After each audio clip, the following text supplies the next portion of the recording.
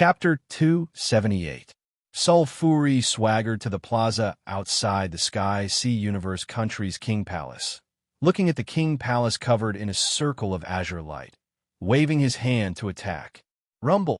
Sulfuri's hand smashed onto the azure light barrier, causing ripples to form on the barrier, spreading to every inch of the barrier's surface, but there was no sign of damage. This shocked Sulfuri. He looked up at the top of the King Palace. There was a ball of ice blue light. The barrier seemed to be dominated by it. Sulfuri stared at the ball of ice blue light for a few seconds, suddenly identifying what was within the ball of light. So, it's that tower. It should be an Emperor-level weapon. Plus, this protection array is not ordinary. Maybe it won't break. Sulfuri thought to himself, but still decided to try attacking. As a result, the surface of Sulfuri's body became red and blazing hot like lava. Waves of terrifying fluctuations overflowed from its body. Sulfuri punched out again and smashed into the light barrier. The light barrier immediately seemed to be on the verge of collapse, and the light on its surface wavered unsteadily. This scene made the majority of the people watching the video in the King Palace feel fear, afraid that the barrier wouldn't be able to withstand it and Sulfuri would break in. However, Tianxue was quite familiar with the protection array. His expression didn't change at all, continuing to watch Sulfuri madly attack the barrier. Rumble, rumble, rumble.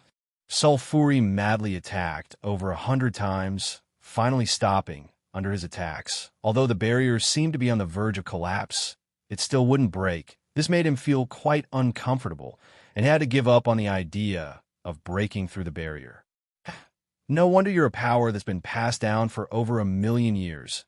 Although you don't have any Emperor-level fighters now, a starving camel is still bigger than a horse. Then I'll let you be proud for a while. Sulfuri thought to himself after giving up on attacking. However, Sulfuri didn't really give up on the idea of eating Zhuqiuhong and the others. It just decided to plan at length. This tortoise shell is quite thick, but let's see how long you can hide. Sulfuri finally threw out these harsh words, turned around, and walked to the side of the King Palace. He decided to start devouring the life in the Sky Sea Universe country's capital. However, Tianxue saw this and let out a sigh of relief. Although he was very confident in the King Palace's protection array before Sulfuri attacked, he didn't dare guarantee that the array would exist for so long and still have the power to resist Sulfuri. Now that Sulfuri really couldn't break through, he was truly relieved. As for Sulfuri, probably deliberately devouring life in front of them, although Tianxue was furious, he could only grit his teeth and swallow. After all, there was nothing more important than their lives. After all, there's nothing more important than their survival. After all, there's nothing more important than their survival. No matter how much it's devouring, for it devouring for 100 years, Tianxue tolerated Sulfuri's wanton devouring in the Sky Sea Universe country's capital. But one of the feudal lords couldn't help but suggest to Tianxue, King, are we just going to let this monster devour right in front of us? I think that since your country has a defense array, you must also have an attack array, a joint attack array. Don't tell me that we can't deal with this monster with so many of us. When the feudal lord said this, a few people also began to question, wanting to know why Tianxue was indifferent to this. Seeing this, Tianxue's expression darkened slightly. Then he explained, yes, the King Palace still has an attack array, but you don't know how terrifying Sulfuri is. Even if there's an attack array, due to the array's limited attack range, we don't have any confidence that we can kill Sulfuri with the array, and activating the attack array consumes too much energy, which will affect the defense array, so I don't dare to take this risk. I hope everyone can understand. Hearing this, everyone fell silent, and then the feudal lord who suggested the attack also apologized to Tianxue, embarrassed. In the end, Tianxue had no choice but to say to everyone, I'm just like everyone else, or maybe I'm even more eager to kill Sulfuri than you are. But right now, we don't have the confidence, so we can't take the risk, but I'll try my best to think of a way. If possible, we can kill this monster as soon as possible, and let more people in the wanton sea starfield survive. Towards Tianxue's comforting and encouraging words, Although everyone knew it was a routine, they still couldn't help but nod in agreement. On the other side, Sulfuri deliberately, leisurely devoured the Sky Sea Universe country's capital, and anyone who tried to escape was devoured by it, even if they were tens of thousands of miles away. Just like this, Sulfuri spent more than 2 months to turn the entire capital city into a mess, and even more deathly still. However, seeing that Tianxue and the others didn't come out to stop it, Sulfuri chose to leave in boredom. Now that it had a new idea, it decided to implement it first, and then come back to solve the problem of Tianxue and the others. Sulfuri's new idea was to implement its own rule in the Wanton Sea starfield, and for this, it needed to get rid of its solitary state and create its own force. However, Sulfuri also considered that there would be emperors from the Wanton Sea starfield returning to the Wanton Sea starfield and causing trouble for it. This was almost certain to happen, but it would take at least 100 years, so it had at least 100 years to do as it pleased. Sulfuri didn't plan to waste this time. It needed to plan carefully and strive to break through to the emperor realm during this period of time. At that time, it would truly be fearless. Thus, Sulfuri began to consciously search for planets with powerful beings, but because Zhuo Hong and the others had moved to the Sky Sea Universe country's country leader palace, most of the important personnel had already been arranged there, so in the vast Wanton Sea starfield, there were less than a fifth of the total number of high-level Star Lords outside, and the number of Horde leader-level powerhouses could be counted on one hand. It was extremely difficult for Sulfuri to find such existences as subordinates. In the end, Sulfuri went to dozens of life planets before subduing a few Star Lords, whose strength was at least 5 Star Lords, and some 6 Star Lords, but none of them were 7 Star Lords or above. However, Sulfuri's method of subduing these Star Lords was to let them consume a piece of its own flesh, and then force the flesh to fuse with it. In the end, Sulfuri could rely on the flesh of these Star Lords to kill them light years away, and even influence and control their bodies at close range. Under this absolute subduing, Sulfuri also trusted the subordinates it subdued so much so that it didn't devour the planets they were on, and instead had them help it find powerful beings above the high-level Star Lord level. Later on, Sulfuri subdued over 30 Star Lords, and it began to have these subordinates help it collect the heart blood of young boys and girls. The so-called heart blood of young boys and girls referred to the heart blood essence of young children. Even if Sulfuri devoured 1,000 normal people, it wouldn't help it as much as the heart blood of young boys and girls to increase its strength. Before, Sulfuri naturally didn't have the mind to properly absorb the heart blood of young boys and girls, as all the life forms it devoured were refined together, and then absorbed with great waste. But now, in order to break through, Sulfuri thought of collecting the heart blood of young boys and girls to refine and absorb. This way, not only did it save a lot of time, it could also increase the efficiency of its devouring. It was truly a perfect plan. It had been over 30 years since Zhuo Hong and the others retreated to the Sky Sea Cosmic Nation's King Palace. During this time, Sulfuri had only devoured 4 life planets, and the rest of the time was spent on refining the heart blood of young boys and girls submitted by its subordinates. The effect of absorbing the heart blood of young boys and girls was better than Sulfuri imagined. After over 20 years of devouring, it could clearly feel that its strength had broken through its previous limit, and there was a faint feeling that it was about to break through to the Emperor realm. But Sulfuri was also very clear that although its race didn't need to cultivate profound laws to break through to the Emperor realm, the difficulty of breaking through is still not small. Think about it. The Wanton Sea starfield was so big, and there were trillions of life forms that cultivated there. But the number of people that could become emperors within 100 years was almost zero. It was only slightly easier for the Sulfuri race to break through to the Emperor realm compared to human cultivators. So naturally, it was also extremely difficult to break through.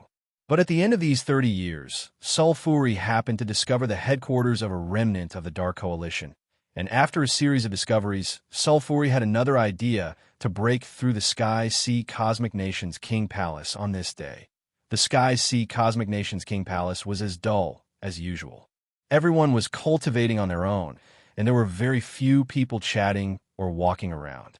Zhojie had entered the Six Realms to cultivate again not long ago, and there was still half a year before he came out again. A small warship suddenly appeared above the square of the King Palace, and there was the Dark Coalition's exclusive logo on the ship. In the King Palace, there were people constantly monitoring the surrounding environment outside. A Star Lord on duty at that time was shocked to see the warship suddenly appear and hurriedly rang a bell at the side. It was specially set up for alarm notifications. Soon, many people gathered in the main palace from all over the palace. The Dark Coalition's spaceship? Yin Tianshui naturally recognized the logo of the ship in the square outside, and he couldn't help but be slightly surprised, frowning in confusion. But just as Yin Tianshui and the others were surprised, the Dark Coalition's spaceship outside had completely stopped just a few meters away from the protective shield. At the same time, the hatch opened, and two people flew out from it. Yin Tianshui and the other Star Lords recognized one of the two people immediately. Dr. Venom. Dr. Venom, why is he here? Yin Tianshui couldn't help but wonder when he saw this. The others were also puzzled and surprised. Chapter 279. Soon, Yin Tianshui arrived outside the Lord's palace alone and met Dr. Venom and Dr. Venom through the protective shield. Your Majesty. Dr. Venom quickly saluted when he saw Yin Tianshui approaching and stopping. This made Yin Tianshui even more surprised. He could not help but frown and ask, Venom, what are you doing here? Of course, Yin Tianshui would not ask Dr. Venom how he knew they had retreated here. After all, this news had spread to many people through the cosmic network, and it was not encrypted or anything like that. It was normal for the Dark Coalition to know about it. Hearing the question, Dr. Venom immediately said, Your Majesty, the remnants of the Dark Coalition I was in were discovered and devoured by that space monster not long ago. I was lucky enough to go out and escape, but that monster ate the most precious thing I left there. Phew! This made me very angry, so I decided to join forces with Your Majesty and kill that monster.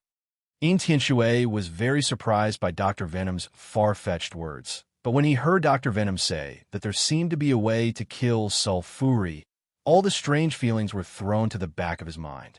Yin Tianshui could not help but ask, What did you say? You have a way to kill Sulfuri.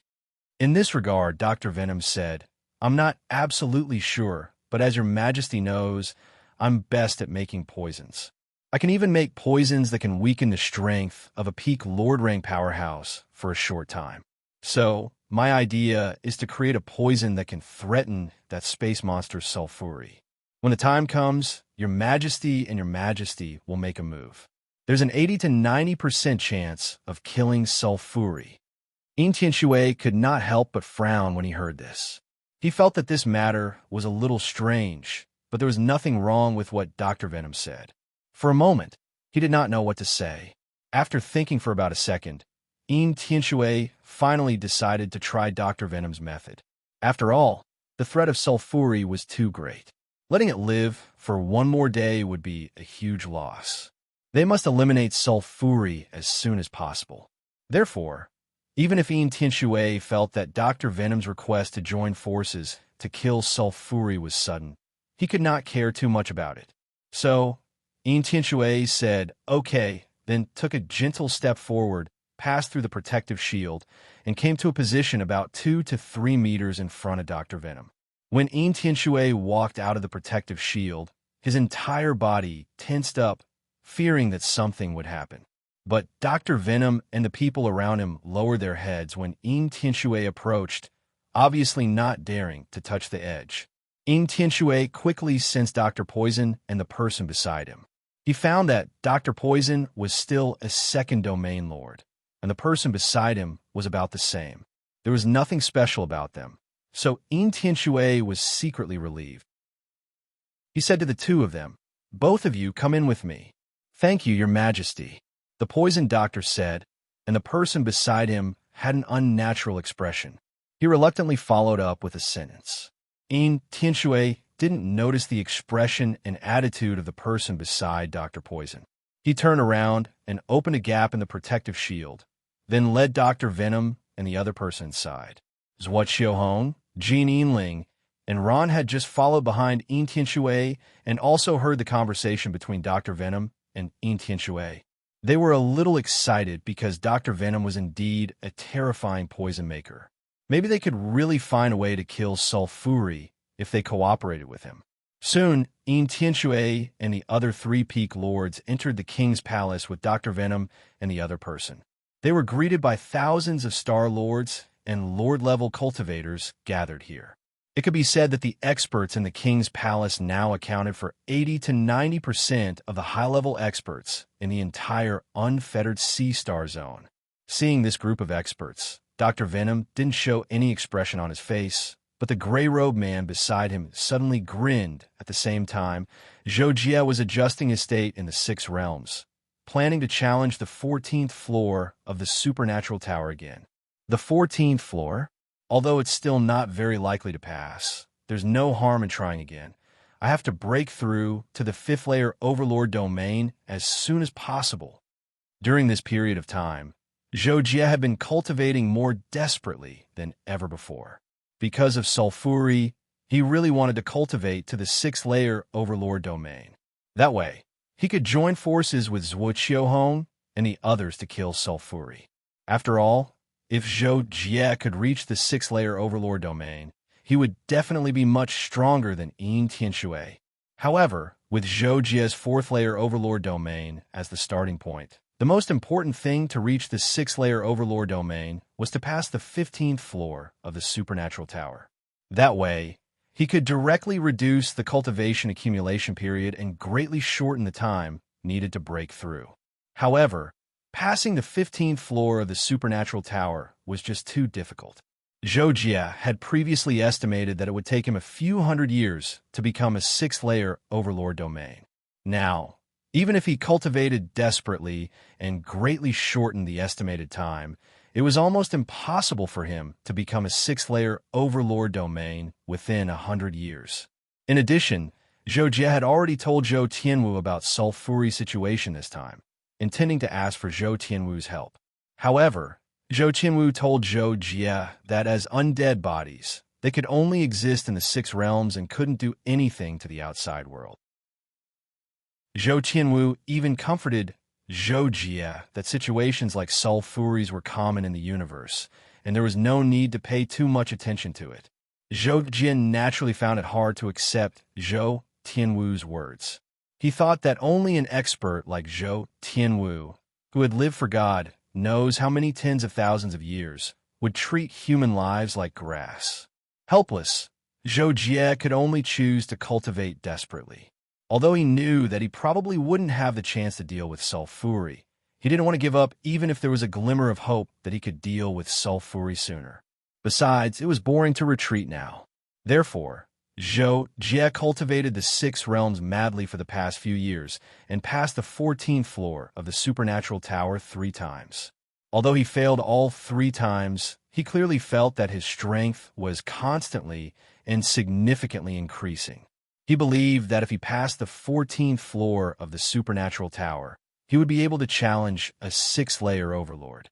Even if he only broke through to the 5th layer Overlord domain, there was still a possibility that he could replace Qiu Si and join forces with Tianshui to deal with Sulfuri. Returning to the ruler's palace, the gray-clothed man next to Dr. Venom suddenly grinned. Then he suddenly stretched out his hands and attacked Tianshui, who was less than 2 meters in front of him from the back. In an instant, a terrifying fluctuation erupted. It was caused by the gray-clothed man's hands landing on Tianshui's back and instantly breaking through his protective energy shield. Although Tianshui reacted quickly, he still couldn't resist the gray-clothed man's attack. The gray-clothed man's hands easily tore through his protective armor and pierced into his back. Sulfuri! The moment he was injured, Tianshui cried out in shock because he sensed Sulfuri's familiar energy aura after the gray-clothed man attacked. This really made him furious. Unexpectedly, Sulfuri actually tricked him into coming here. In Tianshui's cry after being attacked immediately caused a great commotion. Zhuqiu Hong and the other 3 peak suzerains hurriedly shouted for everyone to retreat, and then they attacked the gray-clothed man one after another. At this moment, the gray-clothed man had already transformed into a miniature version of Sulfuri, and then he instantly grew to a height of several dozen meters. He grabbed Dr. Venom and swallowed him into his stomach, and then he easily blocked the attacks of Zhuqiu Hong and the other 2. Ha ha ha ha ha! Didn't you still let this king in? You're all here. That's great. It saves this king a lot of effort. Sulfuri laughed complacently. Boundless mighty force burst forth with every movement of his, and Zhuqiu Hong and the other 3 were directly swept away. Zhuqiu Hong and the other 2 were still fine, and they flew back due to the force of the impact, but In Tianshui was almost seriously injured by the attack. At this moment, he was swept away and seemed to be somewhat involuntarily, and he almost crashed into a corner of the hall. Damn it, he even managed to sneak in. Gold Silver couldn't help cursing when he saw the situation, and he was similarly shocked and furious. Luo In and Zhuqiu Hong's expressions were extremely unsightly, but they had no choice but to join forces and attack again to buy time for everyone in the king's hall to escape. But Sulfuri completely ignored Zhuqiu Hong and the other 2, and once again charged towards In Tianshui. He had a sinister smile on his face, and his killing intent poured out without hiding, his aura dominating the entire place. In Tianshui saw that Sulfuri didn't care about the others and charged towards him. Thinking of Qiu Si's death, his heart tightened. But he was after all different from Qiu Si. Even if he was already injured, his strength still wasn't something Qiu Si could compare to. After all, he was the king of the Sky Sea Universe Nation, the strongest person in the Sky Sea Starfield. Kill! At this moment, In Tianshui suddenly exploded. He knew that Sulfuri wanted to kill him. Since he had no way out, he might as well fight and create a chance for the others to escape. Rumble! The Sky Sea Tower that hung high above the king's hall directly smashed through the roof and pressed down. In Tianshui himself also exploded with absolute power and forcefully clashed with Sulfuri. Unfortunately, Sulfuri was indeed too strong. In Tianshui used practically all his strength, yet he was still blasted flying and smashed into the hall. Sulfuri staggered back a few steps before stabilizing himself with a shake of his body. However, Zhuqiu Hong and the other 2's attacks also landed on Sulfuri. Sulfuri hurriedly twisted his body to connect with them and still received the attacks of the 3 without much effort. Don't worry, it's your turn, Sulfuri said after blocking the attacks of Zhuqiu Hong and the other 2. At the same time, he took a step forward and waved his hands. A terrifying, crushing pressure caused the king's hall that was already shaking to start showing signs of collapsing. But at this time, In Tianshui had strength that came from who knows where. He actually activated the Sky Sea Pagoda, causing a terrifying icy storm to erupt. It instantly swallowed up Sulfuri, turning him into an ice sculpture. The power and effect of this move was truly terrifying.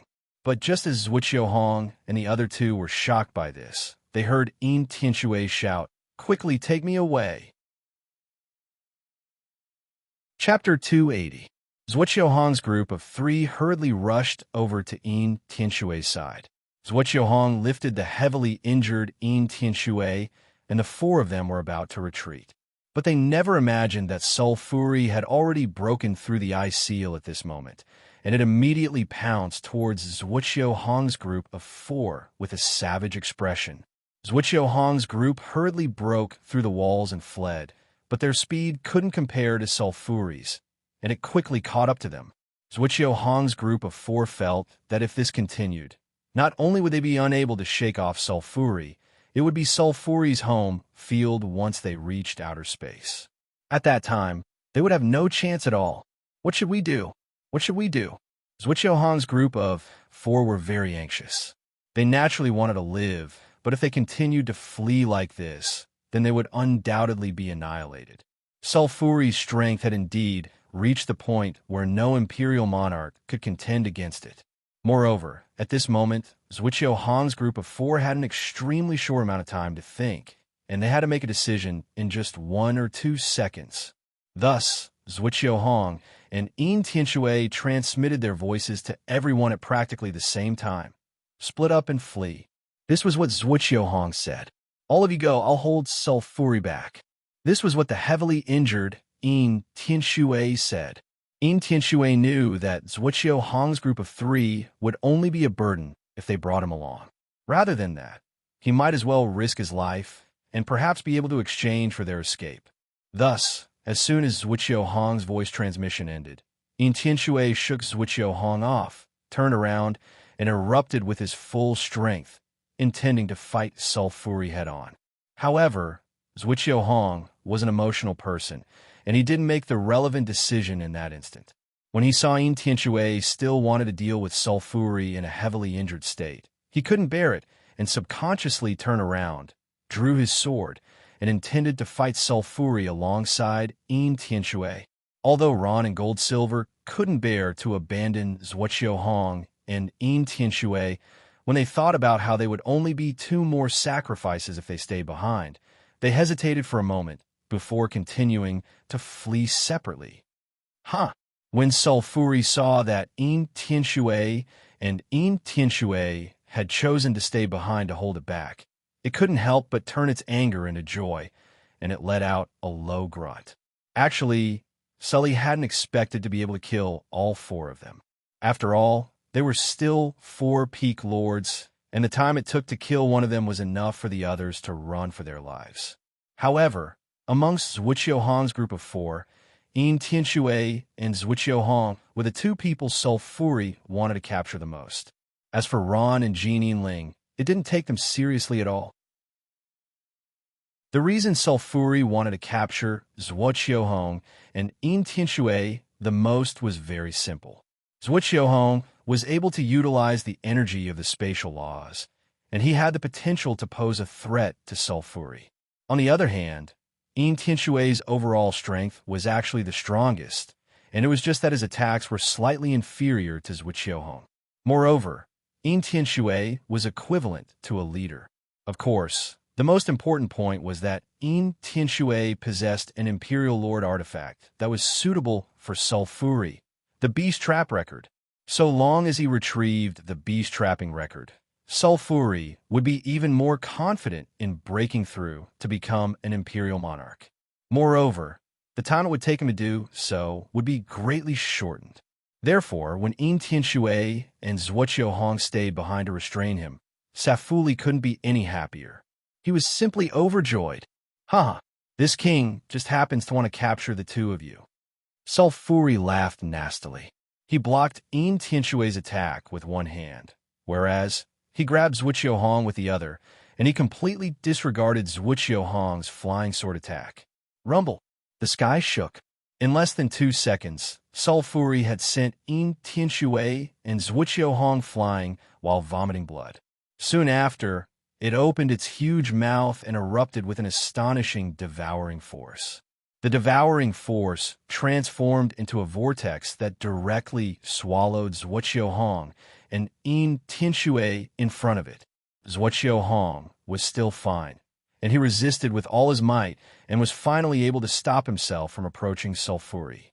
However, Yin Tianshui was heavily injured and was already powerless to resist, and he was about to be swallowed by Sulfuri. However, at the last moment, Sulfuri didn't choose to swallow Yin Tianshui. Instead, it hastily grabbed Yin Tianshui with one hand and grabbed Zhuqiu Hong with the other, who was similarly unable to resist. Yin Tianshui was naturally grabbed by Sulfuri without any suspense, and he didn't resist any longer.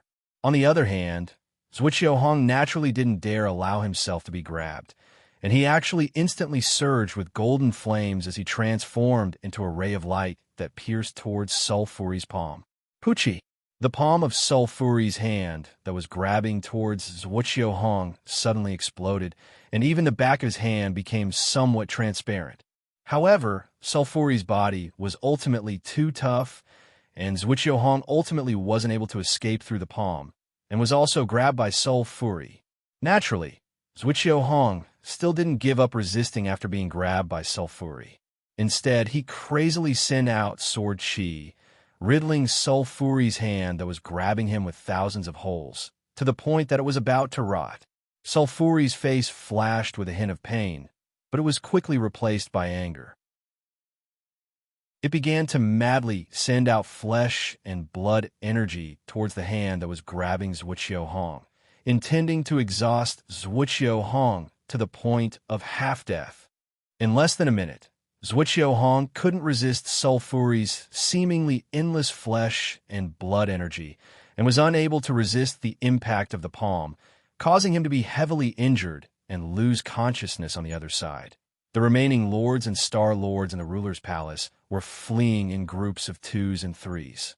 The furthest had already flown their spaceships 1,000,000 kilometers away, and the closest had already fled the Sky-Sea Cosmic Nation's territory. No one cared about the safety of Zhuqiuhong and the others at all. But who would have thought that Dr. Venom had a special radioactive substance on him back then? And when he entered the king's palace, it had contaminated everyone present at that time. Although this radioactive substance was very minute, Dr. Venom could still find a way to trace it. In addition, when Dr. Venom was swallowed into Sulfuri's stomach, it wasn't because Sulfuri wanted to get rid of the donkey after it had outlived its usefulness. Instead, it was because Sulfuri wanted to protect Dr. Venom from being killed by the aftermath of the battle. At this moment, Dr. Venom was still alive and well in Sulfuri's stomach space. Therefore, in the following period of time, Sulfuri first killed Yin Tianshui, took back the beast trap record from him, and refined it again. Then, he had Dr. Venom lead the way and began to hunt down the group of high-level Star Lords and above who had escaped from the ruler's palace that day. On a desolate planet, Saga, the East River King, was standing there, looking at a large area of interstellar dust not far away, as if in a daze. Suddenly, a terrifying pressure descended, which instantly woke Saga up, and he immediately concealed his presence to the extreme. His first reaction was to think that Sulfuri had passed by and was investigating something, but he didn't expect that the other party had locked onto him, the target. The next second, Saga saw the 10,000 meters tall Sulfuri hovering in the air above his head, looking down at him from above. At this moment, Saga's eyes widened in horror, and his face was filled with disbelief. At the same time, he wanted to escape, but his feet couldn't move at all. Seeing Saga's terrified look, Sulfuri grinned slightly and said telepathically, "Submit to me, or die." After a second of dead silence, Saga knelt on the ground and lowered his head to Sulfuri.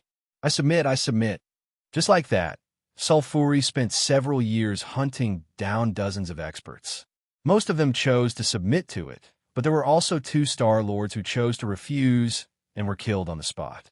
As for the people who chose to submit, naturally, they were fused with Sulfuri's flesh and blood, becoming puppets whose lives could be controlled at any time. Zhou Jie had already come out of the 6 realms the year Sulfuri caught Zhuqiuhong and Luo Feng. Originally, Zhou Jie had only come out to check the situation about a year or so. But who would have thought that when he came out, the huge ruler's palace was almost in ruins, and everyone was gone? At that time, Zhou Jie was naturally worried sick. He immediately tried to contact Zhuqiuhong, but there was no response, and his call request couldn't be connected. This made Zhou Jie's heart sink, and he then tried to contact Luo Feng.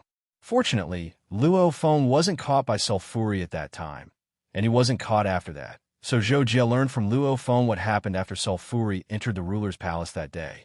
He learned that Zhuqiuhong and Yin Tianshui were left behind to deal with Sulfuri, and their fates were unknown. Later, when Jin Ling and Ron wanted to gather everyone, they discovered that some people had gone missing one after another. This made them think of something, and they ordered everyone to hide and wait for further news. Of course, Luo Feng also asked why Zhou Jie wasn't there at that time, and Zhou Jie told Luo Feng that he had a treasure that allowed him to cultivate in it. This treasure could also activate the void concealment, and even imperial emperors wouldn't be able to notice it if they didn't pay attention. The treasure Zhou Jie spoke of was, of course, the Six Paths world, and it indeed had such an effect. Previously, Luo Feng and Zhuo Hong only thought that Zhou Jie had a palace-type treasure, and they hid in it every time they cultivated. As Zhou Jie's disciples, they didn't go out of their curiosity, fearing that Zhou Jie would hold a grudge against them. After Zhou Jie learned of all this, he asked for Luo Feng's location, wanting to meet up with him. But what Zhou Jie didn't expect was that after a moment of hesitation, Luo Feng told Zhou Jie, "Junior Marshal Brother, it's not that I don't trust you, but there's no need for us to hide together. It's better if we hide separately. This way, if one of us is discovered by sulfury, at least we won't implicate each other. If you have a treasure that allows you to cultivate in it, use it yourself. Don't worry about me. Take good care of yourself." Zhou Jie was slightly stunned when he heard this, but he understood what Luo Feng meant. Although Luo Feng's actions were a little overboard, Zhou Jie could still understand. Moreover, Luo Feng's final concern warmed Zhou Jie's heart, so he said to Luo Feng, "All right, I understand. Senior Marshal Brother, take good care of yourself too." In the end, Zhou Jie and Luo Feng hung up. When Zhou Jie thought that Zhuo Hong might already be dead, he couldn't help but grit his teeth, and his heart tightened uncomfortably. Star Sword Continent, Star Sword Palace. The Star Sword Palace used to be a grand expanse, but the ground was largely destroyed, and the main array had lost its effectiveness. However, the various palaces were still intact. The Star Sword Palace that used to be empty had some people living in it, but the master of this place had become sulfury. Chapter 281. In the current Starry Sword Palace, the Swordhead Palace had been transformed into Sulfury's personal residence, while the East, South, West, and North Palaces had been given to Sulfury's capable subordinates. No more, no less. Exactly 4 Lord-level powerhouses. Sulfury had been having a great time recently. Now, he was like a tyrannical monarch of ancient times. The wanton starfield was so vast that there was almost no place he couldn't influence. He could plunder the resources of the entire wanton starfield at will and do whatever he wanted. This was something he didn't even dare to imagine in the past, but now it had become a reality. At this very moment, Sulfury was leisurely lying on the carpet on the 2nd floor of the Swordhead Palace in his 10-meter-long form. He was propping up one elbow, and there was an oversized elastic cushion under his elbow. Sulfury's other hand was holding a special large wine cup. The liquid in the cup was a mixture of some fine wine and the heart blood of young boys and girls. The amount was at least a ton, and Sulfury was slowly drinking it. TSK, TSK, TSK. How wonderful. The feeling of ruling a starfield is truly wonderful. Sulfury narrowed his eyes. The feeling of enjoyment left him with endless aftertastes, and he couldn't help but sigh with emotion again. But all of a sudden, the joyful smile on Sulfury's face froze. Then, he frowned, sat up straight, and put the finished wine cup aside. Right, I almost forgot about that little guy. Back then, he almost killed this king on that planet. This king swore to take revenge.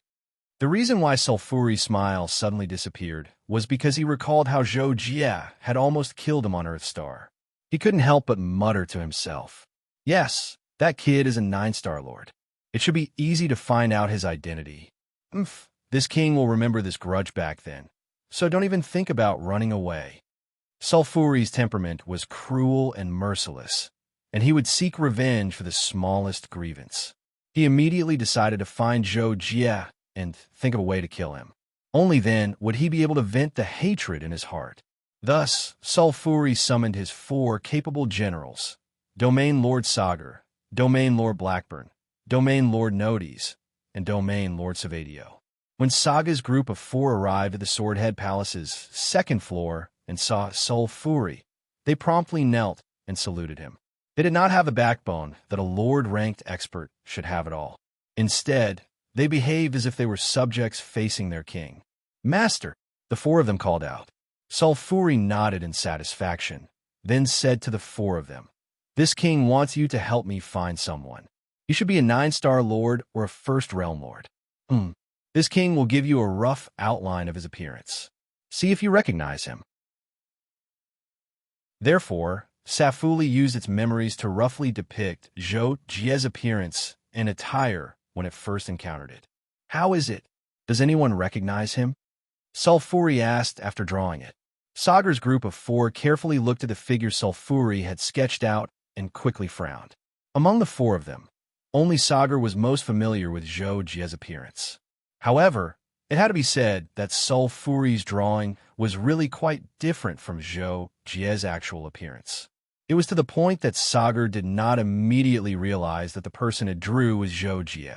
In particular, Sulfuri had said at the beginning that the person it was looking for was either a 9-star lord or a first realm lord.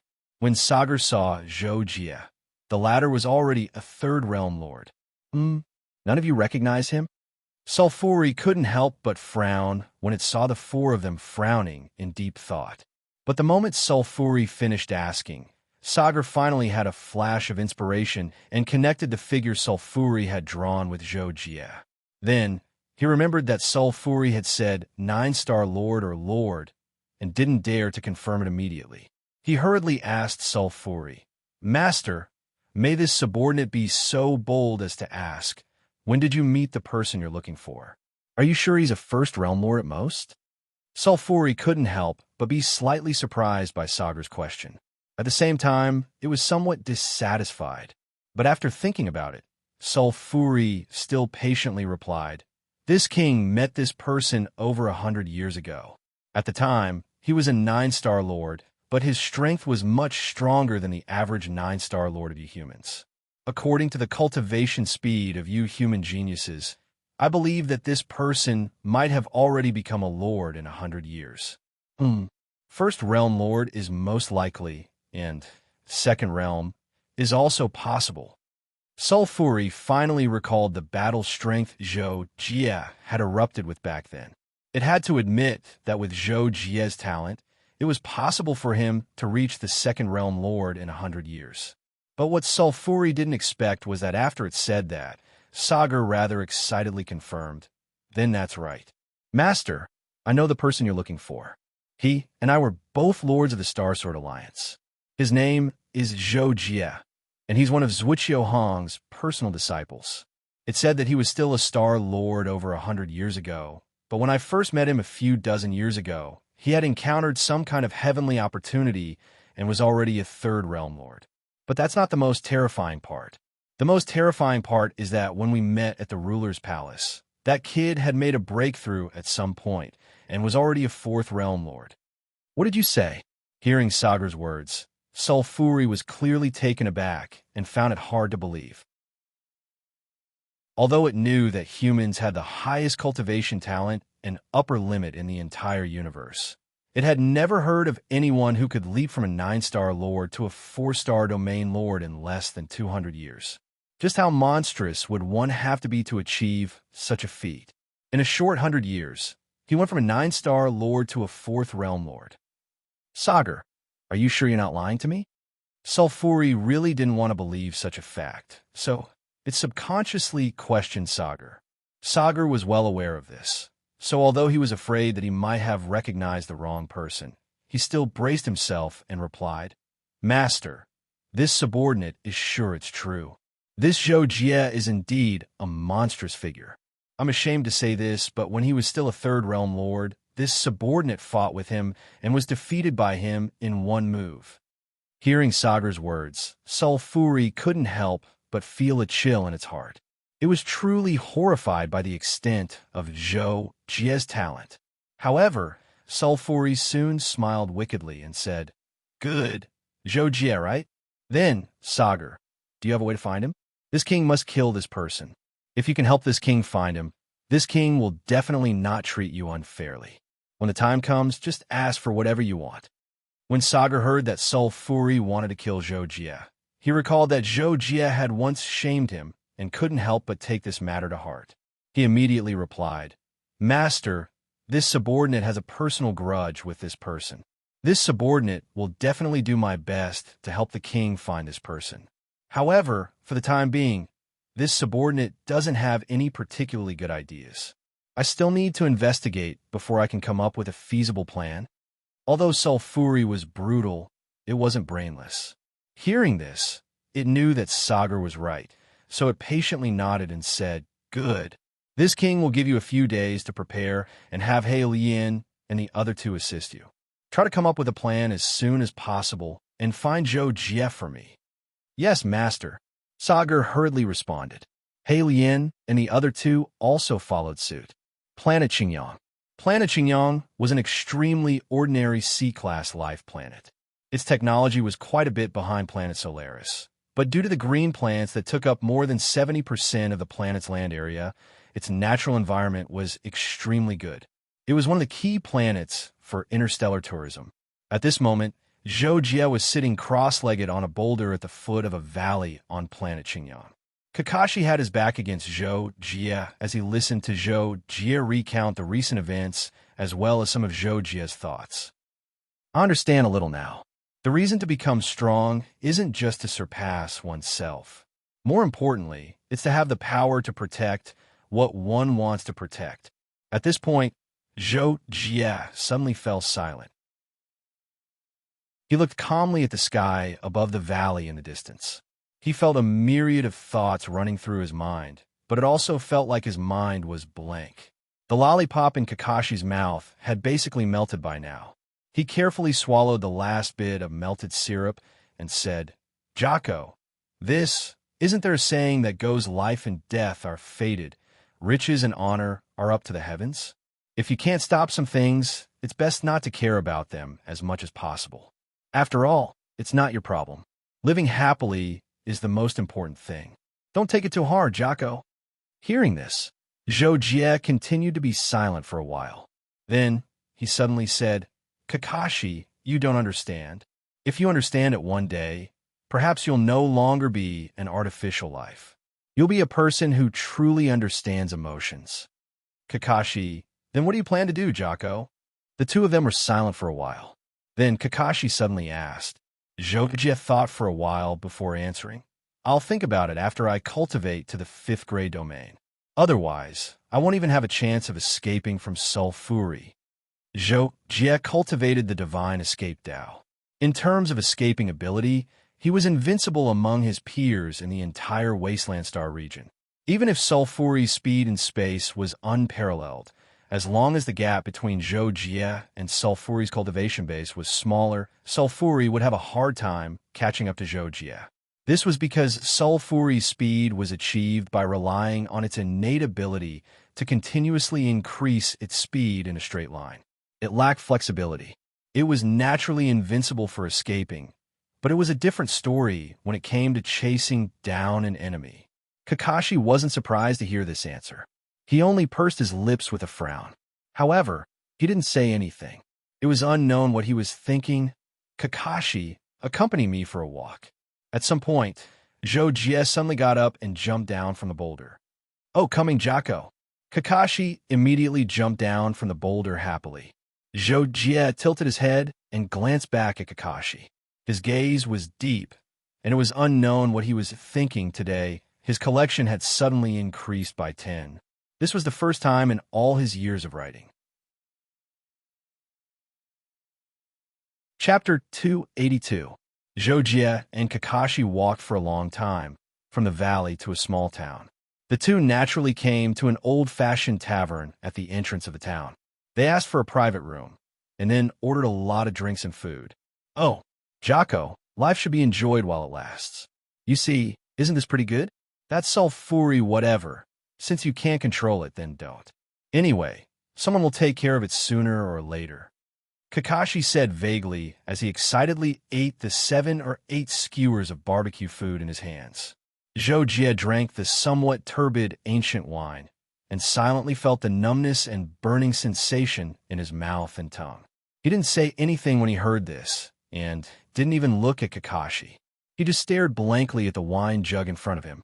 After a few seconds without hearing Zhou Jie's response, Kakashi's eating speed slowed down. At the same time, he shrunk his neck slightly and cautiously raised his eyes to look at Zhou Jie. Seeing that Zhou Jie seemed to be in a daze, Kakashi seemed to have realized something, and the barbecue in his hands suddenly didn't smell good. "Jocko, why don't you go cultivate? It's not good to be so distracted like this.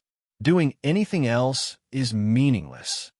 Hearing Kakashi suddenly say this, Zhou Jie seemed to come back to his senses. He glanced at Kakashi, and then he actually smiled softly and said, "Okay, Kakashi, I've actually thought it through a long time ago. I just want to accompany you for a while before I go cultivate." I don't know why. When Kakashi heard Zhou Jie say this, he couldn't help but blink a few times and looked at Zhou Jie with an adorable expression. Seeing this, Zhou Jie smiled again and said, "Okay, don't you like barbecue the most? Hurry up and eat, or I'll snatch it all." With that, Zhou Jie grabbed a bunch of barbecue food from the bowl in front of him. Kakashi saw this and immediately became anxious and couldn't help but cry, "Ah, inhumane, tragic, too horrible to look at." Zhou Jie, after eating with Kakashi in the town's tavern, Zhou Jie accompanied Kakashi to do some shopping in the town. After that, Kakashi returned to the space ring, while Zhou Jie found a secluded place in the nearby forest and activated the Six Paths World's hidden void, while he himself entered it through the connection with the Six Paths World. This time, Zhou Jie directly went to the second level of the Six Paths Pagoda, which was also the pagoda level for cultivating the Divine Soul Tao. As soon as Zhou Jie arrived, Zhou Jihuan, who was wearing a tight black gauze dress, appeared not far in front of him, and Zhou Jie quickly tried to calm his mind. No matter how many times he saw her, the invisible temptation Zhou Jihuan exuded could easily affect Zhou Jie's mind. Thus, he had long developed the habit of calming his mind the moment he saw Zhou Jihuan. "Senior," Zhou Jie shouted. "Your Highness, you're looking for me for the matter of sulphuri, right?" Zhou Jihuan smiled, looked at Zhou Jie and asked. Hearing this, Zhou Jie couldn't help but be shocked. Regarding the matter of sulphuri, he had only told Zhou Tianwu and asked for his help, but after that failed, he didn't think of looking for the other pagoda masters. He didn't expect that this time, when he came to find Zhou Jihuan for the matter of sulphuri, the other party would immediately see through his intentions. Thus, Zhou Jie no longer hesitated and immediately spoke his mind.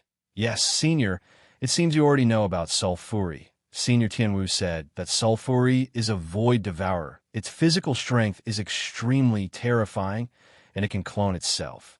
Only its soul is relatively weak. But back then, Senior Tianwu told me that unless I reach the level of Sixth Domain Lord, it's almost impossible for me to defeat sulphuri. But now sulphuri is already... In short, I want to ask Senior, is it possible for me to cultivate a soul secret technique in a short period of time and kill sulphuri by destroying its soul? In response to Zhou Jie's question, Zhou Jihuan pursed his lips and thought for about 2 seconds before answering. "Your Highness, actually, Tianwu isn't wrong. Before you reach the level of a Sixth Domain Lord, it's almost impossible for you to defeat sulphuri because the soul of a void devourer is relatively weak compared to its physical body. Moreover, it can't cultivate soul secret techniques, so there's almost no way for it to resist soul attacks. It's because of these 2 reasons that its soul is weak. But in reality, the strength of the soul of a void devourer is only stronger than that of a Sixth Domain Lord. If you want to use soul attacks to directly kill it, the difficulty is no less than destroying its physical body. Although your Highness cultivates the path of the soul, and your current soul force is comparable to some Sixth Domain Lords, in the end, there's still a gap. Even if your Highness becomes a Fifth Domain Lord, it's almost impossible to rely on soul force to kill a peak Domain Lord rank Void Devourer. Only after reaching the level of Sixth Domain Lord and then cultivating the soul-killing secret technique to a certain degree will you have a great chance. Is this the only way? Hearing this, Zhou Jie couldn't help but ask with a frown. This was because Zhou Jie knew very well that if he wanted to cultivate to the level of a Sixth Domain Lord, and he had to do it steadily and surely like before, passing through the 4th and 5th floors of the supernatural tower. Only then could he break through to the level of the 6th domain lord, but the time required to do so would be no less than 100 years. It was almost impossible for an accident to happen. And in 100 years or so, even if Zhou Jie became a 6th-stage domain lord and had the strength to kill Sulfuri, Sulfuri's days would probably be numbered. Sulfuri might even have left long ago. By that time, the sovereign monarchs would have more or less returned. Sulfuri wasn't a fool, so he would definitely die a little earlier. Being asked this by Zhou Jie, Zhou Jihuan looked deeply at Zhou Jie and finally said, "Actually, there's another way, Your Highness. It's just that although this method has a lower cultivation requirement, it might be more difficult than the first method." "What is it?" Hearing this, Zhou Jie asked excitedly. "That is to cultivate the divine list art to a certain level. Combined with the soul secret technique I have here, you can also kill Sulfuri with 100% certainty. It's just that Your Highness should know the difficulty of cultivating the divine list art. It's much harder than cultivating heart force." Zhou Jihuan said. "Divine list art?" Hearing this, Zhou Jie couldn't help but be a little surprised. He didn't think that the divine list art would be his greatest opportunity. Seeing this, Zhou Jihuan knew that Zhou Jie wanted to try this method, so she said, "Your Highness can go find Long Wei to understand. He will tell Your Highness to what level the divine list art is to be able to kill Sulfuri." "Okay, then I'll go." Thank you, Senior." Zhou Jie immediately responded. Although Zhou Jihuan said that the second method was actually more difficult than the first, Zhou Jie had already determined that the first method wasn't feasible. Therefore, he naturally had to learn about the second method. As long as there was even the slightest possibility, he would try his best.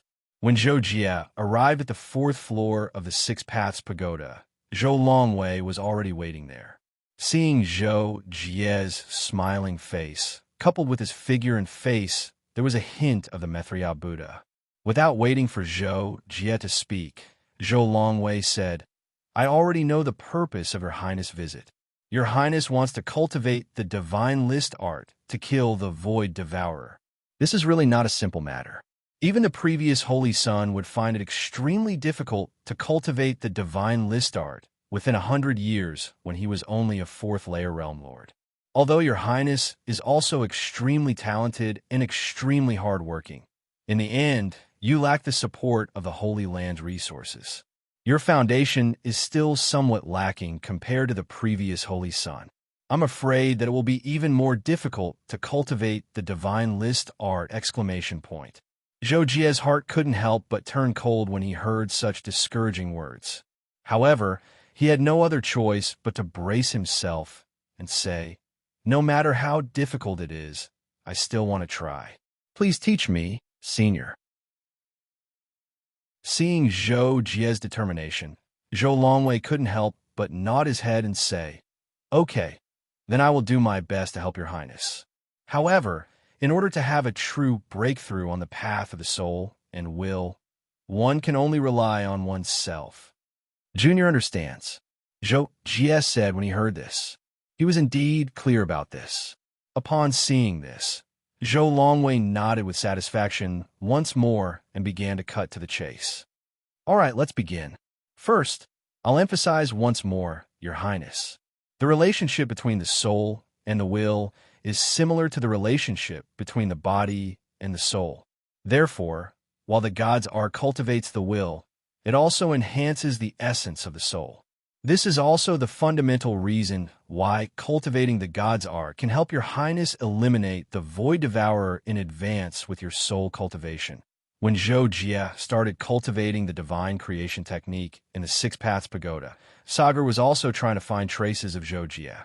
However, in the vast galaxy, it was extremely difficult to find a Lord-class expert who couldn't be contacted via the internet. As a result, Sagar still couldn't find any news about Zhou Jie. This can't go on. I can only think of a way to make Zhou Jie come out himself. In the end, Sagar came up with a plan to make Zhou Jie come to him on his own accord while he waited for him to come out. In the central hall of the second floor of the Swordhead Palace, Sagar greeted Sulfuri and said, "Master, your subordinate has thought of a way. Although it might not work, it's the only way to make Zhou Jie appear." "What way? Speak." Sulfuri was obviously very eager to kill Zhou Jie. When it heard Sagar's words, it immediately put down the wine cup in its hand. Thus, Sagar said, "It's like this, Master. In your subordinate's opinion, Zhou Jie should be a person who values relationships. He and Zhou Jie are master and disciple. Your subordinate thinks that we can use this relationship to make Zhou Jie show himself and jump into the trap that your subordinate has designed." At this point, Sagar paused and continued. "In addition, your subordinate has investigated Zhou Jie's past and found that there are still a few people that we can use. When the time comes, as long as we find a way to release the news, he might be able to show himself." Actually, Sulfuri didn't care at all about the method to make Zhou Jie show himself. After hearing Sagar's words, it nodded and said, "Okay, go ahead and arrange this matter. Zhuo Qiuhong. I'll meet him personally and then leave him to you." Chapter 283. Beneath the Swordhead Palace was Zhuo Hong's dance practice ground, but now it had been specially modified by Sulfuri to become a place that could be said to be a prison. Moreover, this underground prison only held a single person, and it was Zhuo Hong. The gloomy, quiet room was around 70 to 80 square meters in size, and it was built from solid and special stones. Now, it had even been reinforced with a few layers of formations that weren't weak, and they were mainly used to strengthen the several tens of black chains within it. Moreover, these black chains bound a thin man in ragged clothes, and it was precisely Zhuo Hong. Presently, Zhuo Hong's internal injuries were extremely heavy, and there were even restrictions placed on the surface of his body, causing him to be unable to recover. Moreover, it was difficult for him to circulate the energy within his body, causing his strength to drop to rock bottom. This was also the reason why he was unable to struggle free from the several tens of black chains that supported the formations. If it was at any other time, it wouldn't be an exaggeration to say that these black chains would break apart with a single breath from him. Slap, slap, slap. After a wave of footsteps that sounded like the slapping of fish fins, Sulfuri, who transformed into an ordinary human, appeared at the entrance of the quiet room. When he saw Zhuo Hong, who was bound and standing at the center of the room, he grinned before walking over to Zhuo Hong. "Hey, hey!" Sulfuri couldn't help but cry out when he saw Zhuo Hong remained unmoved by his arrival and still had his head lowered. But Sulfuri didn't have the chance to say anything before Zhuo Hong suddenly raised his head and looked at Sulfuri with an icy cold gaze. "Freak, didn't you want to take revenge? If you want to kill me, then do as you please. But if you want to use me for something, then don't dream about it." Sulfuri was intending to use Zhuo Hong. Yet unexpectedly, he was refused before he could even speak, so he couldn't help but feel slightly angry. "Oomph, you have backbone. But you really guessed correctly. This king wants to use you, and you can't even commit suicide now. Yet you want to go against me? It's truly laughable. Besides that, this king won't let you die too quickly or too comfortably. I'll surely slowly torture you and make you die an extremely painful death. You don't have to worry about this." Zhuo Hong remained unmoved when he heard Sulfuri, and he quickly said coldly, "You won't be complacent for long. Really?" A wisp of a smile suddenly appeared on the corners of Sulfuri's mouth when he heard Zhuo Hong's words. "What you mean is that evil can't triumph over good. Unfortunately, justice will be late, and you won't be able to see the day it arrives." "Not necessarily," Zhuo Hong immediately replied coldly. This caused Sulfuri to feel a little embarrassed.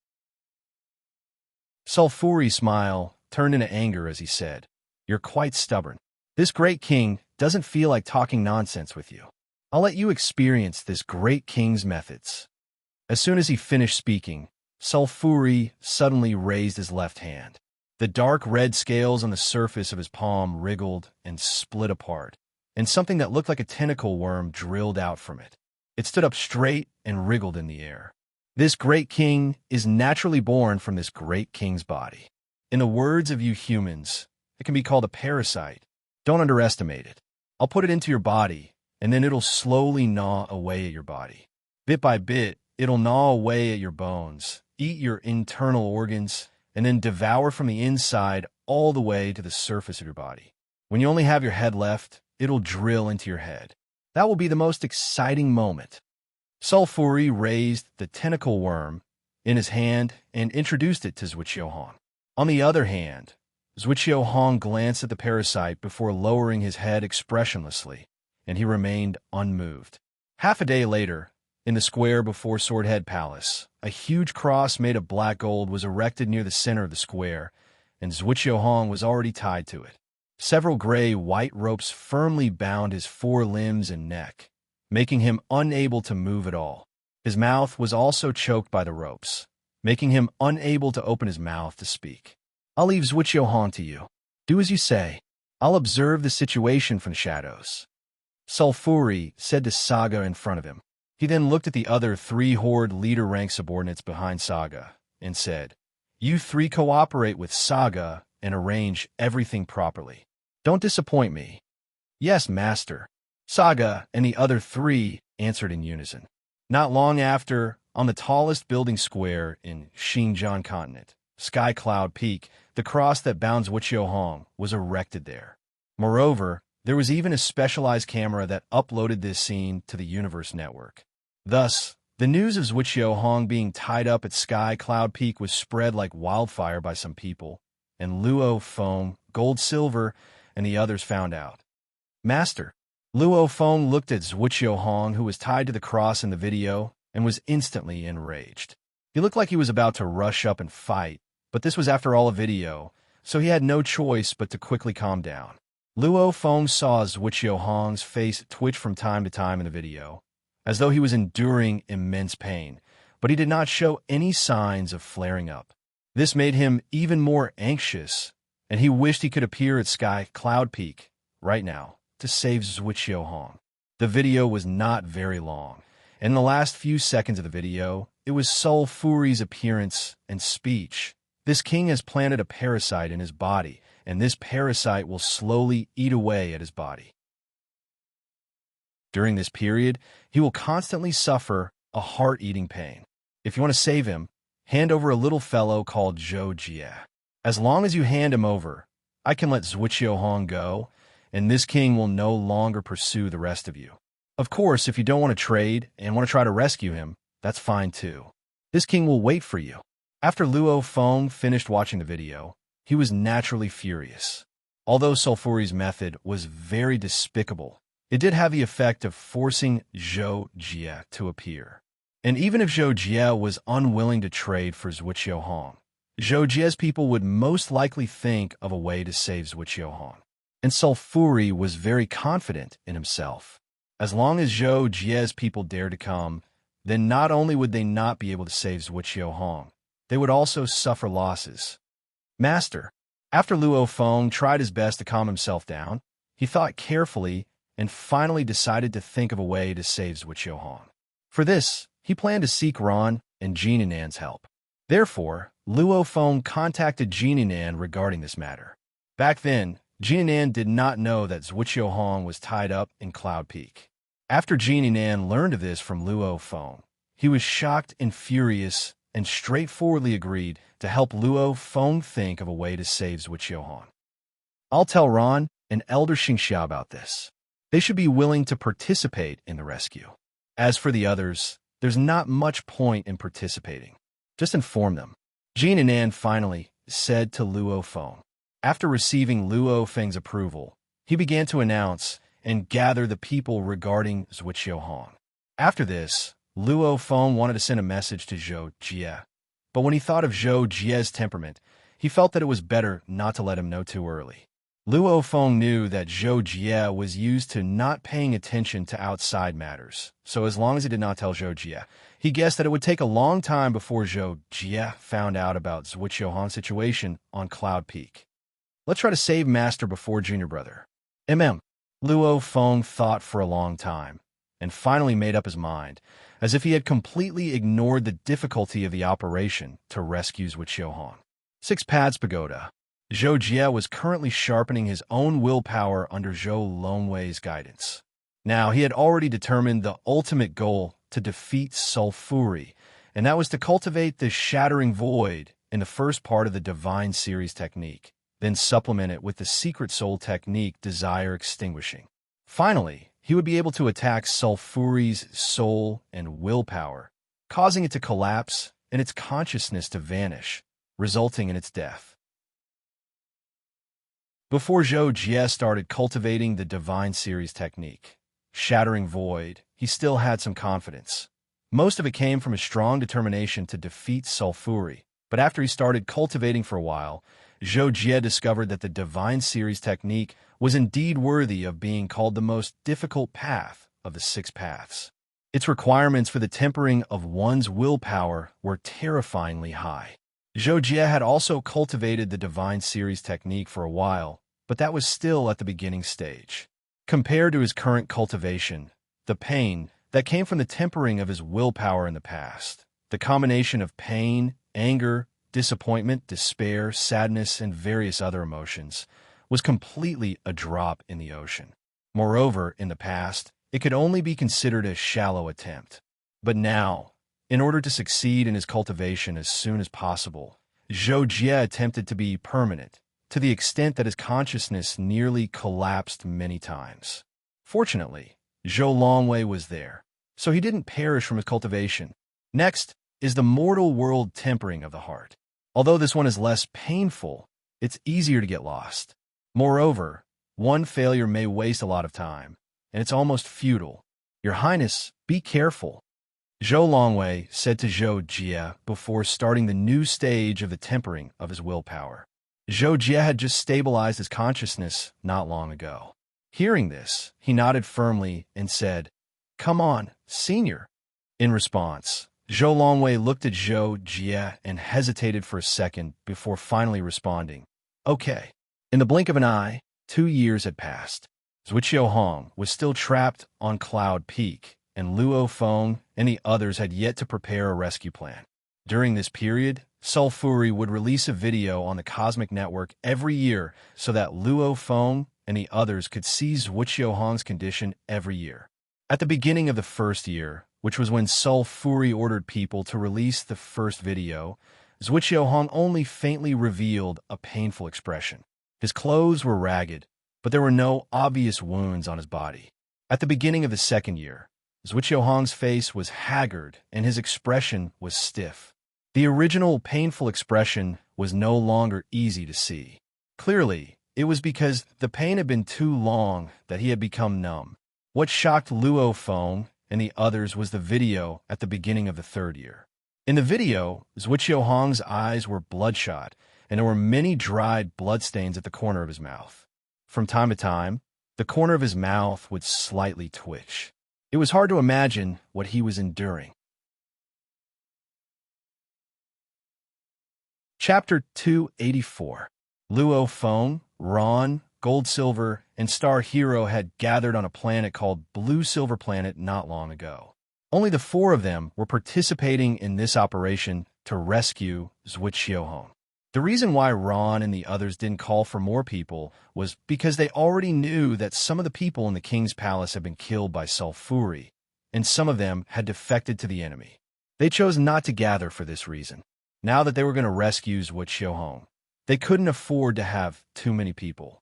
Luo Feng and the others were already the majority of the remaining high-end forces, and that was enough.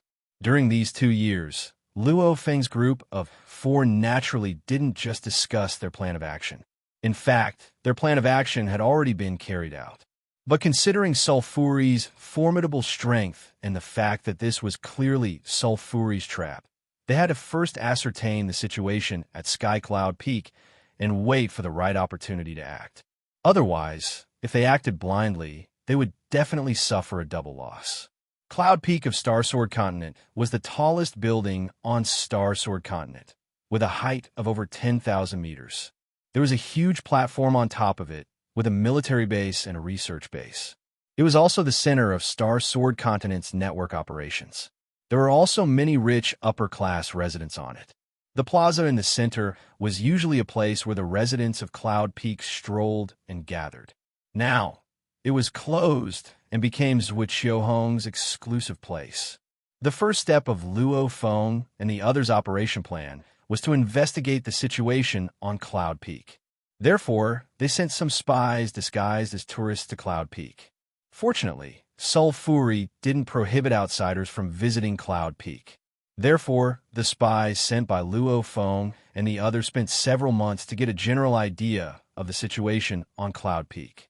Not long ago, they sent a second message to Luo Feng and the others. After receiving the second message from the spies, Luo Feng and the others pondered over the information, and after a group discussion, they finally finalized the operation plan and decided to begin the rescue operation. In the Six Paths Pagoda's Shanwei level, Zhou Jie sat cross-legged in the light green void. His face was expressionless, and he hadn't moved for nearly 2 years. Zhou Jie had always been in front of Zhou Jie, silently using his consciousness to observe Zhou Jie's consciousness in the illusion.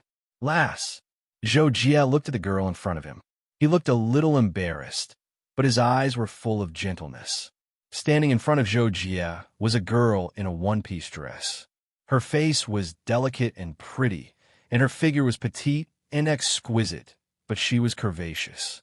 Her face always had a smile that made people feel like they were bathing in the spring breeze, giving people a very sweet feeling. "What's wrong, Jocko?" Seeing Zhou Jie's troubled expression, the girl couldn't help but frown, but she still asked with a smile on her face. Zhou Jie raised his hand and touched the girl's head, then pulled her into his arms. After a long silence, Zhou Jie whispered into the girl's ear, "I'm sorry, I have to go." The girl was very surprised and quickly struggled out of Zhou Jie's arms. She raised her head and questioned Zhou Jie. "Jocko, what are you talking about? Why?" Zhou Jie looked into the girl's eyes. The gentleness in his eyes didn't fade, but he still told the girl, "I have to go. I don't belong to this world. I'm awake." The girl suddenly cried. She threw herself into Zhou Jie's arms again and hugged Zhou Jie tightly. "No, I don't want you to go. Can you stay with me for a while? Stay with me for a while longer." Zhou Jie stared blankly ahead for a long time. In the end, he lowered his head and said to the girl, "I really should go. You've trapped me for too long." When the girl heard Zhou Jie's words, she cried even harder. She cried and begged Zhou Jie to stay, but Zhou Jie was still unmoved. His eyes gradually became firm and deep, as if she knew that she couldn't change Zhou Jie's mind. The girl's face suddenly twisted, and then her whole body began to distort, turning into countless colorful grayish-black substances. Colorful here refers to the various shades of grayish-black. They crazily expanded and swallowed Zhou Jie. Zhou Jie was engulfed by the girl, but he was still unmoved. However, his body began to burst out with light, and the whole world he was in began to turn grayish-black. The mortal world refines the heart. A glance is 10,000 years. A thought is eternity. Hundreds of reincarnations. Transcendence is still the present. I am still me. Zhou Jie said this at the last moment. The light emitted from his whole body finally erupted to the extreme, destroying the grayish-black world he was in. Zhou Jie also woke up in reality.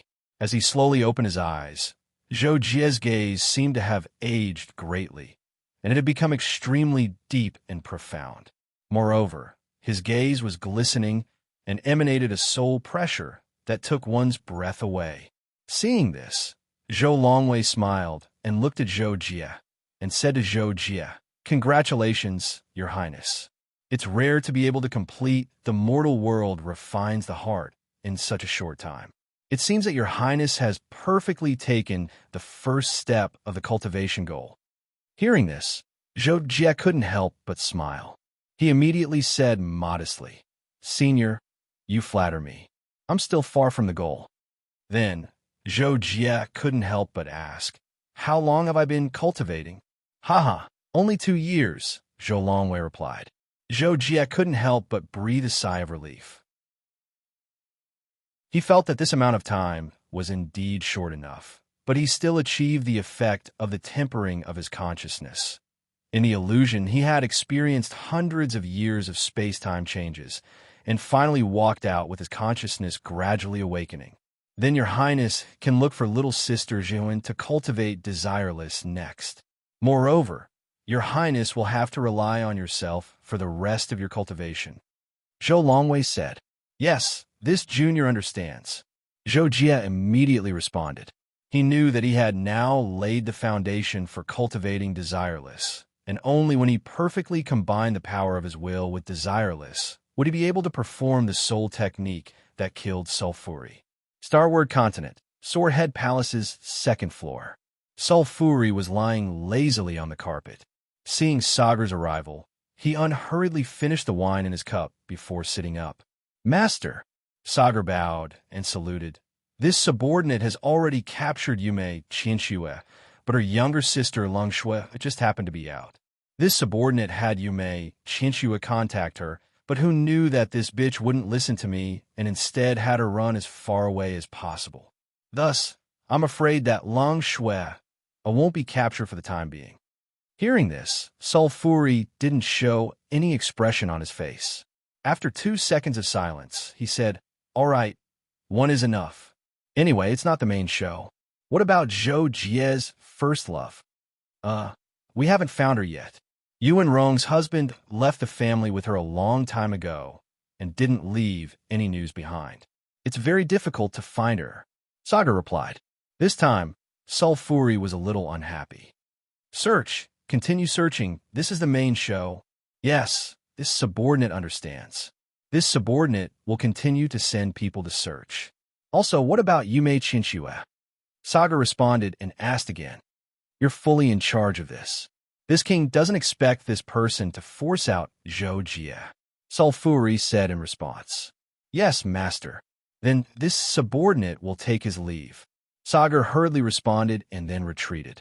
After Sagar left, Sulfuri was still thinking about how to take revenge on Zhou Jie. After thinking for a long time, he finally fiercely muttered to himself, This king's time is limited. Zhou Jie. Oh, Zhou Jie, if you still don't appear in 20 years, then don't blame this king for taking extreme measures. On this day, Gold, Silver, and Ron quietly descended on Xinjiang continent, preparing to rescue Zhuoqiu Hong according to the operation plan, and Luo Feng and Elder Xingxia acted as support. The two set up a formation in the sky above Xinjiang continent, waiting for possible prey to arrive.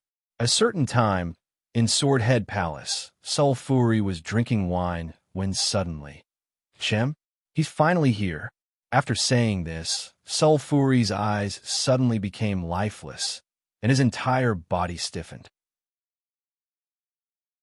The next second, in the Cloud Heaven military base, a human-looking officer's body suddenly expanded, and at the same time, his figure transformed into Sulfuri's appearance.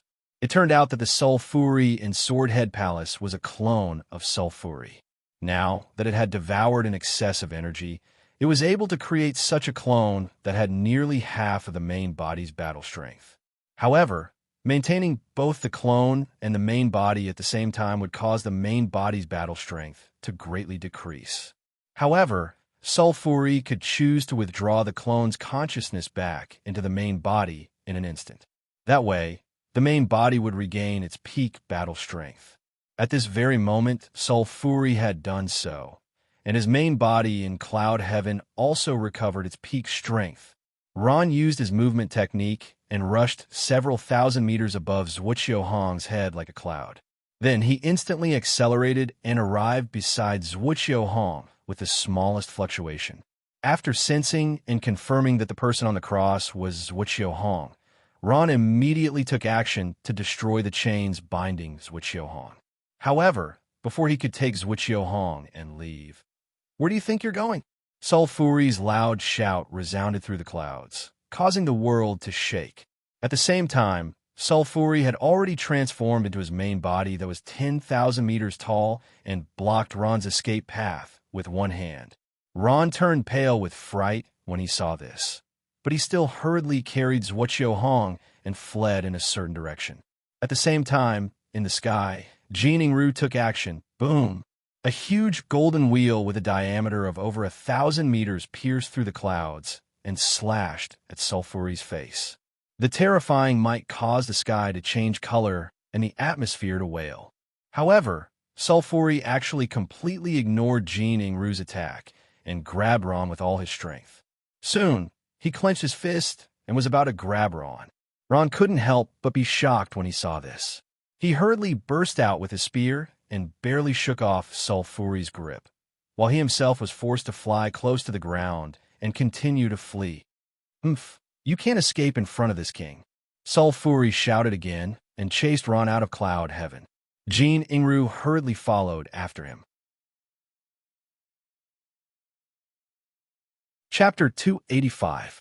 Ron fled madly, but he was still unable to outrun the speed of Sulfuri's pursuit. He couldn't help but feel anxious because if this continued, then Sulfuri would probably catch up to him before he could lead Sulfuri to the trap formation. Goldsilver could see clearly from high above and realized Ron's situation. He had no choice but to help. This time, he even used all his strength. Dazed, the golden wheel expanded to a diameter of 3,000 meters, burning with golden flames as it smashed towards the back of Sulfuri's head. Sulfuri finally didn't dare to ignore it. He turned around and waved his hand, slapping the golden wheel to the side and slowing down his speed. Seeing this, Ron felt as if he had been pardoned. He happily flew high into the sky. The trap array wasn't far from him, and he could reach it in less than 2 breaths. When Sulfuri saw Ron pulling away from him, he coldly snorted. He still didn't pay attention to Goldsilver and continued to chase after Ron with explosive speed. In less than 2 breaths, Sulfuri was less than 10,000 meters behind Ron again. But at the same time, Ron had already flown out of the trap array, and Sulfuri was about to fall into it. Boom! When Sulfuri entered the trap array, it immediately activated. There were a total of 5 layers of arrays, and almost all of them had the effect of trapping, entangling, and suppressing the enemy. When the 5 layers of arrays erupted, even Sulfuri was greatly hindered in an instant, his speed dropping by more than 80%. Luo Feng and Elder Xingxia, after activating the array at the edge of the array, quickly fled to the sides according to the plan. Their strength couldn't stop Sulfuri at all, and if they were even a second slower, Sulfuri might catch up to any one of them. You're quite considerate, but so what? If this king wants to catch someone, he can't escape either. Sulfuri roared from within the array. In less than a breath, he broke out of the range of the array and continued to chase after Ron. Although Ron was already 20,000 meters away from Sulfuri, he still hadn't escaped Sulfuri's perception range. And with Sulfuri's speed, as long as he continued chasing like this, it would only take a few dozen seconds to catch up to Ron. Oh no, he's still chasing. Goldsilver saw that Sulfuri didn't care about anything else and continued to chase after Ron, and he couldn't help but have a bad premonition. According to their plan, as long as Ron ran past the trap array, he would be able to shake off Sulfuri. If that didn't work, Goldsilver would help him, and their chances of escaping would be very high. But who would have thought that Sulfuri's assess attacks would to him, and the trap array's attack effect on him? Goldsilver's angle of attack was not good, and he was still ignored by Sulfuri's assess attack, and didn't have any effect on Ziz's attack. Thus, Goldsilver instantly had a foreseeable 4C, T-Tess, and attacked Goesses. But he was sure-s, T-T-T-T-T-Tess, T-T-T, T-T-T-T-T-T-T-S, T-T-T. Gold and Silver continued to catch up and attack from afar, but his attacks were once again ignored by Safuli. He was so anxious that he wanted to go crazy, but there was nothing he could do. The outcome was slowly approaching what he had expected. Gold-Silver had a premonition, and Ron had even less to say. He sensed that Sulfuri was still following behind him, methodically closing in, and Gold-Silver's attacks were practically ineffective. He couldn't help but feel terrified and despair. Right at this moment, Zhuqiuhong's voice suddenly sounded in Ron's ears. "Put me down and remove the seal in my body. I'll stop him, you run." "That won't do." Ron refused without hesitation. "If we keep running like this, we'll both be caught. Give up and let me stop him. That way, I'll still have a chance to self-destruct and won't be used by him." Zhuqiuhong continued to persuade. His voice was steady, but his expression was still extremely pained. This time, Ron fell into a state of hesitation. "Hurry, or it'll be too late." Zhuqiuhong hurriedly shouted when he saw Ron still hesitating. "All right." Ron finally made up his mind and began to remove the seal in Zhuqiuhong's body. However, removing the seal still required time, and before Ron could remove the seal in Zhuqiuhong's body, Sulfuri had already caught up to him by 5 to 6 kilometers. This king won't play with you anymore, unless something goes wrong. Beast trapping record go." Following Sulfuri's loud shout, a red light streaked across the sky and quickly spread out into a blueprint that was tens of thousands of meters long. It emitted a hazy yellow light and enveloped Ron in gold-silver. Not good. The moment the yellow light descended upon him, Ron's expression changed drastically. Then he felt a powerful pressure on his body, causing him to instantly feel as if he had fallen into a swamp, and his speed dropped sharply by more than half. Ron hurriedly tried to resist the power that was suppressing him, but to his surprise, he found that he couldn't resist the power he erupted with. He couldn't find a target to resist at all. In the next breath, Sulfuri arrived less than a kilometer behind Ron, and a giant hand came slashing down, its power so great that it made one feel despair. "It's over." When Gold-Silver saw this scene in the distance, he felt as if the sky was about to collapse. It turned out that of the 5 peak suzerains, he was now the only one left who could slightly resist Sulfuri. How could this not make him feel despair and collapse? In the end, Gold-Silver could only choose to turn around and flee, because he knew that he was powerless to reverse the situation. Moreover, from now on, until imperial monarchs appeared in the unfettered Sea Star region, the unfettered Sea Star region would completely fall under Sulfuri's control, and resistance like them would cease to exist. 2 days after Zhou Jie learned the soul technique, desire obliteration from Zhou Zhuan, he reached a bottleneck. The difficulty of desire obliteration was much greater than he had imagined. It was truly complicated and difficult to understand. If he couldn't understand it, he naturally couldn't practice it or use it. Regarding this, Zhou Zhuan let Zhou Jie comprehend it by himself for a month. In the end, Zhou Jie still couldn't break through the bottleneck, so she changed her perspective and used illusions to help Zhou Jie comprehend reality. In this way, it took more than a year for Zhou Jie to successfully comprehend the first step of desire obliteration. This was in line with what he had comprehended when he was tempering his willpower. However, at that time, it was merely a feeling. Now, he truly began to understand it, and began to use it from a deeper perspective of the soul itself. In the blink of an eye, another 4 years passed. Zhou Jie had reached a second bottleneck. This time, he had spent more than 6 years comprehending illusions, but he still hadn't broken through the bottleneck. This made Zhou Jie somewhat anxious. He felt that he was still a long way from mastering desire obliteration. He had been stuck at this second bottleneck for so long, so mastering desire obliteration might take him another 20 or 30 years.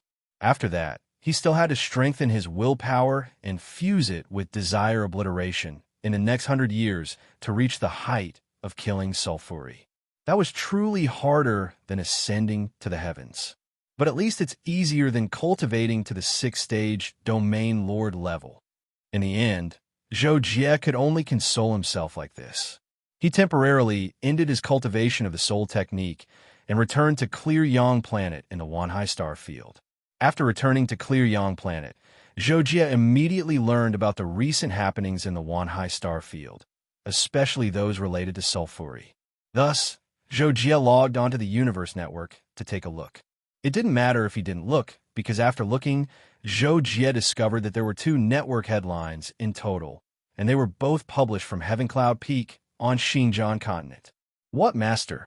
Zhou Jie couldn't help but be shocked when he saw that Zhuo Qiuhong was trapped on Heaven Cloud Peak, and that Soul Fury was using this to blackmail him into giving up his life in exchange for Zhuo Qiuhong. However, he immediately saw the second news. Ron and the others failed to rescue Zhuo Qiuhong. Ron's body was chopped off by Soul Fury, leaving only his head hanging on Heaven Cloud Peak. Finally, there was a video of these two news articles. Zhou Jie suppressed his shock and anger and clicked on the video. At that time, he felt as if all the blood in his body had solidified. Master, President Ron. After watching the video, Zhou Jie couldn't help but tremble and feel uncomfortable all over. That feeling was like an ordinary person's body being powerless and unable to breathe. Soul Fury. After a long time, Zhou Jie roared towards the sky. His voice rumbled and shook heaven and earth. It even caused the clouds and winds in Clear Yang planet's sky to change. However, it didn't take long for Zhou Jie to calm down. He quickly left Clear Yang planet and released Cage into outer space. Jocko, what's wrong with you? In Cage control room, Kakashi saw Zhou Jie walk in with a face full of anger. He could even feel the killing intent coming from Zhou Jie, so he couldn't help but ask. Zhou Jie was silent for a moment. In the end, he still told Kakashi about Soul Fury looking for him. When Kakashi heard about Jocko and Ron, he was so scared that his little face turned pale. When he reacted, he immediately said to Zhou Jie, Jocko, don't be impulsive. Soul Fury is so powerful. You're still not his match, and you can't save anyone. You can't exchange yourself for him. Jocko, don't do anything stupid. I know. In response to Kakashi's words, Zhou Jie replied expressionlessly, and then fell into a period of silence. After a long period of silence, Zhou Jie said to Kakashi, Kakashi, I've decided to save my master and President Ron, but I need your help. When Kakashi suddenly heard Zhou Jie say this, he couldn't help but jump in fright. He said in surprise, Jocko, you want to save them? But how do you save them? I have my ways. Listen to me first. So, Zhou Jie told Kakashi his idea. While asking for his cooperation, he also wanted him to judge its feasibility. After Kakashi heard Zhou Jie's idea, he thought for a moment and said to Zhou Jie, Jocko, I have no problem, but are you sure you can escape from Soul Fury? If you fail, it won't be a joke. In response to Kakashi's question, Zhou Jie's gaze was firm. He only said, nothing is absolute. If you're sure, then do it. Chapter 286. Hearing this, Kakashi knew he couldn't dissuade Zhou Jie, so he asked, Then, Jocko, are you confident you can break through to fifth layer domain? It turned out that Zhou Jie's rescue plan didn't consider the help of anyone other than himself and Kakashi. Zhou Jie planned to rely on himself to attract Soul Fury's attention, then let Kakashi rescue Zhuo Qiuhong. Putting aside the other factors that needed to be considered, the most important thing was that Zhou Jie had to be able to escape from Soul Fury's clutches. This was the most difficult part of the entire rescue plan, but also a necessary condition for a simple, crude, and effective method. As mentioned before, Zhou Jie relied on the divine escape technique to escape from Soul Fury's clutches. At the very least, he had to have the strength of a fifth-layer domain lord.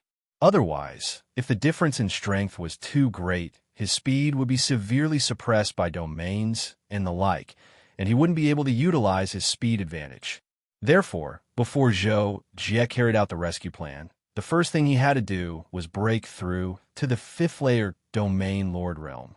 In response to Kakashi's question, Zhou Jie simply replied, 10 years. Within 10 years, I will strive to break through to the fifth-layer domain lord realm. Seeing Zhou Jie speak so firmly and seemingly very confidently, Kakashi couldn't help but feel astonished. However, in the end, he didn't say anything because he understood Zhou Jie too well. When there was something he had to do, no one could stop him. Moreover, he would definitely erupt with 200% of his willpower and attitude to accomplish it. And when Zhou Jie said, strive to break through to the fifth-layer domain Lord Realm within 10 years, with his temperament, he naturally had quite a bit of confidence in this. If this was before he cultivated the divine list art and the soul technique desire extinguishing, Zhou Jie wouldn't have dared to say this. The reason was that he had to pass through the 14th floor of the supernatural tower in order to break through to the fifth-layer domain Lord Realm within a few years. However, with his previous strength, it would be difficult for him to cultivate the 6 realms and pass through the 14th floor of the supernatural tower in 10 years. But now, Zhou Jie's will and soul had improved by quite a bit. It was the same as the foundation of the 6 paths reincarnation art. Now, his cultivation was much easier. It could even be said that Zhou Jie now had a glimmer of hope to cultivate to the 6th stage domain lord level within 100 years. But don't forget, this was under the condition that he had already built a foundation on the path of consciousness and soul for several decades. Moreover, even if he became a 6th-stage domain lord within 100 years, it would still be impossible for him to kill sulfuri by relying on the methods he had at that time. Zhou Jie would still have to cultivate the soul technique desire obliteration in order to guarantee that he would be able to kill sulfuri. That would still take a very long time. In comparison, it was more practical for Zhou Jie to continue cultivating the divine arts and desire obliteration. However, it was unknown how long it would take to reach this cultivation goal. It could be long or short. It could be as short as a dozen years, or as long as a few hundred years. Kakashi, I will tell you the details of the plan first. Then, you will go and check out the situation first. When I come out, we will immediately start the rescue operation. When Zhou Jie thought of Zhuo Qiuhong's constant pain and the fact that part of his body had already lost its color due to the parasites, he hoped to rescue Zhuo Qiuhong and Ron in the shortest time possible. Therefore, he wanted to tell Zhou Jie everything first. After spending a dozen minutes to tell Zhou Jie everything, Zhou Jie immediately entered the 6 paths world. He really didn't want to waste even a second. Zhou Jie first recalled his own moves before he headed to the 14th level of the supernatural tower to experience the strength of his opponent again. As for the result, Zhou Jie was naturally defeated. There was no need to say anything else. After understanding the gap between them, Zhou Jie headed to the 6 paths tower to cultivate the Tao of Divine Martial and the Tao of Divine Body. These 2 Taos were the most fundamental Taos in actual combat. The other 4 Taos were either the foundation or the extension of the Tao of Divine Body. Among them, the will was the origin of the soul, and the soul was the origin of the body. Thus, the Tao of Divine Might and the Tao of Divine Soul were the foundation of the Tao of Divine Body. The Tao of Divine Ji and the Tao of Divine Escape were the extension of the Tao of Divine Body. Between the Tao of Divine Body and Tao of Divine Martial, the former was the foundation of the latter. In the 4th year of the 6 Paths Tower, Zhou Jie achieved a breakthrough. Then, he challenged the 14th level of the supernatural tower and lost. In the 6th year of the 6 Paths Tower, Zhou Jie's star transformation reached the 6th transformation, Star Moon transformation. Zhou Miaodi was shocked by this. Originally, the 6th transformation was the standard of the imperial emperors. Zhou Miaodi thought that the saint-level geniuses would be able to reach the 6th transformation in the Overlord realm. But who knew that Zhou Jie suddenly broke through the shackles of his body and reached the 6th transformation. After that, Zhou Jie challenged the 14th level of the supernatural tower and passed it with ease. After receiving the reward from the 14th level of the supernatural tower, Zhou Jie used the fastest speed he could muster and reached the 5th level of the Overlord realm in the 9th year. His strength was once again unstoppable. Seeing that there was still plenty of time, Zhou Jie went to the Tao of Divine Escape for another half a year just to be safe. Then he left the 6 Paths realm and returned to the Kaji. Kakashi, how's the thing I asked you to do? Zhou Jie asked when he saw Kakashi. About all figured out. Jocko, don't worry about me. I've even hacked into the defense system of the Cloud Peak. When the time comes, I can use it. Kakashi replied excitedly. Jojie was also satisfied when he heard this. So, he said, then let's get started. You must be careful, Jocko. Kakashi was silent for a second before he said to Jojie. Hearing this, Jojie glanced at Kakashi. His gaze was very calm, and then he nodded. Don't worry, just focus on saving them. While Jojie was cultivating in the Six Paths realm, Kakashi had already sent the Kaji to the Star Sword continent and investigated the situation on the Cloud Peak. As an intelligent life form that did not even care about the 9 chapters of mechanical techniques, Kakashi's scouting ability was needless to say. Even Black Lien, who was guarding the Cloud Peak, and Soul Fury's disguised main body were clearly seen by Kakashi. Jocko, there's a person with a combat strength index of a level 6 Overlord domain up there. It should be Soul Fury. There's also a person with a combat strength index of a level 2 Overlord domain. With the things you gave me, Jocko, as long as we lure Soul Fury away, I can guarantee that we can save them. Kakashi promised Jojie before he left. He was quite proud of himself.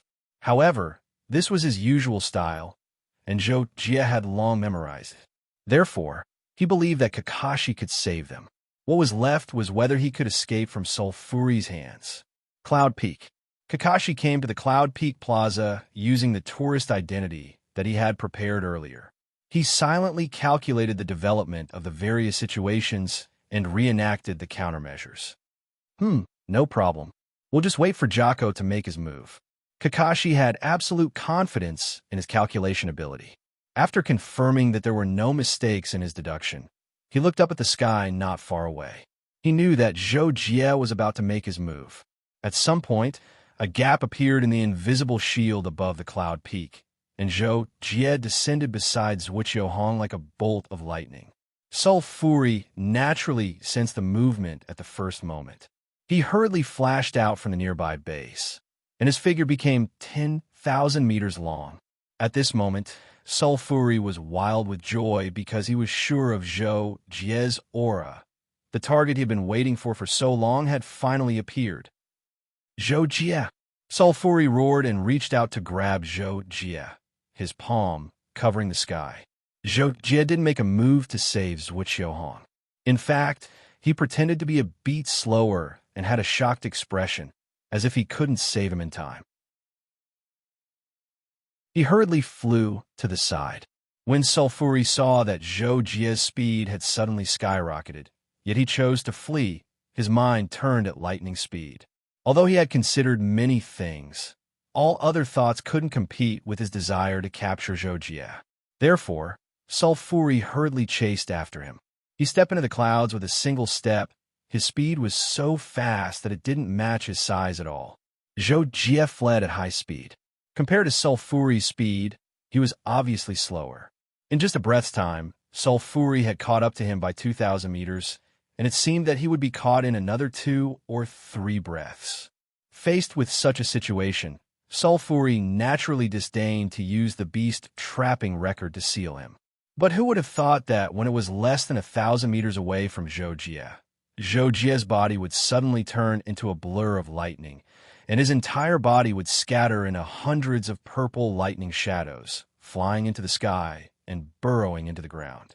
In the blink of an eye, he had left Soul Fury behind by 1,000 meters. What? When faced with this, Soul Fury was shocked to the point its eyeballs almost fell out of their sockets. It had truly never heard of such terrifying speed and means of escape. Damn it, he was hiding his strength just now. At this time, Soul Fury also realized that Jojie had led a chase after him with a purpose. But at this time, it didn't have time to think about anything else. Besides, there was nothing more important than capturing Jojie right now. Therefore, Soul Fury angrily attacked and used the beast trapping record, intending to use it to seal all of Jojie's phantoms. At the same time, Kakashi had already made his move to save Zhuqiuhong and Ron. After Jojie and Soul Fury disappeared into the horizon, Kakashi immediately activated the electronic virus he had buried in the systems of the various bases at the top of Cloud Peak. Soon, the defense and monitoring systems of the bases malfunctioned, and the weapon systems automatically activated, shooting randomly into the sky. Sealing stone. Then, Kakashi ran to the center of the square and threw out the sealing stone Zhou Jie had given him. The general and the other 5 immediately appeared. Having known the plan, they immediately took action and saved Zhuqiu Hong and Ron. But it was also at this time that He Lian, who was stationed at the top of Cloud Peak, flew into the sky and saw Kakashi in the square and the general and the other 5 rescuing Zhuqiu Hong and Ron. He Lian scanned with his perception and found that Kakashi's group of 7 was a little strange. He couldn't accurately sense their cultivation, but judging from their energy fluctuations, they didn't pose a threat to him at all. But when he thought of how terrifying Sulfuri was, He Lian still chose to immediately stop Kakashi's group. "If you want to save them, then stay," He Lian shouted loudly. With a point of his finger, dozens of chains flickering with a dark light shot toward Kakashi's group of 7, soundlessly cutting the air along the way. If it were under normal circumstances, Kakashi's group of 7 naturally wouldn't be able to resist He Lian. But since Kakashi already knew of He Lian's existence, Zhou Jin naturally gave him a way to deal with it.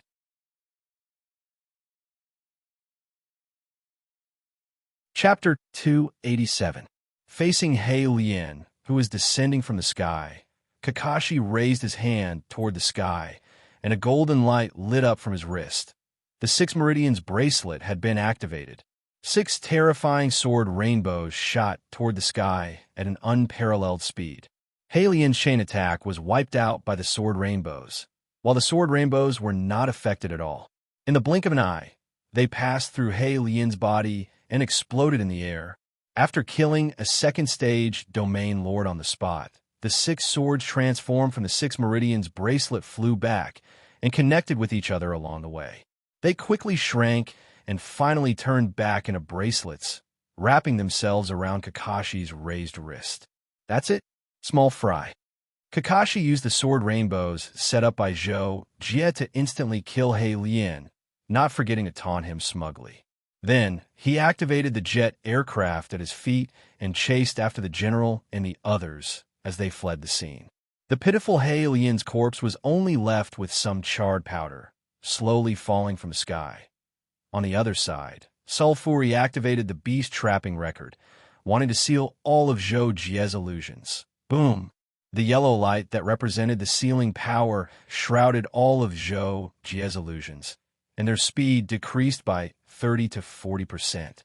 Sulfuri couldn't help but feel proud when he saw this. Let's see how you escape now. Unfortunately, as soon as Sulfuri finished speaking, all of Zhou Jie's illusions actually split into 2, doubling the number of illusions, and his speed suddenly soared again. In the blink of an eye, he was almost at the same speed as a few seconds ago. That's impossible. Sulfuri's eyes almost popped out when he saw this scene. It was obvious that Zhou Jie's terrifying speed and escape technique had shocked him greatly. And Zhou Jie, who had just been suppressed by the beast trapping record's power, increased his speed again in just 1 or 2 seconds. This was precisely the time to display the essence of the escape technique 3000 lightning haste. To judge the exquisiteness of the 3000 lightning haste, or its level of attainment, it depended on the number of illusions the user could create. Back then, Zhou Jie had used the 3000 lightning haste during his battle with Saga. At that time, he could only create a few hundred illusions. But now, he could create over 1,000 illusions. However, the number of illusory bodies could only reflect the practitioner's proficiency in the 3000 thunders and his ability foundation. In order to really exert the 3000 thunders to the extreme, one had to master its essence, which was the ability that Zhou Jie had just broken free from the sealing power of the trap beast record. And when this essence was understood to the extreme, the 3000 thunders would also reach the extreme, and the practitioner would naturally understand its ultimate meaning, the 3000 thunders illusory body. Seeing that Zhou Jie was still pulling away from it, Sulfuri was furious and anxious. It also sped up desperately, trying to catch up with Zhou Jie. But after Sulfuri increased its speed to the extreme, although it began to pull away from Zhou, there were already many illusions of Zhou that were more than 30,000 meters away from Sulfuri. No matter how fast Sulfuri was, it could only chase in one general direction. As for the illusions in other directions, it couldn't do anything at all. And God knew which of these illusions was Zhou's real body. In any case, Sulfuri had no idea at all. It was just blindly chasing after him out of anger. A few seconds later, Sulfuri could no longer sense part of Zhou's illusions. This made it so shocked and angry that it was on the verge of going berserk. After roaring, Sulfuri's speed suddenly slowed down. At the same time, it opened its mouth, and a powerful wave of supernatural energy was transmitted from it. In the blink of an eye, it formed a huge black hole with a diameter of over 10,000 meters. An extremely terrifying suction force burst out from the black hole, engulfing the front and the two sides. Safiuli was truly enraged at this moment, which was why he used the devouring technique. This technique was a forbidden technique of the Void Devourers and also their trump card. No Void Devourer would use it unless it was absolutely necessary, because the devouring power of this forbidden technique came entirely from the laws of the universe. The black hole it produced was similar to a real black hole and was not under the control of the Void Devourer. Everything it absorbed would not be converted into energy or matter for the Void Devourer. Instead, it would consume a large amount of the Void Devourer's origin energy and matter. For the greedy Void Devourers, this was a move that did not make up for the losses. Normally, the Void Devourers would not be willing to use it.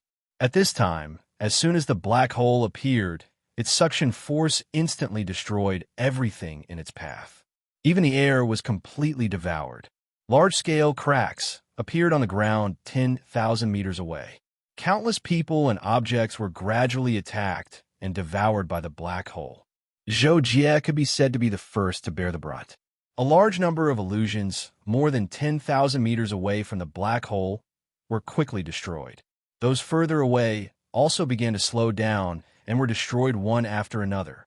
In the end, only Zhou's real body was left. He was already more than 40,000 meters away from Sulfuri. Obviously, he was also affected by the suction force of the black hole, and his speed had dropped to a very low level.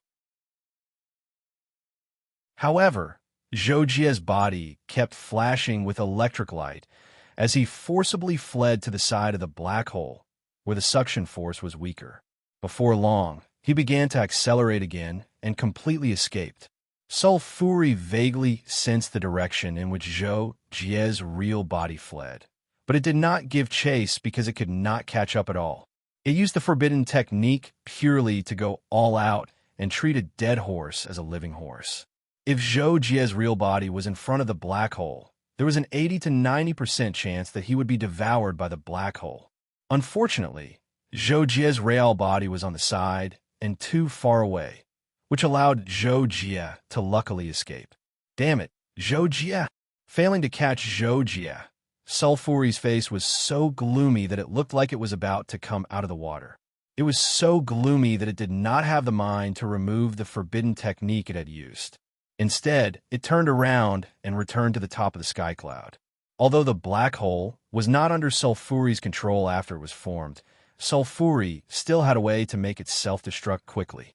Under normal circumstances, the black hole would exist for quite some time, enough to cause a large portion of the Star Sword continent to plunge into misery and suffering. Returning to the vicinity of the top of the sky cloud, Sulfuri stood on the clouds and looked down at the empty central square. Zhuoqiuhong and Ron had already disappeared. It could not help but gnash its teeth in anger. This feeling was truly a classic case of losing the wife and losing the army. After being furious for a long time, Sulfuri gradually calmed down. It still stood on the clouds and narrowed its eyes slightly. Suddenly, it coldly muttered to itself, "Well done, Zhou. I didn't expect that in this one-star region, the most troublesome person for this king is you. However, this king likes challenges. You won't be jumping around for long." Before it finished speaking, Sulfuri's massive body had already disappeared from where it was on the other side. Zhou Jie escaped to the periphery of the central area of the Star Sword continent in one breath. In outer space, above the predetermined location, the Kakashi had been waiting for a long time. Inside, when Kakashi saw Zhou Jie appear through the screen, he opened the hatch of the spaceship, and Zhou Jie flew straight in. Kakashi. The moment Zhou Jie entered the control room of the Kakashi, he subconsciously exclaimed in excitement. However, when he saw Kakashi and Zhuqiu Hong beside him, Ron had already reconstructed his body. His slightly tensed heart calmed down, and he immediately heaved a sigh of relief as if a heavy burden had been lifted off his shoulders. Zhou Jie. When Zhuqiu Hong saw Zhou Jie, he could not help but sigh with emotion. He was excited that he could be rescued, and that Zhou Jie was fine. He was emotional that as his disciple, Zhou Jie was becoming more and more unfathomable. Zhuqiu Hong felt that Zhou Jie's strength had improved too quickly, and it was something he had never seen or heard of before. Master Dinran, are you all right? After Zhou Jie calmed down, he walked up and asked Zhuqiu Hong and Dinran. In response, Zhuqiu Hong and Ron both shook their heads and said, "We're fine." Then, Zhuqiu Hong was afraid that Zhou Jie would be worried again. So he continued, "The seal on our bodies has just been removed by this friend named Kakashi. Without the seal, we can all recover on our own. The parasites in my body are not a big problem. At worst, it will just take a little longer." When Zhou Jie heard this, he was relieved about Ron. However, Zhuqiu Hong still had Sulfuri's parasites in his body, and Zhou Jie was not at ease about this. He was afraid that the parasites would continue to cause harm to Zhuqiu Hong. So he immediately said to Zhuqiu Hong, "Master, let me take a look at the parasites in your body and see if I can quickly remove them." In response, Zhuqiu Hong could not refuse, so he accepted Zhou Jie's help. A few minutes later, Zhou Jie successfully circulated the energy of the Tao of formations and completely eliminated the parasites in Zhuqiu Hong's body. Zhuqiu Hong couldn't help but exclaim in admiration in response to this. "I never expected that your attainments and formations have already reached such a high level, Zhou Jie. If I were to eliminate these parasites myself, then I wouldn't be able to do it as quickly as you even if I recover my strength." Zhou Jie wasn't surprised that Zhuqiu Hong was able to sense the method he used to eliminate the parasites. He immediately smiled and spoke modestly, and then he started to ask Zhuqiu Hong and Dinran about Sulfuri. Zhuqiu Hong and Dinran had been captured by Sulfuri, so it was equivalent to entering the enemy's territory. Zhou Jie presumably knew more about Sulfuri than the two of them, so he asked. Zhuqiu Hong and Dinran naturally told Zhou Jie everything they knew, and they asked Zhou Jie what his plans were. Zhou Jie couldn't help but chuckle in response to this. He really didn't have any plans. After all, even if he joined forces with Zhuqiu Hong and Dinran, they wouldn't be able to deal with Sulfuri in the slightest. The only thing they could do now was to live well and plan for the long term. Thus, Zhou Jie told Zhuqiu Hong and Dinran of his thoughts, and it allowed them to temporarily be at ease. He would naturally have a way to deal with Sulfuri in the future. Zhou Jie's method was actually to wait until he had the confidence to kill Sulfuri, and then he would fight Sulfuri to the death. On the first floor of the Swordhead Palace, Sulfuri sat high up on the newly constructed throne, and he looked down at Saga as he escorted a woman in. "Master, I've brought Yume Qinxue here. Besides that, Qin Feng has been captured as well. He's on the way and will arrive in around 10 days. Saga pressed Yume Qinxue to the ground, and then he bowed and reported to Sulfuri. Sulfuri let out a low grunt when he heard this report, and then he gazed at Yume Qinxue. Yume Qinxue, who was kneeling on the ground, didn't raise her head, but she still felt an extremely strong pressure pressing down on her entire body, causing her to be unable to breathe. The exam would begin tomorrow, and the 3 days were rather tight.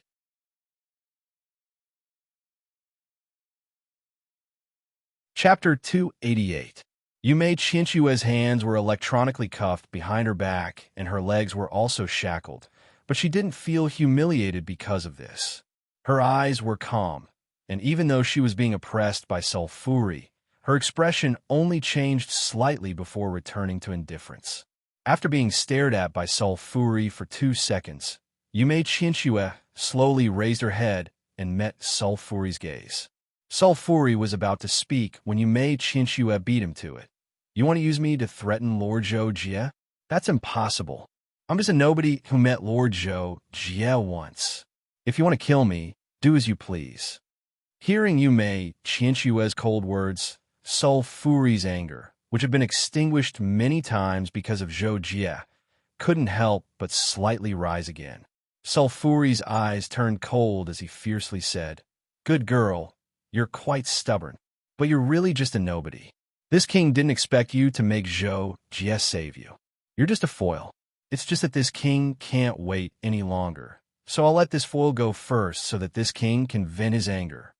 Then, Sulfury waved his hand and a dark red object flew out. It shot into Yumei Qinshue's abdomen like lightning and directly broke into her abdomen.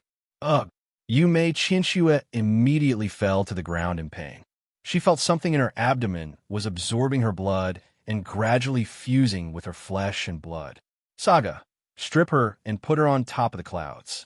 Then you know what to do. At this moment, Sulfury coldly said, "Yes, this subordinate understands." Saga immediately complied and left with Yumei Qinsue. Looking at Saga's gradually fading back, Sulfury's eyes narrowed into slits. After a long time, it couldn't help but proudly mutter to itself, "Humph, Zhou Jie, I think you'll definitely come again. Let's see how you'll escape next time." At the edge of the wantonly sea star region, on a desolate planet in the gathered sea star region, a golden radiance suddenly soared. These golden radiances wantonly swept through and actually expanded to a radius of several 100,000 miles above the planet, as if there was no end to them. Very soon, the golden brilliance stabilized and started to roll back. At the same time, it also gathered the cosmic energy within hundreds of thousands of kilometers to the origin. From afar, it looked as if a golden flower had suddenly bloomed on a barren planet, covering the entire surface of the planet. Then, the flower closed into a golden bud, becoming smaller and smaller until it became that lasted for several months before disappearing. Not long after the golden light disappeared, a red-haired man in a red robe flew up from the barren planet. After reaching a certain height, the man said to himself with a face full of joy, "Finally, I finally broke through. I really didn't expect it to happen so suddenly." After saying this, the red-haired man looked around the universe excitedly. After thinking for a while, he said to himself, from now on, I should also be called Emperor Golden Flame. My legend will also exist in the wanton sea star zone in the future." After the red-haired man, Emperor Golden Flame, finished talking to himself, he chose a direction, took out his old ship and entered it, and headed towards the Sky Sea Cosmic Nation. After Zhou Jie saved Zhou Qiuhong and Zhui Qiu, he arranged for them to stay in a room on the Kaji ship. He stayed in the control room and basically spent most of his time training. However, not long after, the news of Yumei Qinsue being imprisoned on the heavenly cloud peak reached Zhou Jie. Zhou Jie couldn't help but be furious. He never would have thought that Sulfury would use Yumei Qinsue as a hostage to threaten him. After all, he didn't have much of a relationship with Yumei Qinsue, and very few people knew about it. However, Yumei Qinsue was related to Zhou Jie, and she was a woman. Her imprisonment on the heavenly cloud peak was all because of him. Zhou Jie still found it hard to accept, and he couldn't calm himself down easily. Luo Feng and the others also found out that Zhui Qiuhong had been saved by Zhou Jin not long ago. However, Luo Feng had just been happy for a while. When he found out about Yumei Qinsue, he immediately contacted Zhou Jie, telling him to calm down and not to save people again. Zhou Jin naturally understood Luo Feng's difficulties. He knew that Luo Feng understood him, and knew that although Qianxue didn't have much of a relationship with him, he definitely couldn't just stand by and watch her be humiliated to death. Therefore, Zhou Jie responded to Luo Feng, telling him that he wouldn't be impulsive. He also told Luo Feng that he would immediately go into seclusion for a while, and that he wouldn't care about worldly affairs. When he came out, perhaps he would have a way to deal with sulfury. After ending the call with Luo Feng, Zhou Jie's heart was filled with all kinds of feelings. When he thought about how Qianxue had been implicated because of him, he couldn't help but want to kill in front of sulfury, beat him up, and then save people. However, Zhou Jie knew that this wasn't realistic. Other than enduring and training to become stronger, there was no other way. If he took the risk to save people again, he definitely wouldn't be as lucky as last time. It was very likely that he wouldn't be able to save others and would lose his own life. That would be exactly what sulfury wanted.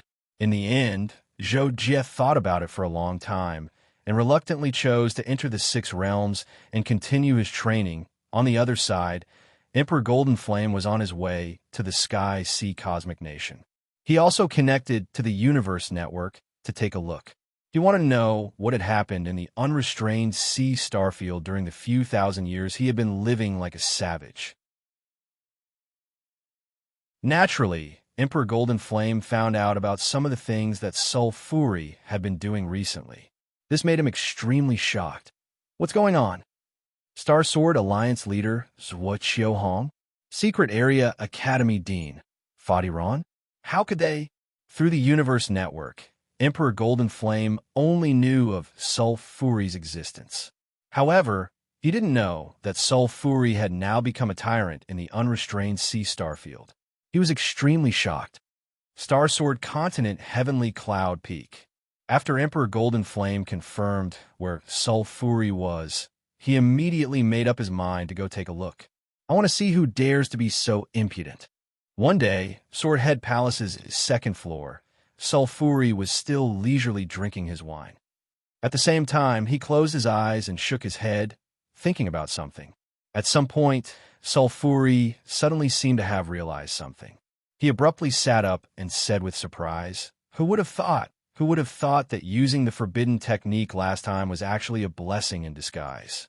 I feel like I'm even closer to the Emperor level. Perhaps if I take a huge supplement, I'll have a chance to break through." Sulfury excitedly muttered to himself. He couldn't calm down for a long time. After a while, he called Sagar over and asked him to prepare a batch of heart blood of virgin boys and girls. The amount needed was 10 times more than the usual amount. He also had to collect it within a year. Sagar accepted the order and left. Sulfury happily walked around the palace, sometimes raising his wine cup high, sometimes laughing out loud. But coincidentally, just as Sulfury was about to sit down, his expression suddenly became sluggish in the Sword Head Palace's second floor. A red-robed man appeared out of nowhere. At the same time, a burning aura pervaded the entire place. It made Sulfury's heart feel cold. "Who are you?" Sulfury did his best to suppress the fear in his heart and asked the other party. When Emperor Golden Flame heard this, he sized up Sulfury with a puzzled expression and said, "A space creature? You're not even an emperor, yet you dare to attack the Star's Word continent. You're really bold to act so recklessly." When Sulfury heard Emperor Golden Flame's words, the last bit of hope in his heart was shattered. His heart fell from a high point to an ice-cold valley. He seemed to have smelled the scent of death. Emperor? How could it be an emperor? How could they have returned so quickly? This is impossible. At this moment, Sulfury's heart was roaring with uneasiness and terror. It truly couldn't believe that a second ago, it was still extremely excited because it was about to break through, and in the next second, it saw an Imperial Monarch expert come to suppress it. Impossible. This is impossible. You're an Emperor-level powerhouse hidden in the unfettered seas star zone. Sulfury was unwilling to accept this and couldn't help but ask. In response, Emperor Golden Flame coldly replied, "I'm not an emperor, but I just broke through not long ago. I learned that a monster like you is running amok here, so I specially came to eliminate you. Do you have anything to say?" When Sulfuri heard Emperor Golden Flame's words, he couldn't help but think, so it's not an Emperor-level powerhouse from outside the realm, but one who just broke through. This king is too unlucky. I actually encountered a suzerain breaking through to the Emperor level. It was no wonder Sulfuri felt that he was unlucky. After all, just think about it. The unfettered Seas star zone would only produce one Emperor-level powerhouse every 10,000 years or so. Sulfuri had only been in the unfettered Seas star zone for less than 200 years, and he just so happened to encounter an Emperor-level powerhouse who had just broken through. This probability was simply comparable to Mars colliding with Earth. After thinking quickly, Sulfuri looked at Emperor Golden Flame and actually knelt on the ground with a plop. He begged for mercy. "Your Majesty, I have a treasure that can't allow human Emperor-level cultivators to further their cultivation. I offer it as an offering. I beg your Majesty to show mercy and spare my life." Sulfuri suddenly did this not because he was stupid enough to think that the Emperor would let him go if he begged for mercy like this. However, if Emperor Golden Flame was tempted by the treasure he offered, then he could live a little longer and have a chance to play tricks and escape. Otherwise, if he fought now, then he naturally wouldn't be a match for an Emperor-level powerhouse. He was practically dead for sure. Unfortunately, Emperor Golden Flame didn't take Sulfuri's words to heart at all. His eyes turned cold as he said, "If you have nothing to say, then that means you've admitted your guilt. Then die, evil creature." Sulfuri couldn't help but curse Emperor Golden Flame's 18 generations of ancestors in his heart when he heard Emperor Golden Flame's change in attitude so quickly. At the same time, he didn't hesitate to exert force on his feet. His entire body smashed through a side wall of the Sword Head Palace like a cannonball and fled outside. When Emperor Golden Flame saw this, he said unhurriedly, "Want to escape? Not a chance." Then he flashed and chased after him.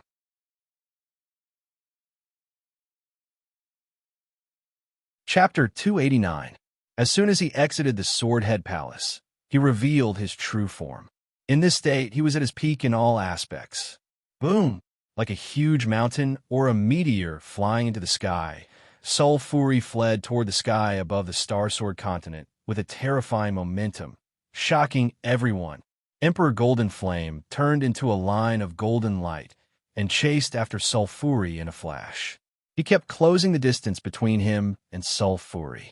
It seemed that he would catch up in less than 5 seconds. Sagar and the others in the Star Sword Palace were alarmed. They all came out to check the situation. Sagar was meditating not far from the Sword Head Palace. When he sensed the fluctuation, he looked up and saw Sulfuri transforming into his true form and flying toward the sky.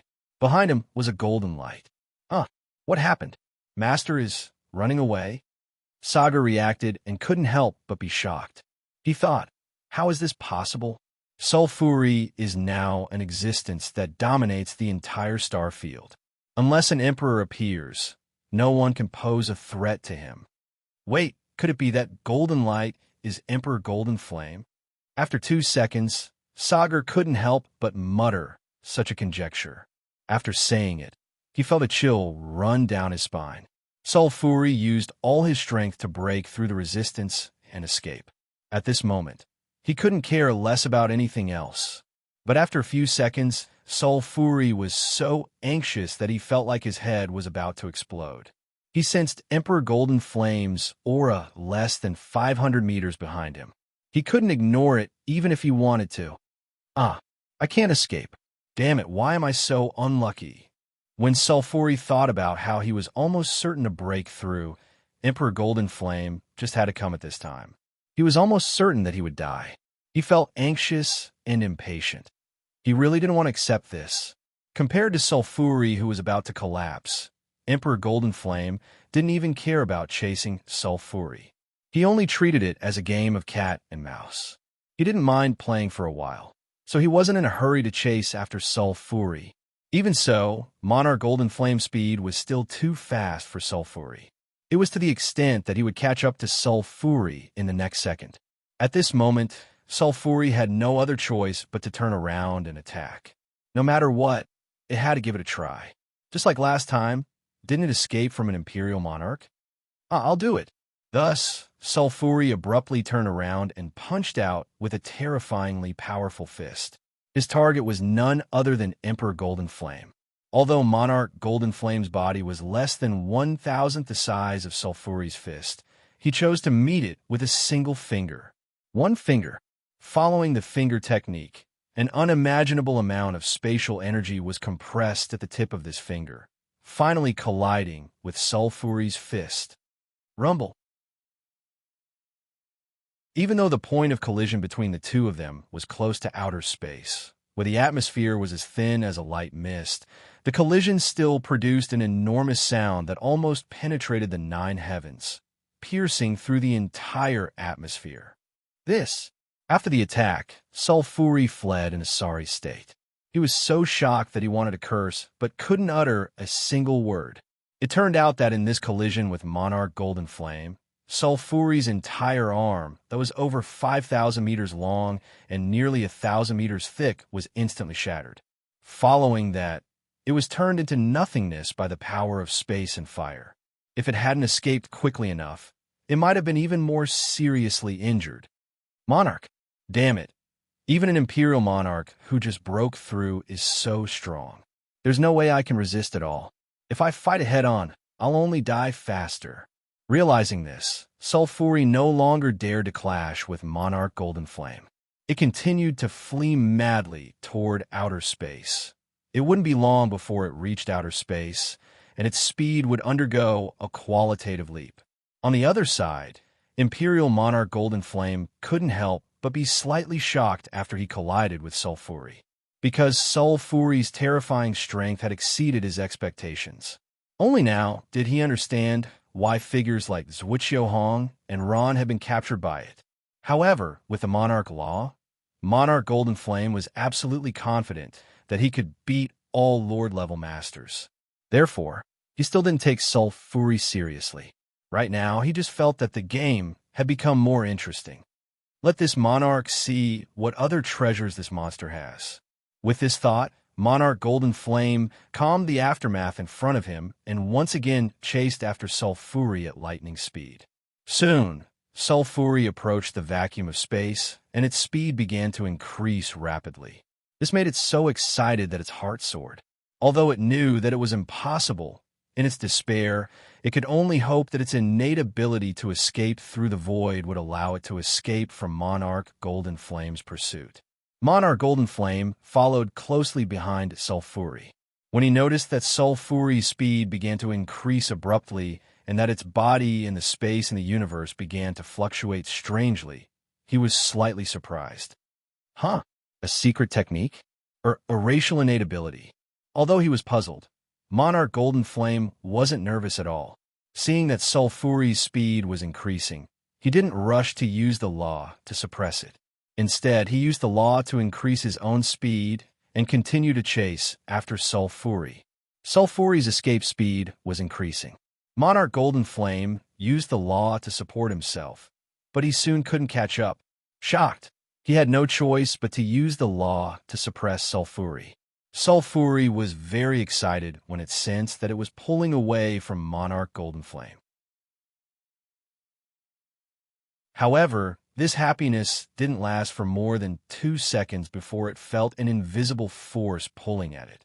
This greatly affected the resonance between its innate ability and the law of the universe, causing its speed to drop sharply. Soon it was maintained at a constant speed that it couldn't increase anymore. You're only using the law to suppress me now? You're toying with me. Sulfuri was shocked and angry, but there was nothing it could do. As soon as its speed dropped, Monarch Golden Flame began to catch up again. However, Monarch Golden Flame's approach wasn't the most frightening thing for Sulfuri. The most frightening thing was that Monarch Golden Flame had begun to attack. From 10,000 meters away, Monarch Golden Flame struck out with his palm. A golden beam of energy streaked across the pitch-black universe and landed on Sulfuri in the blink of an eye. This golden energy directly ignored Sulfuri's palm and directly tore apart an area of Sulfuri's body. It entered Sulfury's body and quickly exploded a second time inside, producing scarlet gold energy flames that madly burned Sulfury's insides. Sulfury grimaced in pain. After using the energy in its body to forcibly extinguish the golden flames, it discovered to its horror that its body had lost nearly 10% of its composition. This was basically caused by Monarch Golden Flame's 2 attacks. In other words, if Monarch Golden Flame attacked it less than 20 times, King Sulfury, would completely die. No. This king doesn't want to die. I don't want to die. Sulfury once again roared in its heart. At the same time, it rapidly thought of all possible ways to escape. Monarch Golden Flame launched another attack. It was also a golden beam of energy. It wasn't much different from the previous attack, and in Sulfury's eyes, it wasn't very exquisite. However, under the power of the Monarch's Law, Sulfury couldn't block it at all. It could only suffer injuries and endure. It couldn't block. This made Sulfury frantic. At the same time, it decided to risk everything to make this final gamble. It's up to you, baby. Beast trapping record, go. With no other choice, Sulfury finally took out the Monarch's magic treasure, Beast trapping record, and activated several powerful creatures sealed within. As it turned out, the reason why Sulfury was so happy to obtain the Beast trapping record and felt that this treasure was very suitable for him was because the Beast trapping record's main function was to seal and suppress, especially when it came to subduing cosmic creatures. As a result, the Beast trapping record had an additional way to defend against enemies, and that was to control the subdued cosmic creatures to fight for him to a certain extent. However, this wasn't the main point for Sulfury. The main point was that most of these cosmic creatures were very powerful, and there were even monarch-level existences among them. However, Sulfury was currently unable to unseal and control them. For a void devourer like Sulfury, they could strengthen themselves by devouring powerful cosmic creatures. Previously, Sulfury hadn't devoured the cosmic creatures in the Beast trapping record. At first, the reason was that he wasn't strong enough. Back then, his strength hadn't recovered to its peak, and he wasn't strong enough to devour cosmic creatures. Later on, when Sulfury took back the Beast trapping record from Tianshui, he didn't need to devour the cosmic creatures because he had enough resources to devour, especially after Sulfury's devouring reached a bottleneck. Only by completing the transformation of the devouring structure in his body could he devour wantonly again and break through to monarch level, achieving the legendary title of Void Devourer, Gluttony. Not long ago, Sulfury actually had an epiphany and was confident of breaking through. So he had Saga prepare a large amount of hearts and blood of young boys and girls. Then, he would devour some of the cosmic creatures in the Beast trapping record to achieve his goal of breaking through to monarch level.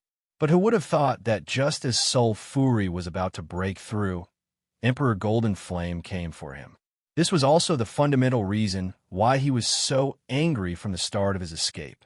At this moment, Sulfury had no other choice. In order to fight against Emperor Golden Flame as much as possible and live for even a second longer, Sulfury gave up on a large resource to help him break through to monarch level. Instead, he mobilized all the peak lord-level cosmic creatures in the Beast trapping record, hoping that these cosmic creatures would obstruct Emperor Golden Flame. That way, he would have a greater chance of escaping. Thus, in an instant, one after another huge and strange cosmic creature after another appeared behind Sulfury. A six-legged and six-winged strange bird, a three-headed and six-armed ape, a four-legged snake monster with a turtle shell.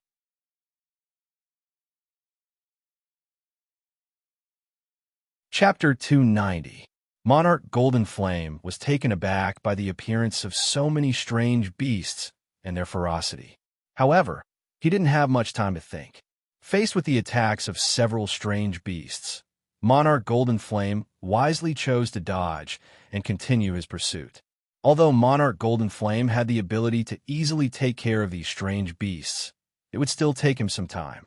Moreover, with Sulfury's speed in the void, If he didn't suppress it and pursue it closely, it would be able to escape in 1 or 2 breaths.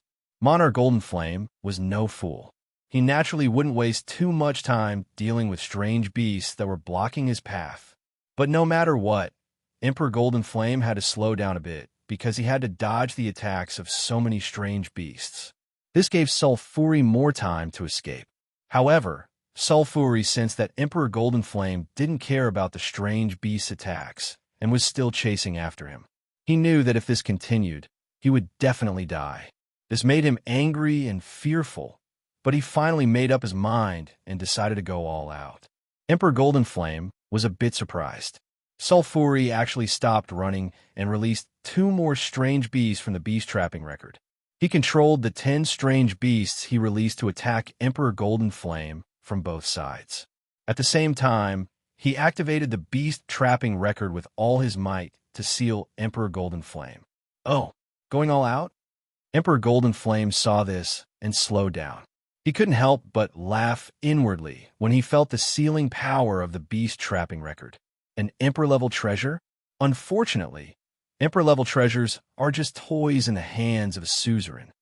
Emperor Golden Flame almost completely ignored the sealing power of the beast trapping record. The golden flames on his body negated the yellow light that represented the sealing power. At the same time, he attacked at lightning speed and sent the 2 strange beasts in front of him rolling back. Their bodies were burned by the golden flames. Sulfuri's eyes couldn't help but twitch when he saw this. It had to be said that the power of an Emperor-level master was too terrifying for a suzerain. It was like the difference between heaven and earth. Even so, Sulfuri wasn't so scared that he didn't know what to do. He still tried his best to control the beast trapping record and released the remaining 5 Lord-tier exotic beasts.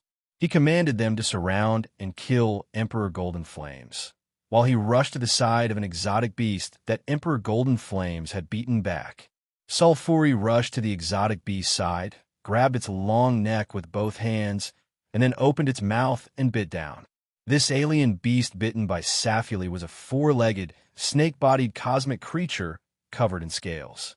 It was bitten and swallowed by Safuli, and it couldn't help but struggle madly. It turned its snake head and bit at Safuli's ear. However, before the snakehead could even touch Safuli, it was directly pulled out of its body by Safuli. It was swung and stuffed into its mouth.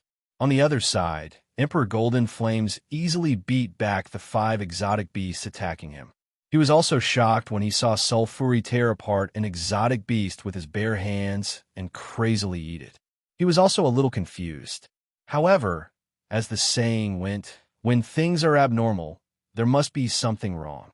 In Emperor Golden Flame's eyes, Sulfuri was no match for him. Instead of running for his life, Sulfuri was eating his teammates that were blocking him. This was completely illogical. Therefore, as long as Sulfuri hadn't gone crazy, there must be something fishy going on. Therefore, Emperor Golden Flames abandoned the dozen or so exotic beasts that were besieging him and went straight for Sulfuri. As the saying went, to catch bandits, first catch the ringleader. Right now, Emperor Golden Flames was no longer in the mood for games. He really wanted to kill Sulfuri. Sulfuri sensed that Emperor Golden Flames was charging at him. Although he was frightened, there was nothing he could do. He could only choose to retreat while facing the attack. Emperor Golden Flames continuously attacked Sulfuri with his palms. One golden palm print after another shook the void. It was like a series of eruptions of dazzling light. Its power was shocking. As Sulfuri dodged to the side, he waved the exotic beast corpse that he had devoured to block Emperor Golden Flame's attacks. He was beaten into a sorry state in the void. The exotic beast corpse was directly shattered into countless pieces. Emperor Golden Flames rushed forward and wanted to follow up with another attack. However, Sulfuri controlled the beast trap record to descend above Emperor Golden Flame's head and suppressed him with all his strength. Emperor Golden Flames instantly felt the pressure increase sharply. He was secretly shocked by the power of an Emperor weapon. While he was shocked, he struck out with his palm and blasted the beast trap record away. The sealing power of the record was completely gone. However, Sulfuri didn't care about the beast trap record at all. Instead, he was completely focused on his goal. At the same time, he had already pounced on another exotic beast, killed it in the blink of an eye, and devoured it with all his might. Emperor Golden Flames frowned at this scene. Although he didn't know why Sulfuri was doing this, he knew that he had to stop him as soon as possible. As a result, Emperor Golden Flame attacked furiously this time. Along the way, he actually knocked over two exotic beasts that were besieging him. His entire body turned into a thick golden streak of light as he shot towards Safuli. His attack was several times more powerful than before. Sulfuri was still helpless against Emperor Golden Flame's attack. That was practically a killing move.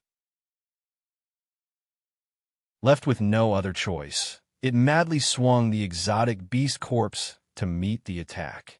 The void trembled. Energy particles radiated in all directions like an exploding planet, sweeping in all directions. In front of Emperor Golden Flame's terrifying attack, all of Sulfuri's resistance seemed so weak and laughable. In the blink of an eye, the exotic beast corpse exploded like fireworks. Emperor Golden Flames turned into a golden rainbow and pierced through Sulfuri's chest, creating a huge hole that was several hundred meters in diameter.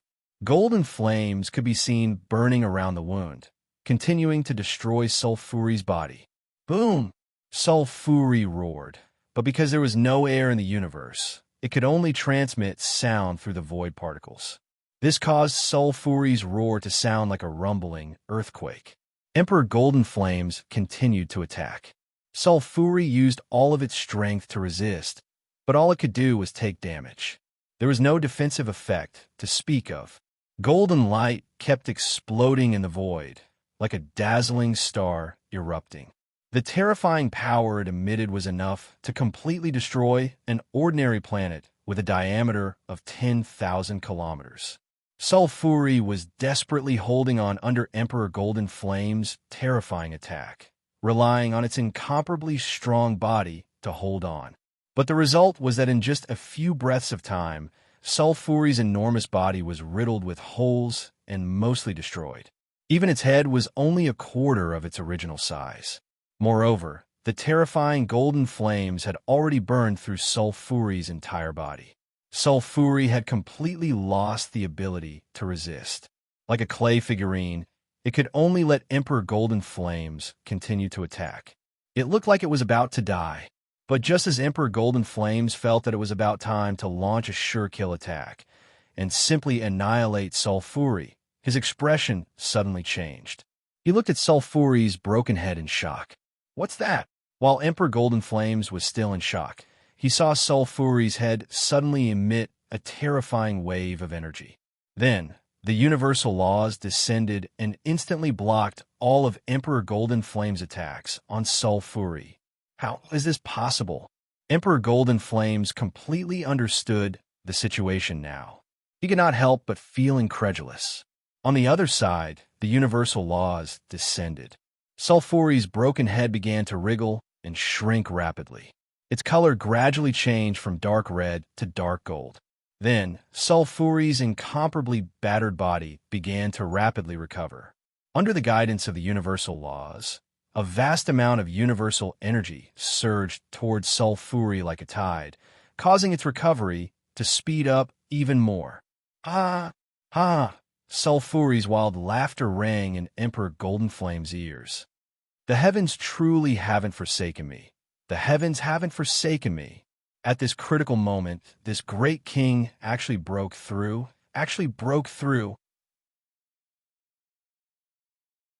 Sulfuri's ecstatic voice spread along with the energy waves to several hundred kilometers in the void. When Emperor Golden Flames heard this and saw the scene in front of him, he was dumbstruck for a moment. Monarch Golden Flame had never imagined that Sulfuri would break through to the Imperial Lord realm while being beaten by him. When he thought of how terrifying Sulfuri was when he was only at the Overlord realm, Emperor Golden Flames could not help but feel a deep sense of fear. It quickly sprouted and grew from the bottom of his heart, causing him to temporarily lose his ability to think. When he came back to his senses, Emperor Golden Flames realized that if he did not take advantage of the fact that Sulfuri had just broken through and his strength was unstable to kill him today, the future would be unimaginable. Damn it. I actually let this vile beast break through. Fine, even if he broke through, this emperor will still kill you today. Thus, Emperor Golden Flames made up his mind and immediately took action. He began to set up support formations in the void around him. As a creature blessed by the universe, Sulfuri's breakthrough was almost completely guided by the laws of the universe. Thus, his breakthrough was completed very quickly. In less than 5 minutes, the protection of the laws of the universe completely disappeared from Sulfuri's body. However, he was still in the growth period of his strength. As long as he spent some time stabilizing his strength, Sulfuri would become much stronger. Emperor Golden Flames was certain that Sulfuri's strength would not immediately reach the peak of the early stage Emperor realm after breaking through. So he chose to stay and continue fighting Sulfuri, hoping to kill him. When Sulfuri saw that Emperor Golden Flames did not leave, he understood his intentions. He smiled coldly and transmitted, "This king was afraid that you would run away, but since you're not leaving, don't even think about leaving now. Become this king's nourishment." As his voice was still transmitted, Sulfuri suddenly attacked. His dark golden claws carried with them a terrifying power that could obliterate the void. In a flash, he attacked Emperor Golden Flames. Boom! Emperor Golden Flames did not dare to be careless in the face of Sulfuri, and Emperor Golden Flames immediately took out his weapon for the first time, a golden halberd, and blocked Sulfuri's first attack after breaking through. In this clash, the victor was immediately clear. Sulfuri's attack was not weak at all, while Emperor Golden Flames was swept several hundred meters away.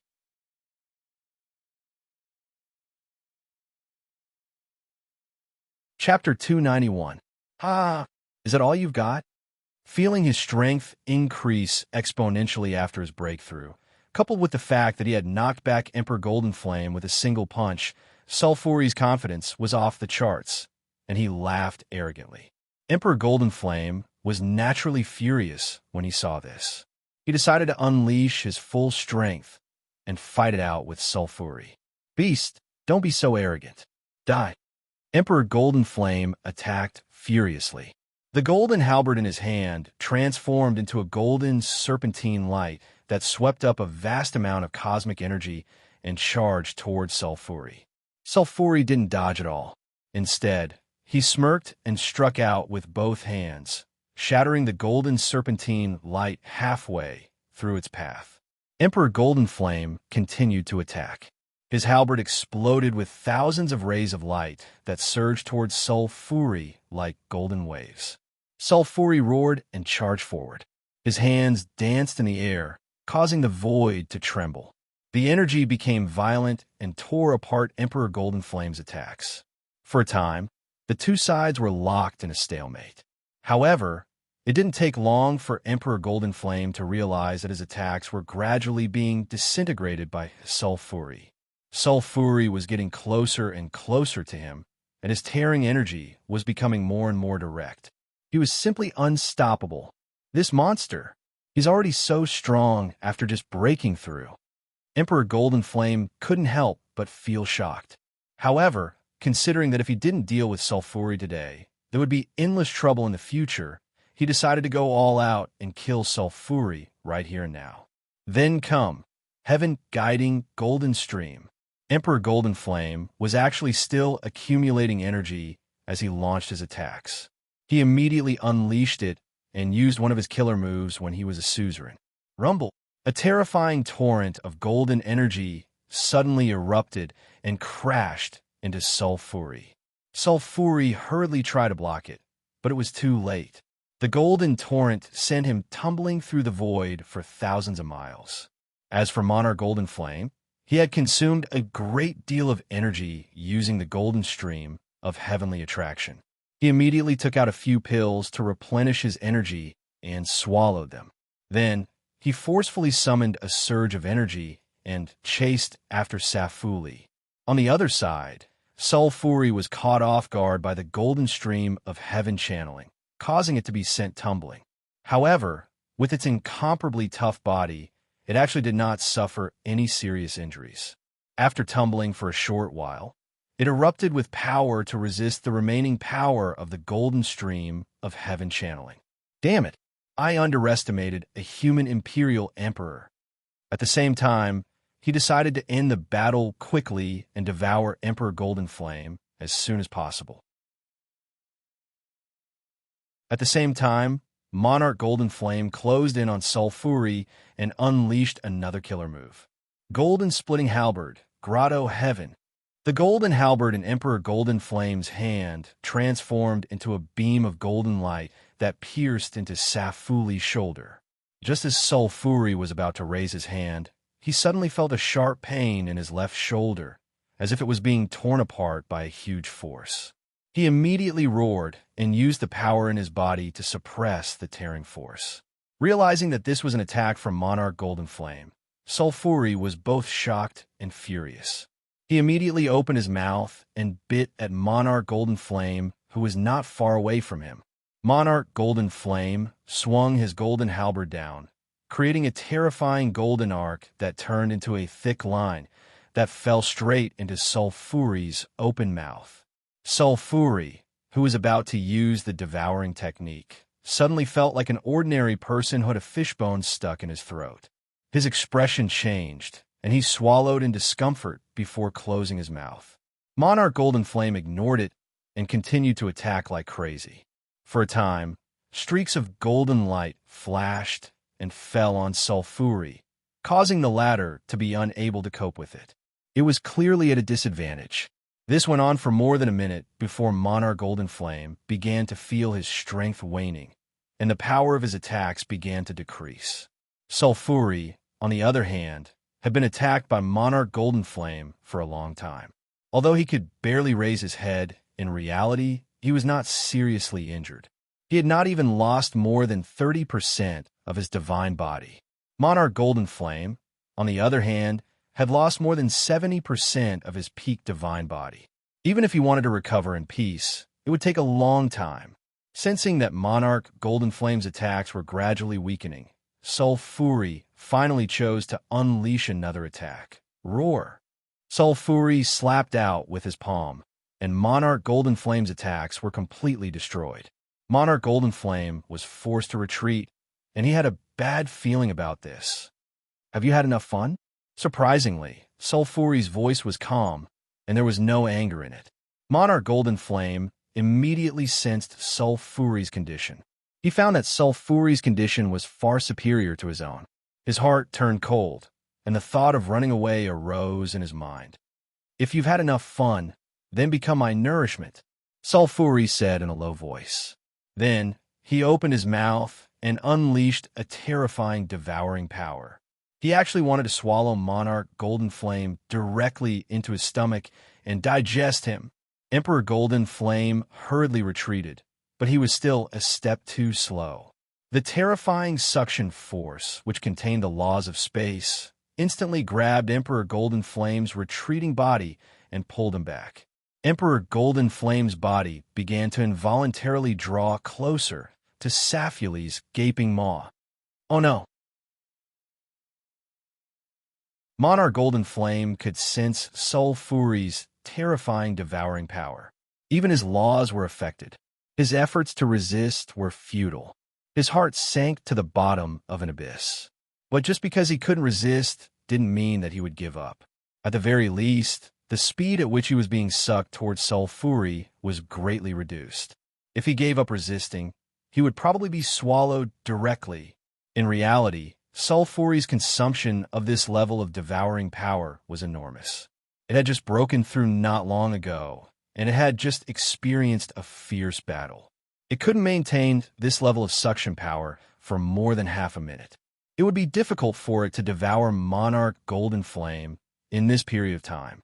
But then again, Monarch Golden Flame had already consumed a great deal of energy. Resisting Soul Fury's devouring power with all his strength consumed a great deal as well. In less than 10 seconds, Monarch Golden Flame felt empty inside his body. Even his soul force had somewhat withered, and his perception had greatly decreased. I can't hold on any longer. Damn it. I just broke through to Monarch, and I'm going to die already. I can't accept this. Monarch Golden Flame couldn't help but regret not taking care of Sulfuri in the beginning. But now it was too late. Aside from regret and unwillingness, Monarch Golden Flame's heart was already dead. But just as Monarch Golden Flame was about to collapse, Sulfuri also felt that it had used up too much energy. It suddenly stopped its devouring power and suddenly attacked, grabbing at Monarch Golden Flame with one hand. As soon as the devouring power disappeared, Monarch Golden Flame couldn't help but fly backward. At the same time, he saw Sulfuri chasing after him. Startled, he hurriedly turned around and fled as fast as he could. However, Sulfuri was much faster than Monarch Golden Flame. In less than 3 breaths of time, Sulfuri's hand descended upon Monarch Golden Flame's head. Monarch Golden Flame used the last of his strength to resist, but it was like an ant trying to shake a tree, a mantis trying to stop a chariot. In the end, Sulfuri easily grabbed hold of Monarch Golden Flame, and his divine body was almost crushed. Sensing that Monarch Golden Flame's divine body was about to be exhausted, Sulfuri couldn't help but reveal a sinister smile. Then, it opened its hand to reveal Monarch Golden Flame's battered body. "Kakik, how is it, human monarch? Do you have anything else to say?" Sulfuri looked at Monarch Golden Flame in its hand and asked in a mocking tone. At this point, Monarch Golden Flame was already certain that he was going to die. When he heard Sulfuri's question, he couldn't help but recall that he had asked Sulfuri the same question not too long ago. He laughed self-deprecatingly and finally said, "Not being able to kill a monster like you is the greatest sin of my life. How laughable, how laughable." Sulfuri's expression turned cold when he heard this. He snorted coldly and said, "Then go repent in hell." With that, Sulfuri swallowed Monarch Golden Flame in one gulp. Just like that, a rising star monarch fell. After eating Monarch Golden Flame, Sulfuri even pretended to savor the taste with an exaggerated expression. Then, he suddenly laughed wantonly. In the blink of an eye, 3 months had passed. In March, at Sulfuri's request, Saga also imprisoned Qin Feng on Heaven Cloud Peak as a warning to Zhou Jie. Although Qin Feng and Yu Mei Qianxue didn't suffer too much torture, their meridians and cultivations were crippled. They were battered by the wind and rain every day, and within a month, they were on the verge of death. However, Zhou Jie had been cultivating in the realm of the 6 paths all this time, so he didn't know anything about this. 14 years later, Zhou Jie finally ended a long period of secluded cultivation. He left the realm of the 6 paths and returned to Kaji. Zhou Jie appeared in Kaji's control room. Kakashi was lying there as if he had never changed in 10,000 years, completely engrossed in reading e-comics. However, less than 2 seconds after Zhou Jie appeared, Kakashi reacted and immediately jumped 3 feet high in joy. "Jocko, you finally came out. I missed you so much." With that, Kakashi pounced on Zhou Jie and gave Zhou Jie a bear hug. Zhou Jie took advantage of the situation and hugged Kakashi. He couldn't help but smile. His tranquil mood, after cultivating in seclusion for a long time, was somewhat disturbed. "Okay, Kakashi, tell me if anything big happened in the outside world recently, especially Sulfuri's side." As Zhou Jie said this, his expression couldn't help but become gloomy.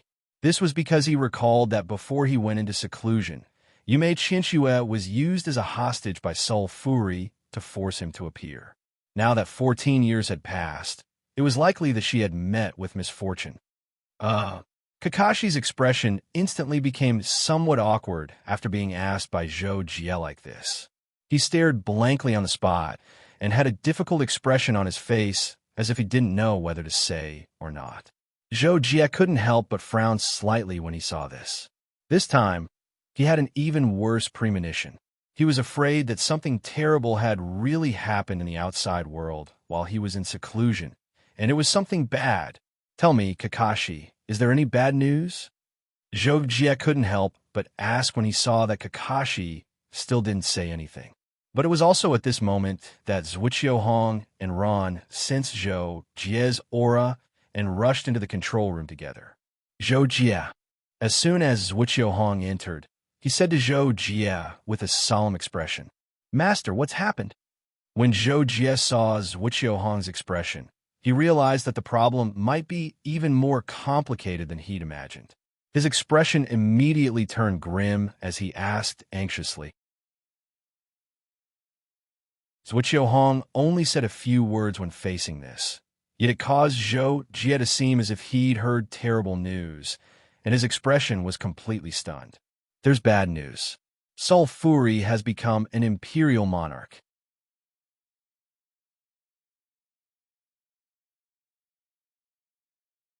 Chapter 292. Sulfuri has become an imperial monarch. What's going on? After he recovered from his shock, Zhou Jie was truly unable to accept this fact, and he immediately asked anxiously. Hong and Zhou Jie were already prepared for such a reaction from Zhou Jie, and Hong immediately said, "Zhou Jie, don't be anxious. The facts have basically been confirmed to be true. As for how Sulfuri broke through, we don't know at present. However, Sulfuri captured the Bounty Hunter headquarters and World Mercenary Group's headquarters a few years ago, and he captured a large group of bounty hunters and mercenaries to work for him.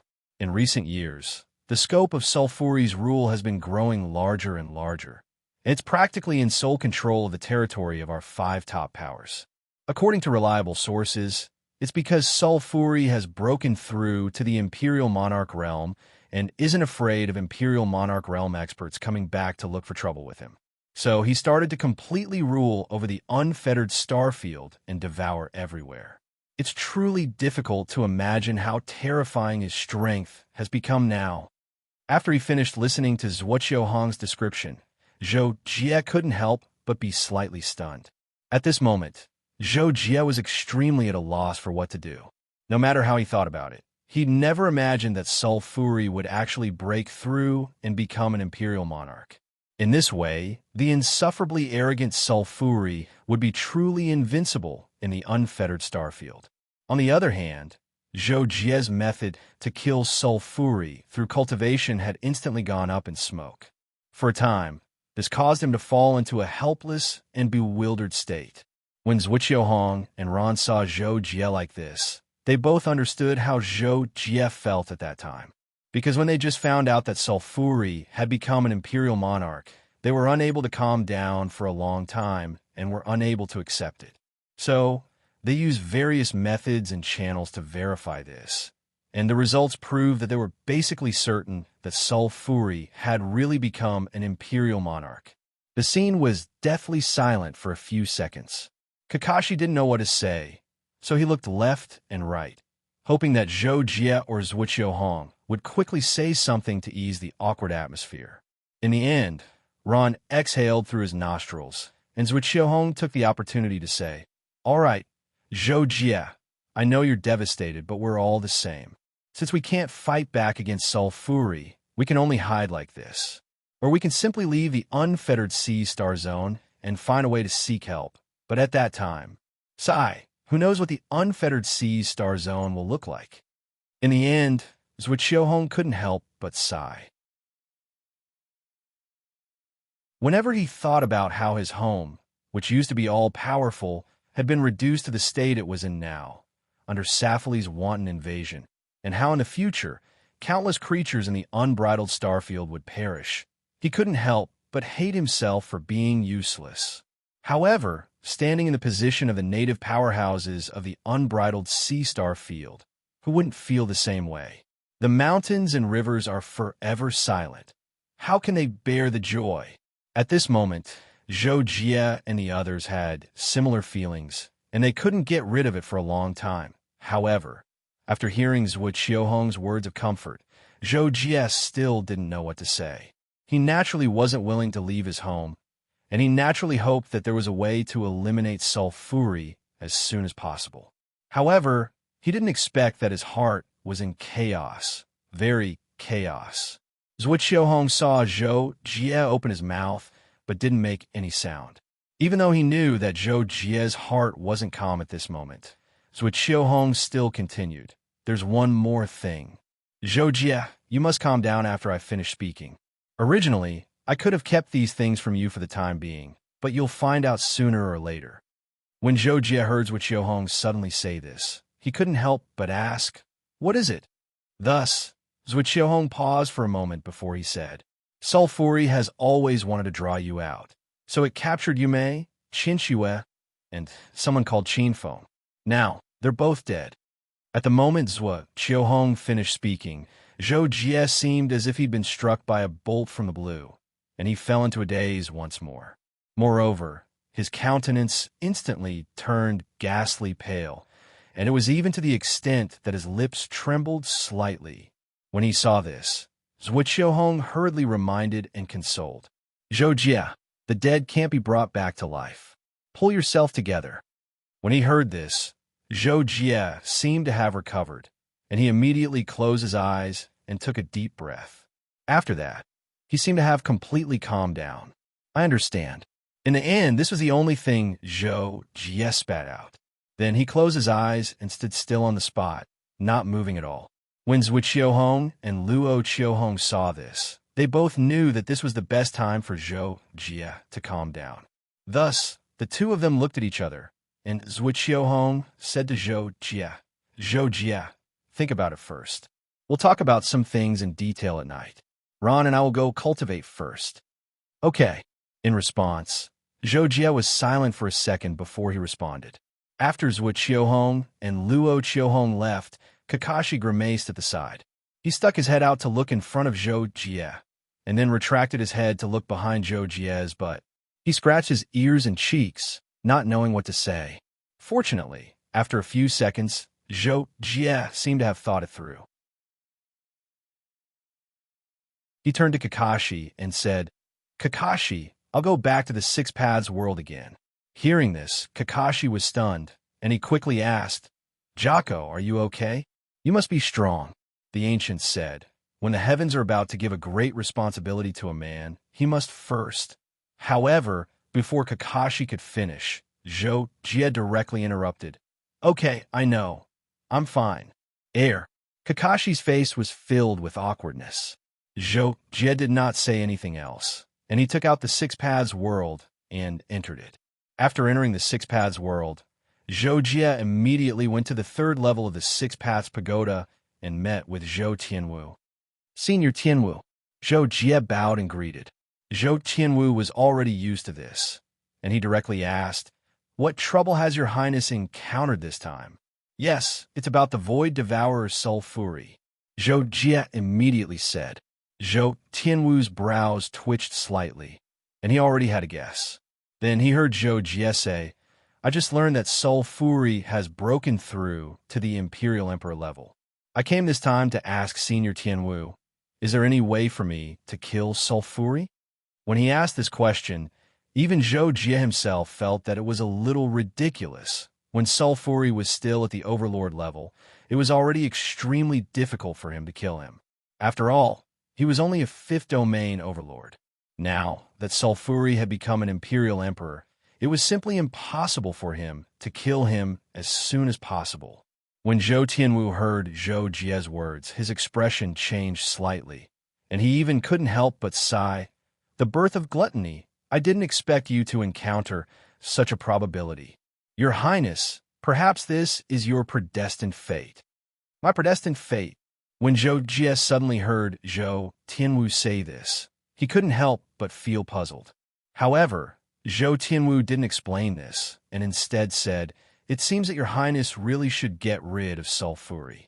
Facing the tribulation head-on will greatly strengthen your Highness' luck, and it will help your Highness become Emperor Yu or even transcendent in the future. Hearing this, Zhou Jie couldn't help but stare blankly, because he didn't understand Zhou Tianwu's words at all. However, he only cared about whether Zhou Tianwu had a way for him to deal with Sulfuri. When Zhou Jie heard Zhou Tianwu say this, it seemed that there was a way for him to deal with Sulfuri. Otherwise, Zhou Tianwu wouldn't have said that Zhou Jie really should get rid of Sulfuri. Therefore, Zhou Jie couldn't help but ask, "Senior, do you have a way for me to deal with soul fury?" When Zhou Tianwu heard this, he muttered to himself for a while, and in the end, he actually looked a little embarrassed and said, "The way." Now that Soul Fury has become an imperial emperor, the strength of his soul will also increase, but it won't be as great as us human cultivators, because he mainly cultivates his physical body. Therefore, Your Highness' previous method is still useful, but Your Highness will need to make another breakthrough based on your previous foundation. However, this will be extremely difficult, and it might take a long time. Is this the only way? When Zhou Jie heard Zhou Tianwu's words, he couldn't help but feel somewhat powerless. Because he had been cultivating his willpower and soul force for the past few decades, he naturally knew how difficult it was to cultivate. It was still unknown if he could reach his previous goal, but now, if he wanted to take another step forward, the difficulty was simply unimaginable. Zhou Jie admitted that he might not be able to do it even in 200 years. When Zhou Jie asked this question, Zhou Tianwu took a deep look at Zhou Jie and finally continued, "It's not that there is no other way. I just thought of one, but this method is too risky and the price isn't small." "What method?" Zhou Jie hurriedly asked. He didn't care about the risk or the price he had to pay. As long as he could eliminate sulfury as soon as possible, Zhou Jie believed that even if he died, it would be worth it. Seeing that Zhou Jie was so eager to know, Zhou Tianwu sighed slightly and said, "This method is to use the Nine Heavens Thunder Soul Pearl as the core to set up a formation and then detonate the pearl. The resulting explosion has a high probability of killing sulfury, but..." Zhou Tianwu paused for a moment, but before Zhou Jie could ask any questions, he continued, "This formation is rather difficult to set up, and I'm afraid only Your Highness can set it up personally.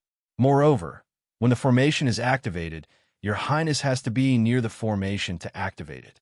The power of the Nine Heavens Thunder Soul Pearl's explosion will definitely be enormous, and Your Highness might be affected by it.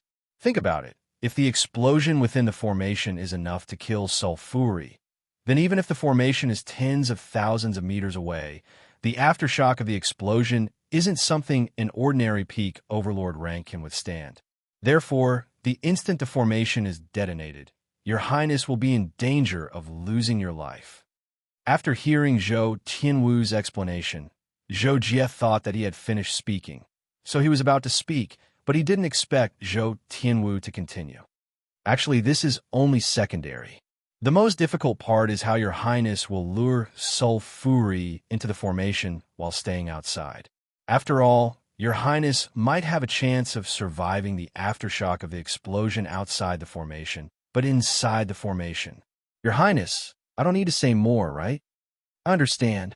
In response, Zhou Jie replied, but there wasn't a trace of hesitation in his voice, and it was completely resolute and confident. This somewhat exceeded Zhou Tianwu's expectations.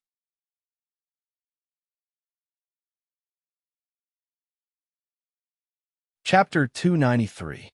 Zhou Tianwu looked at Zhou Jie with a deep gaze, as if he had completely seen through Zhou Jie's thoughts.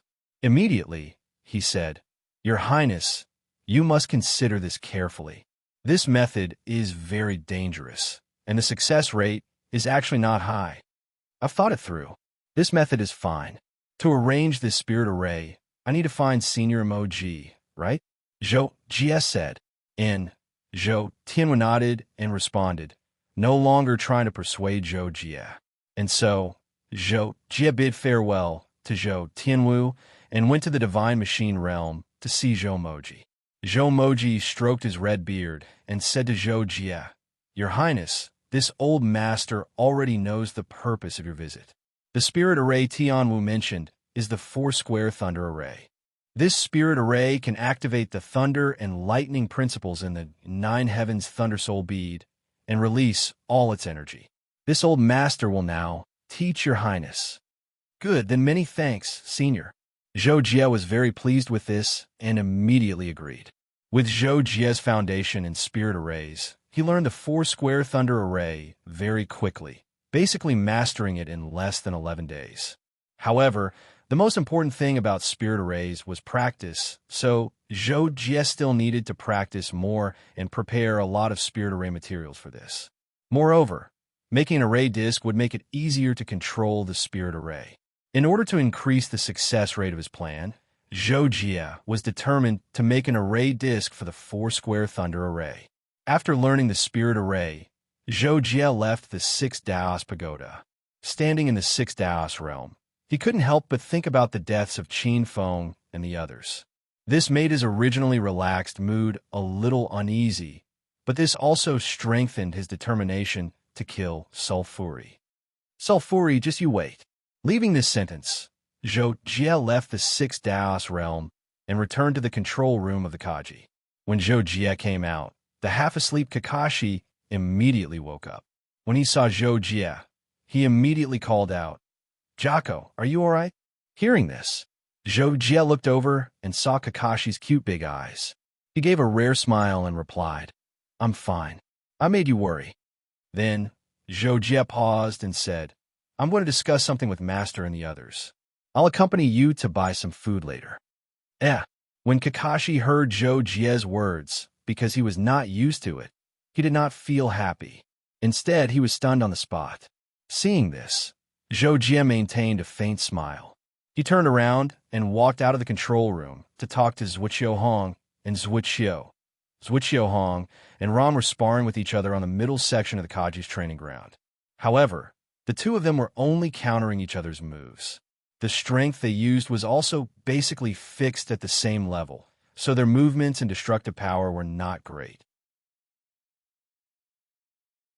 When Zhou Jie walked to the edge of the training ground, Zhuqiu Hong and Ron noticed him. They immediately stopped sparring and looked at Zhou Jie. "Zhou Jie, are you all right?" Zhuqiu Hong asked first. His question was exactly the same as Kakashi's. At this time, Ron also followed up and said, "I don't think your disciple is so weak. You should have thought it through." In response, Zhou Jie said, "Yes, Senior Ron is right. I have indeed thought it through. I want to avenge everyone who died and kill Sulfuri." When Zhuqiu Hong and Ron heard Zhou Jie say that he had thought it through, they were secretly gratified. However, Zhou Jie's last sentence really gave them a fright. Their expressions immediately changed. "Zhou Jie, what are you saying? Why you want to get rid of Sulfuri?" Zhuqiu Hong asked in shock. He simply couldn't believe his ears. Seeing this, Zhou Jie couldn't help but laugh. He didn't explain it clearly, but he actually scared Zhuqiu Hong and Ron to this extent. He was also drunk. Therefore, Zhou Jie immediately explained, "Master, Senior Ron, listen to me first. I found a way that has a very high chance of killing Sulfuri. So, I'm not joking, and I'm not muddle-headed." "What? You have a way to deal with Sulfuri?" Zhuqiu Hong immediately said in surprise. Ron also looked at Zhou Jie with a face full of astonishment. When Zhou Jie saw this, he continued, "However, this method still needs to be considered at length. Master, I'll tell you first. After the three of us draw up a preliminary plan, we'll see if there's a need to let others participate. Right? I mean other peak Lord rank experts. Only peak Lord rank experts have the qualifications to participate in this plan." After hearing Zhou Jie's words, Zhuqiu Hong and Ron looked at each other, and then they allowed Zhou Jie to start describing his method. Before long, Zhuqiu Hong and Ron unconsciously nodded. Their meaning was very obvious that they agreed with the feasibility of Zhou Jie's method. Of course, the premise was that they believed what Zhou Jie said. He had a treasure that could be used to detonate the formation to kill Sulfuri. I think that as long as I'm given a certain amount of time, it'll definitely not be a problem to set up the formation. The only problem now is how to let Sulfuri enter the formation. Moreover, the closer it is to the formation's core, the higher the probability of killing it. Zhou Jie finally added these details. Ron unconsciously responded when he heard that. At the same time, he was already thinking of a way to let Sulfuri enter the formation's core. But after a few seconds, it was Zhuqiu Hong who spoke first. Sending someone to lure Sulfuri into the formation definitely won't work. We don't have that ability, so there's only one method left, and that is to directly call Sulfuri to the formation's core. Do you think this method will work? Yes. In response, Zhou Jie immediately responded. I was thinking the same thing just now, but I haven't figured out how to get Sulfuri to voluntarily enter the formation's core. There's another situation we need to consider, and that is if Sulfuri doesn't get close to the formation's core when the formation detonates. It might not die, but it'll definitely be heavily injured and its strength will drop greatly. When that happens, we'll need to finish the job.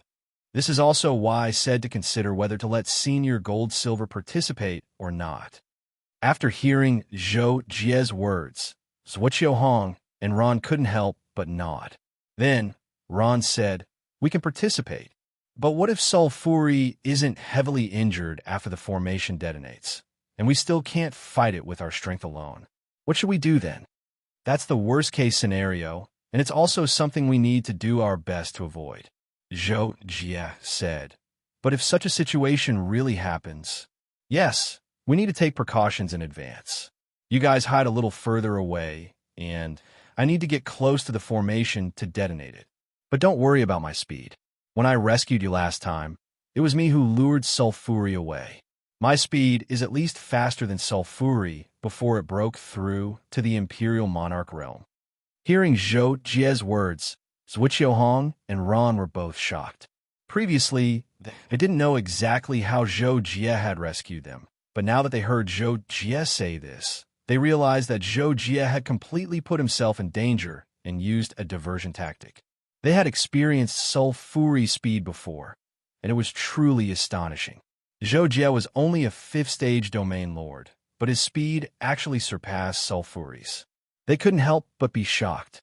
However, at this moment, it wasn't good for Zhuqiu Hong and Ron to place their attention on Zhou Jie, so they suppressed their shock. In the end, Zhuqiu Hong said, "Then let's finish formulating the specific plan, and then we'll start preparing for the operation." Zhou Jie and Ron naturally didn't have any objections to this. So, Zhou Jie immediately took the lead, and the three of them decided on the initial plan. After that, Zhuqiu Hong and Ron started to contact Genie Nan and asked them to participate in the operation. As for the others, for the sake of avoiding the news from being exposed, they didn't tell anyone else. During this period of time, Zhou Jie started to prepare for the matters related to setting up the formation. But because the materials for the formation weren't complete, Zhou Jie could only ceaselessly deduce the formation and try his best to familiarize himself with it, so that he could set it up with ease once he obtained the materials. In the blink of an eye, about 3.5 years had passed. Zhou Jie produced the formation disc for the quadrangular lightning formation at a pleasantly surprising speed. After he told this news to Zhuqiu Hong and the others, they were greatly excited. A few days later, after Zhou Jie finished setting up the formation and everything related to it at the destination, he personally wrote a letter of challenge, which was sent to the Star Sword Palace by a specialized starship robot, Star Sword Palace, square in front of the Swordhead Palace. Sulfuri stood at the top of the Swordhead Palace with his hands behind his back as he looked disdainfully at the last two people in the center of the square. Those two people were originally brother and sister, and both were 6-star lords. They were originally the legendary siblings on the same planet, and could be considered the overlords of a region. But in the last few years, Sulfuri had started to hold the king of slaughter competition. It captured a group of people with similar strength, placed them in the plaza of the Swordhead Palace, and made them kill each other until the last person. The last person who survived would be rewarded by Sulfuri, and would be incorporated into the army it had just formed to assume a certain level of leadership.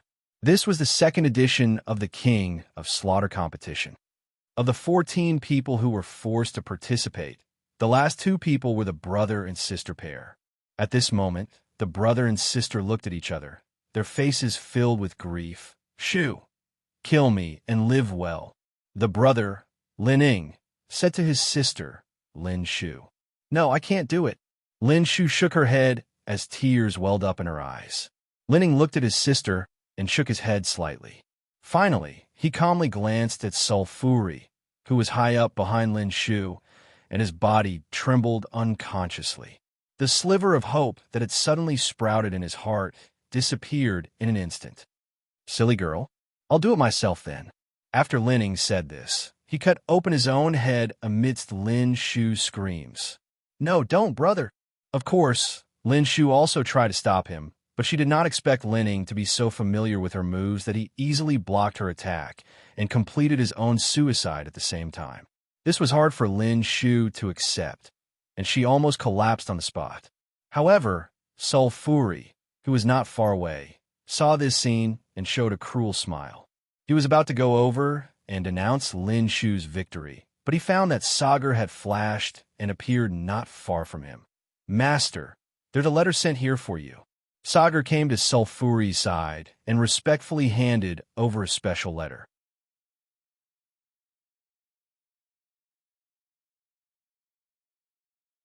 Chapter 294. Oh, Sully was slightly surprised by this.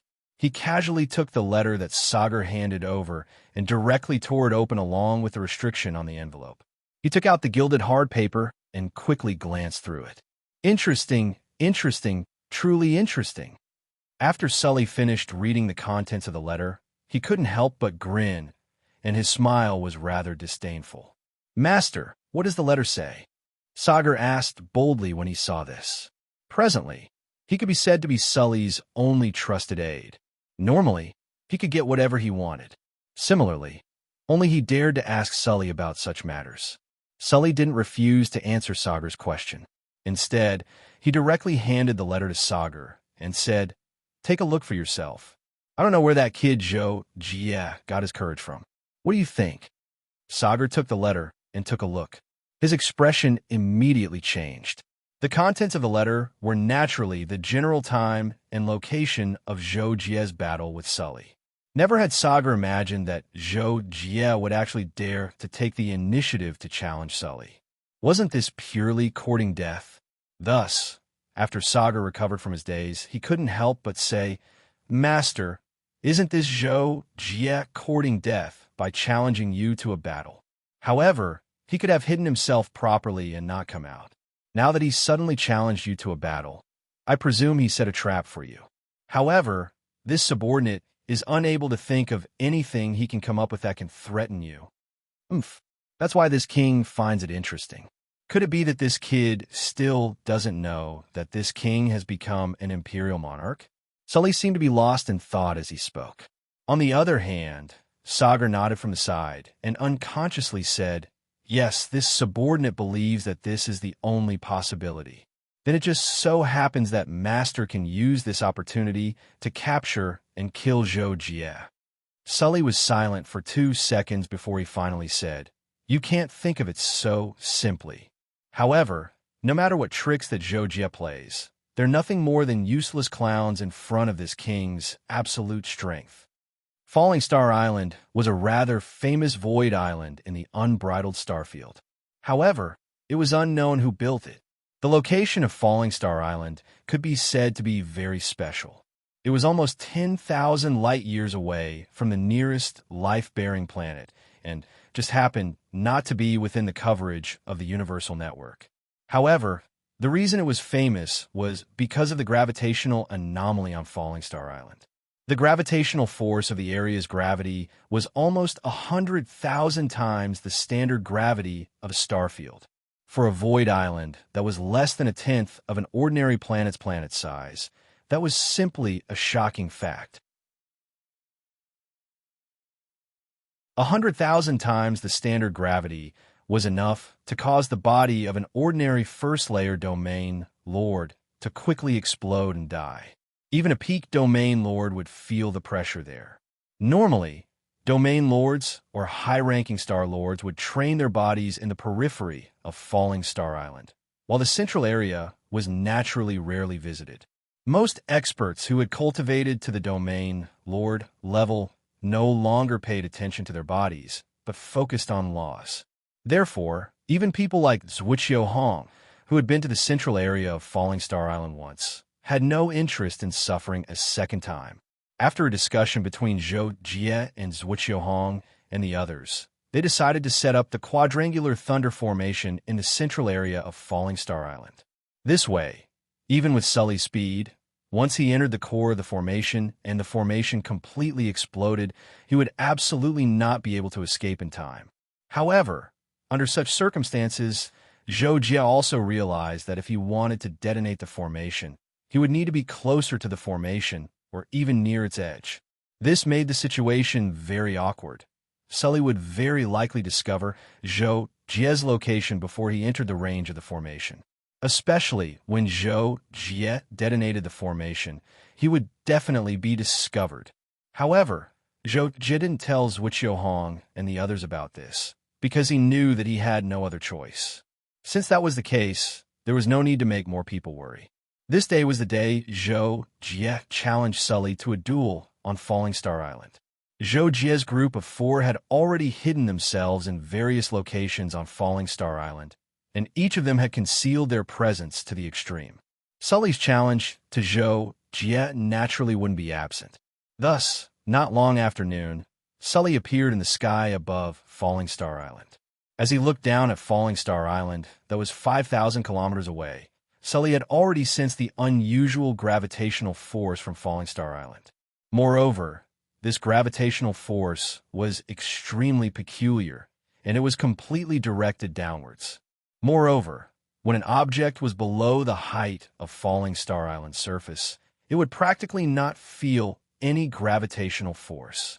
Although Sully didn't care much about whether or not Zhou Jie had set a trap, he still wanted to know the reason why Zhou Jie had chosen Falling Star Island as the location of the duel. After all, in Sully's opinion, the only thing Zhou Jie could rely on was that peerlessly terrifying escape technique of his. Apart from that, Sully really couldn't think of anything else about Zhou Jie that could make him look favorably upon. Moreover, the Falling Star Island that Zhou Jie had chosen was a place that severely restrained speed. This was a completely suicidal approach. Zhou Jie wasn't stupid, so why would he choose Falling Star Island as the location of the duel? However, Sully observed for a long time from 5,000 kilometers away, yet he still couldn't see anything unusual about the periphery of Falling Star Island. Thus, he approached to a height of less than 10,000 meters above the periphery of Falling Star Island and carefully sensed for a while. But in the end, he still found nothing. Could it be that Falling Star Island is a forbidden land? But the information I received didn't mention it. That shouldn't be, Sully thought to himself as he gradually flew towards the interior of Falling Star Island. His speed wasn't fast, but he flew lower and lower. The deeper he went, the greater the gravity of Falling Star Island. Thus, Sully found it more difficult to sense the ground below from a high altitude, so he would rather lower his flying altitude and increase his sensing ability.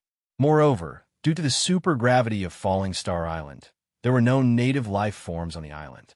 There were only various craggy rocky mountains, and the density of these rocky mountains was also shockingly high. Any random rock below Lord class would not be able to damage it. Thus, the landscape of Falling Star Island hadn't changed much for thousands of years. Later on, Sully landed on the ground, and after walking for a short while, he discovered traces of a formation on Falling Star Island. The rocks of Falling Star Island were difficult to damage, so any special traces would appear very obvious. A formation? That's to be expected. But what can a formation do to me? Sully sneered disdainfully at this.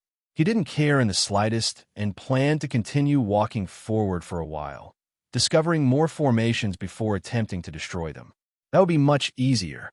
On the other side, Zhou Jie held the formation plate in his hand and connected it to the formation. He knew that Sully had already entered the formation, but he was still at the edge of the formation. He couldn't act rashly for the time being. Not long after, Sully approached the center of the formation and stopped. At this time, he had already grasped half of the Heavenly Thunder quadrangle formation, which allowed him to forcefully destroy a part of the formation. Of course, Zhou Jie had already considered the situation of Sully breaking the formation. This could be said to be a very normal situation.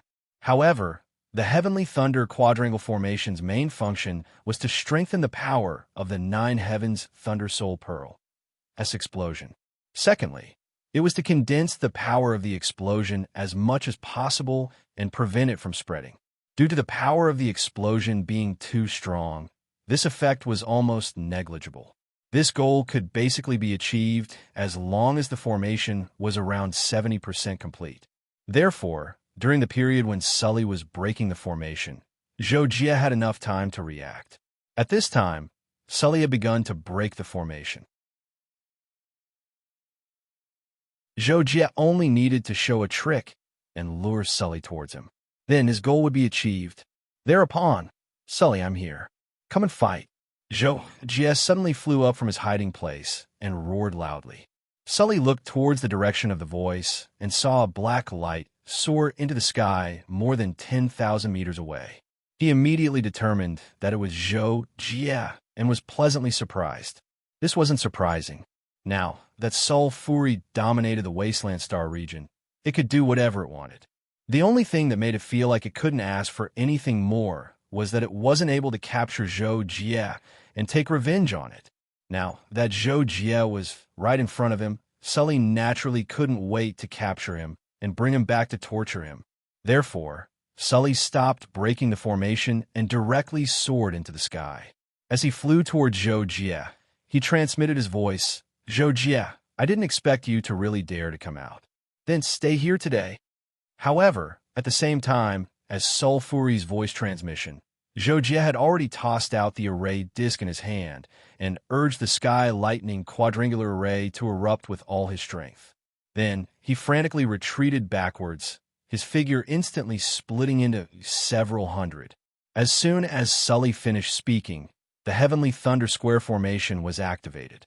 The power of the Nine Heavens Thunder Soul Pearl was fully activated and released in an instant, achieving the effect of self-explosion. Oh no, this.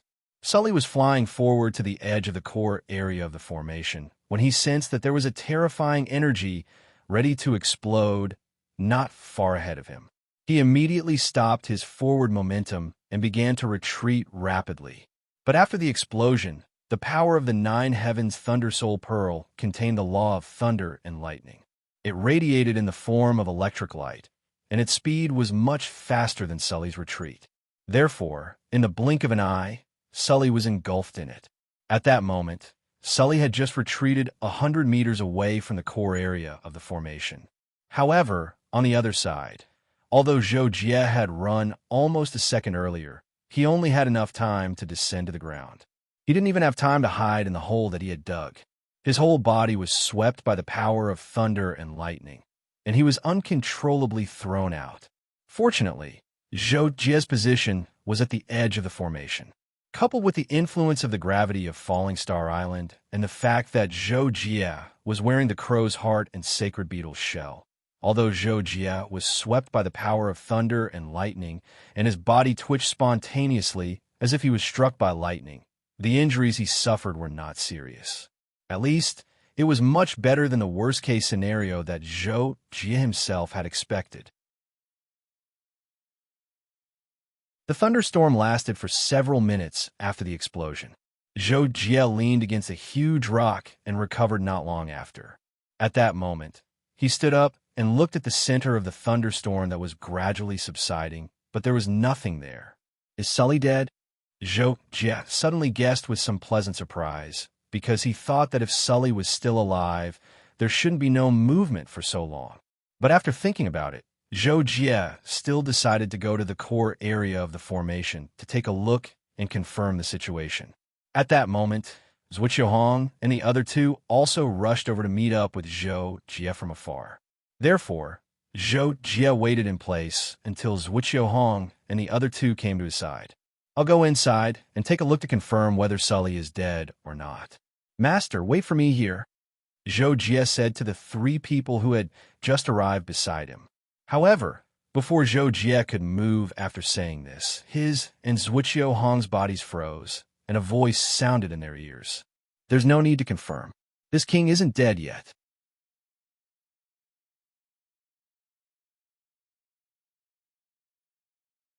Chapter 295.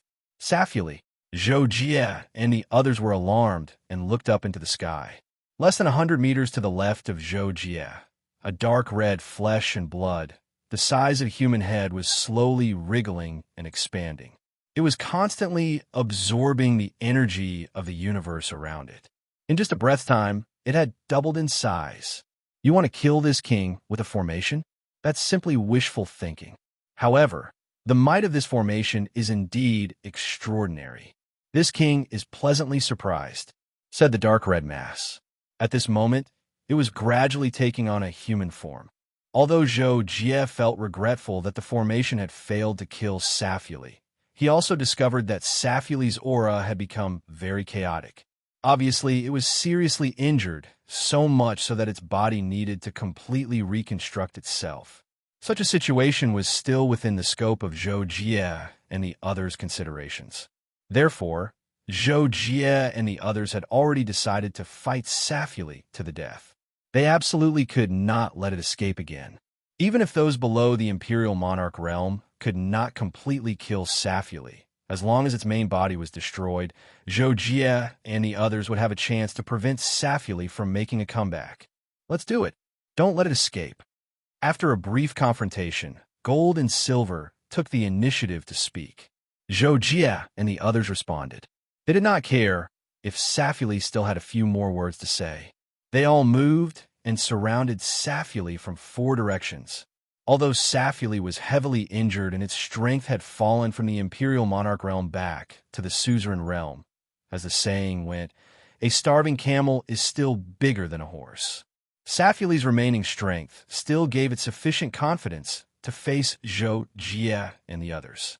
Although there was the danger of Safuli failing, its long reign as an overlord and its desire to capture Zhou Jie made Safuli still choose to fight Zhou Jie and the others.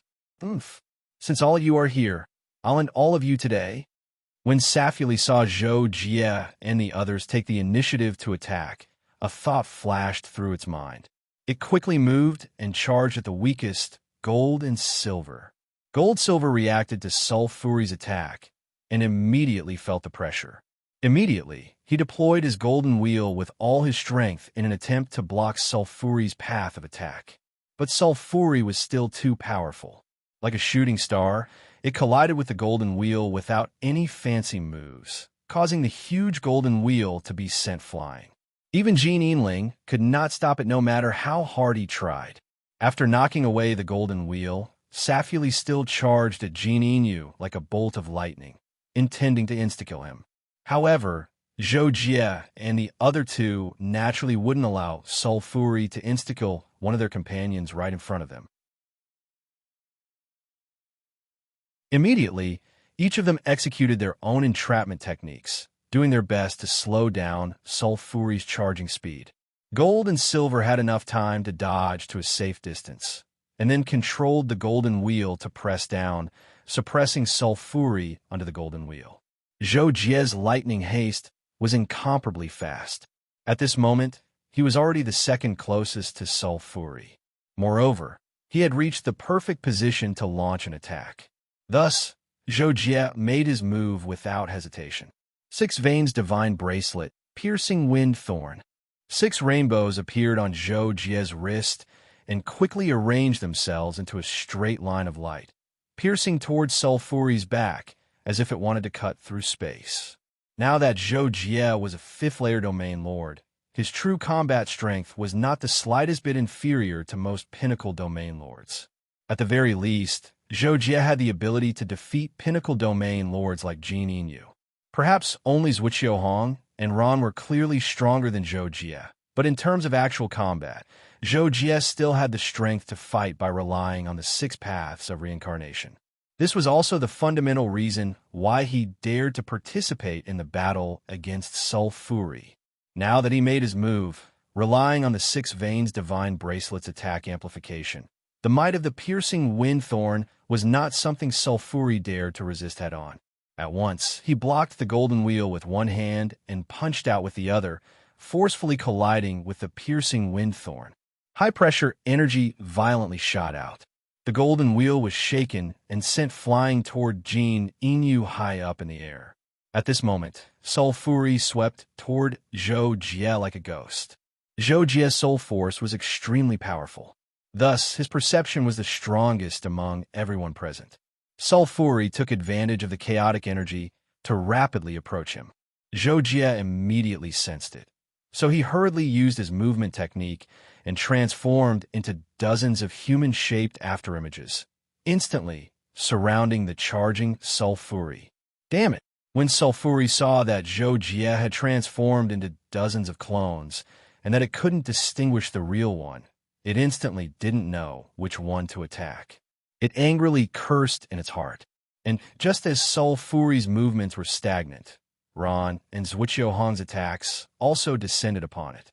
A gray spear aura and a golden sword aura were extremely condensed and contained enormous destructive power. In Sulfuri's current state, it wasn't willing to take Ron's spear aura head-on. As for Zhuqiu Hong's sword aura, it did great damage to it, so it didn't dare to let be attacked.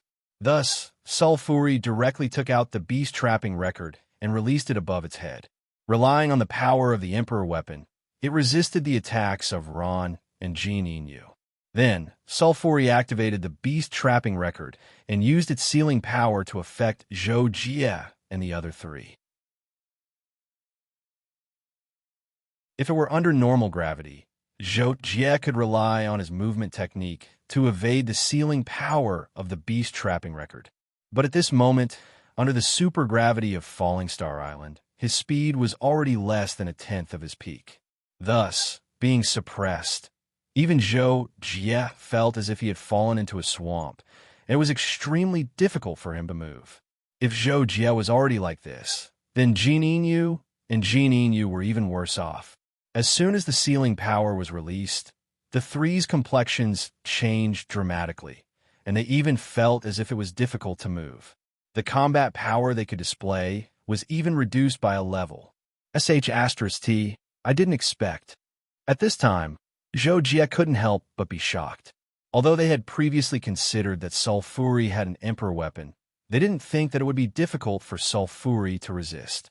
But now, the supergravity of Falling Star Island combined with the sealing power of the beast trapping record gave them a huge surprise. "Ha ha! Die for this king, all of you!" When Sulfuri saw that Zhou Jie and the other three's movements were slow, and even Zhou Jie's illusory body had collapsed by itself, it couldn't help but laugh wildly. It stretched out its hands to grab Zhou Jie and Zhuqiu Hong, intending to eliminate the two who posed the greatest threat to it first. Of course, Zhou Jie and Jin Yin wouldn't let Sulfuri succeed so easily. At once, they erupted with power. Zhou Jie directly displayed the profundity of the Six Veins Divine Bracelet that he had comprehended a few years ago. Six Veins Divine Sword. The six divine swords directly combined to form a sword formation. The tips of the six swords pointed forward, and they were divided into two layers as they attacked Sulfuri's huge hand. At the instant the swords collided with the hand, sword rays erupted, and sword shadows crisscrossed, directly turning Sulfuri's hand into pieces. On the other side, Zhuqiu Hong's sword transformed into a myriad of sword rays, and in the end, they converged into a sword shadow that contained the power of space and directly chopped off Sulfuri's hand. Sulfuri couldn't help but be shocked by this. Never had it imagined that Zhou Jie and Zhuqiu Hong's attacks would actually be so terrifying.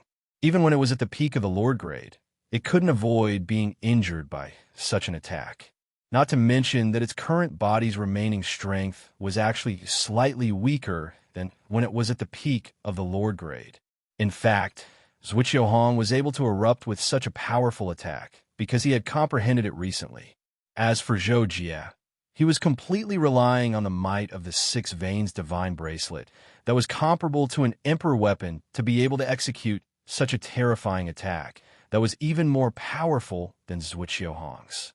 The failure this time made Sulfuri extremely furious, so he decided to deal with one of them first. Roar! Sulfuri's hands were chopped off, and it suddenly roared furiously. Then its entire body instantly expanded, and its hands grew back. At the same time, a demonic force erupted from its body, and it shocked Zhou Jie's group of four. Zhou Jie's group of four knew that Sulfuri was going all out this time, but this also meant that it was at the end of its rope. So long as they could endure through Sulfuri's explosive period, they ought to be able to exhaust it to the point where it could be killed. So at this moment, while Zhou Jie's group of 4 felt even more pressure, they also raised their spirits because the next moment was the critical moment that would determine the outcome of the battle, and the 4 of them represented the desire of the countless lives in the entire unfettered starfield. Yes, the desire of life. Zhou Jie's group of 4 felt a sense of mission at this moment, and it was as if the desire originated from the countless lives in the unfettered starfield. Roar! After Sulfuri transformed, it continued to roar furiously and took the lead to pounce at Zhou Jie. Because the might of the 6-pulsed divine sword had truly frightened it, Sulfuri no longer regarded Zhou Jie as a 5th-stage domain lord, but rather as a fatal threat that it would kill first. Kill! Zhou Jie also erupted at that moment. He knew that he couldn't retreat. Even if he wasn't Sulfuri's match of the moment, he still hoped to exhaust Sulfuri's energy with all his might, so that Zhuo Hong and the others could have an easier time and have a better chance of killing Sulfuri. 6-pulse divine sword, the second time it was used. Zhou Jie disregarded the consumption and used the 6-pulse divine sword once more. Sulfuri, on the other hand, was still frightened when faced with the might of the 6-pulse divine sword once more. This time, it actually chose to use both of its hands and collide with it with an explosion of energy. It didn't dare to use its powerful body to meet force with force in the slightest. Boom! This time, Sulfuri finally crushed Zhou Jie's 6-pulse divine sword with absolute strength. The 6 divine swords instantly transformed into streams of light and shot back, and Zhou Jie transformed them back into bracelets. Sulfuri then charged in front of Zhou Jie and simply and violently waved its hands with the intention of killing Zhou Jie. At this time, Zhou Jie was still affected by the sealing power of the beast trap record, so he no longer had an advantage in speed. Thus, after dodging a few of Sulfuri's attacks, he was finally hit. He was completely unable to resist and was sent flying, and his entire body was in severe pain as if it had fallen apart. Sulfuri wanted to pursue after blasting Zhou Jie away, but Zhuo Hong had already attacked from behind with all his strength. Sulfuri didn't dare to ignore him and immediately changed its target, intending to cripple Zhuo Hong as well. Boom! This time, the collision between Zhuo Hong and Sulfuri also resulted in Sulfuri's crushing. Zhuo Hong was bluntly sent flying to the extent that his figure was strangely distorted. Obviously, he'd suffered heavy injuries. It was simply hard to imagine how much stronger Sulfuri had become after transforming. However, the remaining 2 didn't shrink back because of this, and their attacks followed closely behind and arrived above Sulfuri's head.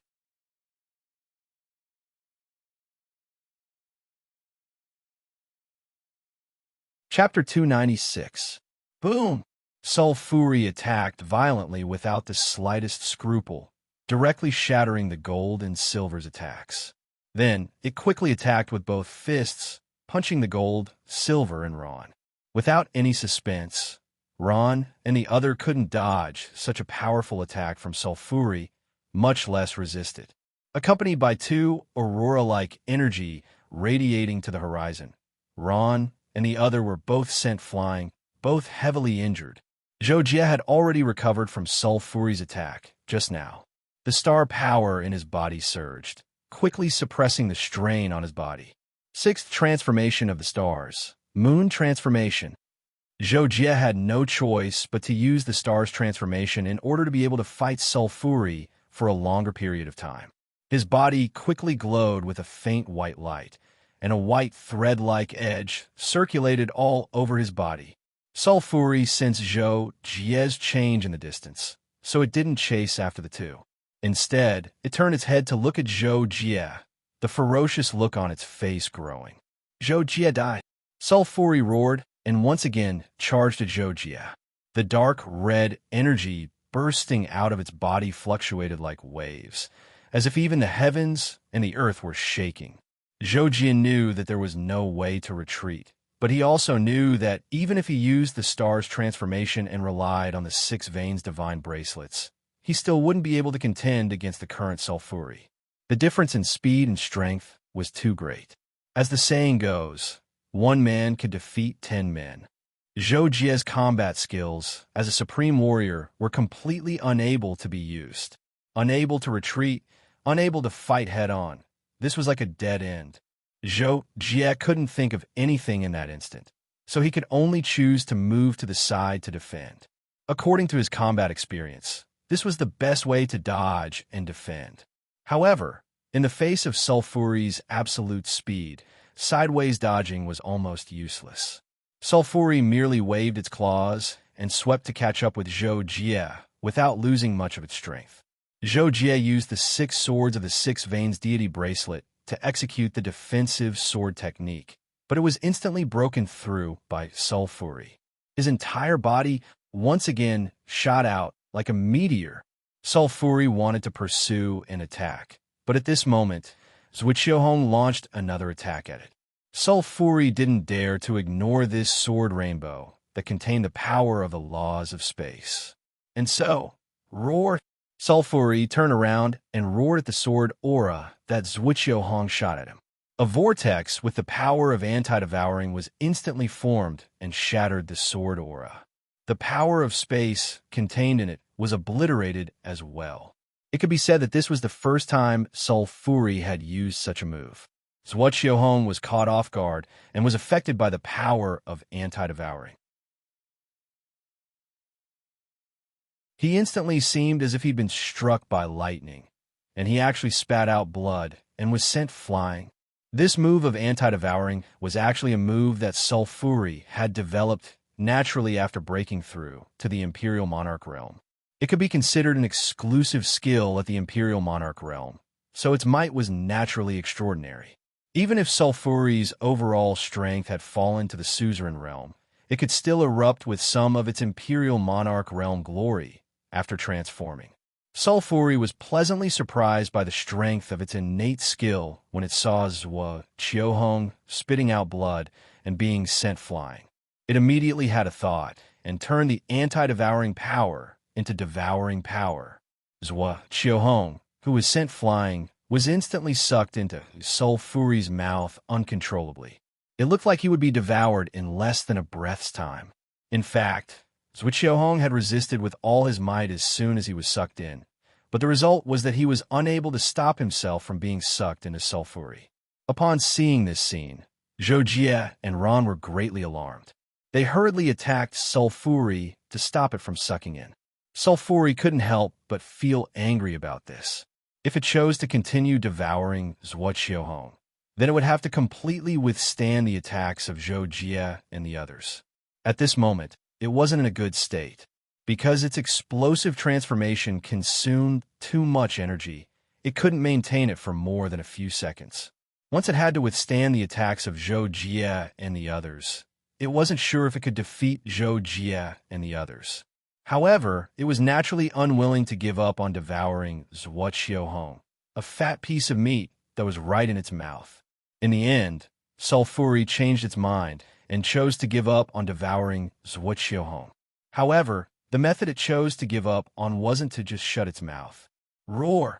With a furious roar, Sulfuri actually turned the devouring power into anti-devouring power again. So in an instant, Zhuqiuhong was once again hit by a powerful impact. His entire body seemed to have fallen apart as he flew far away and crashed to the ground. At the same time, Sulfuri turned around and tried its best to block the 3 rainbow-colored lights that were attacking it. Boom, boom, boom! Due to the change in devouring power, Sulfuri wasn't able to withstand the attacks of Zhou Jie and the others. It was immediately knocked back several hundred meters in the air and was injured.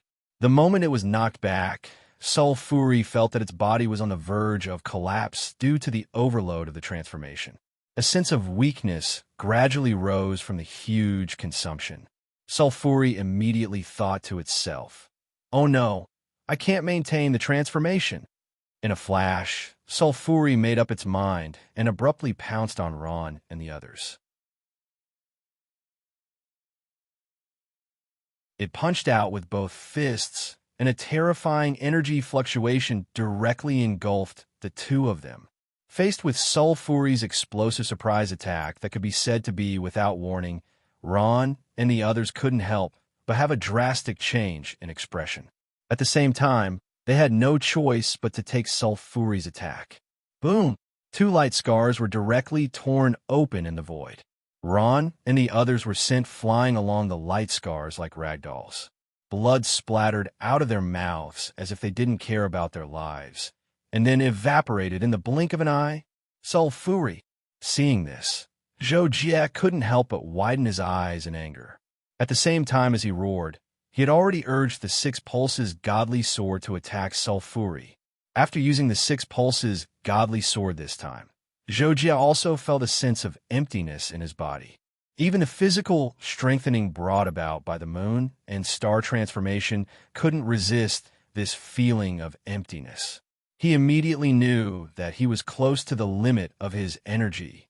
But it was also at this time that Soul Fury could no longer maintain the transformation. Its body began to rapidly collapse, and the terrifying brilliance around its body also quickly converged. At this time, facing the attack of Zhou Jie's Six Pulses Godly Sword, Soul Fury's expression turned ferocious. It knew that it would be injured if it resisted the Six Pulses Godly Sword, but it couldn't evade at this time. It could only choose to resist as much as possible to reduce the damage to its body. Donk! In the end, the Six Pulses Godly Sword seemed to have collided with a huge mountain and then completely pierced through it, producing a continuous muffled sound along with the transmission of energy. It turned out that Soul Fury was in an extremely weak state after the transformation was dispelled. It actually couldn't resist the Six Pulses Godly Sword as it wished. Instead, it was pierced through one side of its chest and continued to move backward with the remaining power. That was why the continuous vibration was produced. When Zhou Jie saw that the Six Pulses Godly Sword had seriously injured Soul Fury and that Soul Fury's transformation had disappeared, he was wild with joy. This was because he realized that Soul Fury couldn't hold on any longer. He just had to fight one more time, and maybe, but this excited thought only flashed through Zhou Jie's mind for a moment. He soon discovered that the four people on his side were all seriously injured.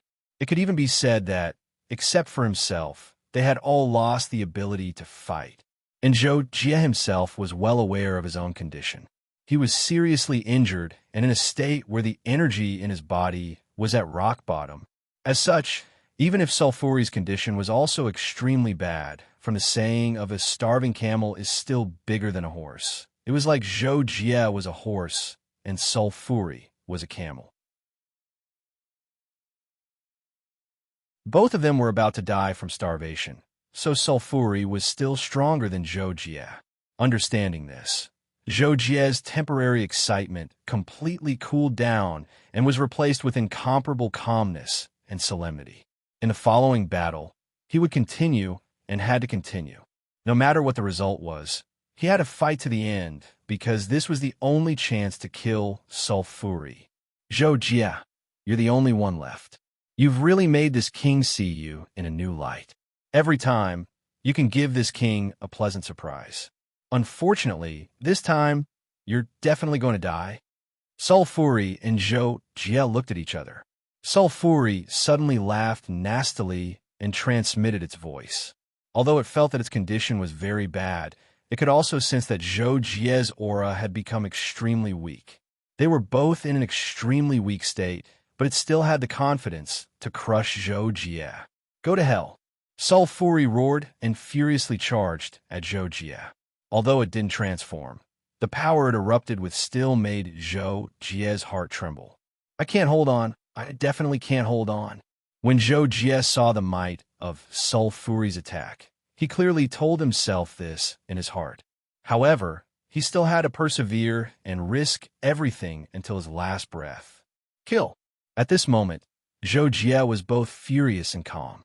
In his eyes, there was only the trajectory of Soul Fury's attack. Before the six divine swords could fly back to defend, Zhou Jie directly used his long and short sabers to clash with Soul Fury at close range. Of course, this didn't mean that Zhou Jie would really clash head-on with Soul Fury without any fancy tricks. After all, Zhou Jie wasn't stupid. No matter how strong he was only a 5th-stage domain lord. At this moment, Soul Fury was still much stronger than him. Therefore, Zhou Jie naturally used everlasting sacred hands, stealing Yin Yang, in order to dodge and shift the power of Soul Fury's attack as much as possible. However, the difference was too great. Zhou Jie barely managed to receive 2 of Soul Fury's attacks at the beginning of the clash. At that time, even his center of gravity was unstable. In less than half a second, Zhou Jie couldn't withstand Soul Fury's several attacks. His whole body twisted and turned in the air. Soul Fury saw this and naturally took advantage of the situation to pursue. Zhou Jie relied on his Supreme Warrior's battle intuition to sense Soul Fury's follow-up attack, but he couldn't dodge it. Therefore, Zhou Jie crashed to the ground and got up, but he was sent flying dozens of meters away. Even the crow's heart was beaten until it was deformed. It could be seen how terrifying Soul Fury's attacks were. Soul Fury attacked continuously, like a boxing champion beating up a boxing newbie, beating Zhou Jie until he couldn't fight back.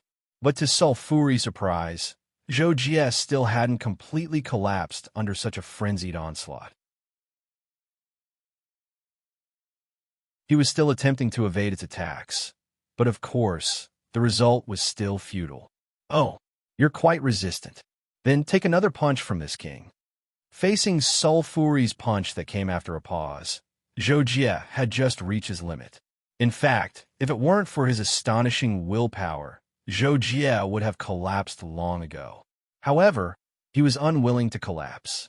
He wanted to counterattack, but he really couldn't do it. He couldn't do it even if he tried his best, because his body couldn't keep up with his control. He could only rely on his willpower to support himself from collapsing completely. At the moment Soul Fury delivered the final punch, Zhou Jie felt like his body didn't exist, but his consciousness was extremely clear. He was like a beast that had escaped its cage, roaring and roaring. Time seemed to slow down at that moment, so slow that Zhou Jie recalled many, many things. Am I going to die? Zhou Jie asked himself in his heart, but this question wasn't calm. Instead, it was like a roaring question. No. Countless scenes flashed through Zhou Jie's mind. He suddenly shouted angrily in his heart, "No!" Then, Zhou Jie's consciousness clearly felt Soul Fury's punch magnifying in front of him. But there wasn't the slightest fear in Zhou Jie's eyes. There was only a pitch-black abyss. Divine spell profundity, samsara.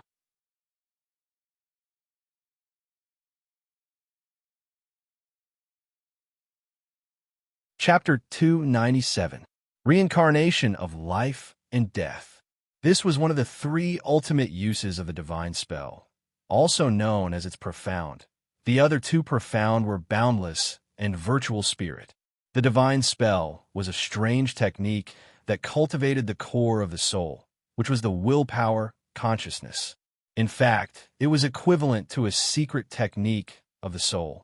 However, this secret technique was extremely difficult to cultivate, and the way to cultivate it was obscure. However, due to its incredible effect on the soul, it finally became one of the 6 paths of reincarnation. In the end, it was just that the divine art was a soul mystic art. It was just that it was too difficult to cultivate.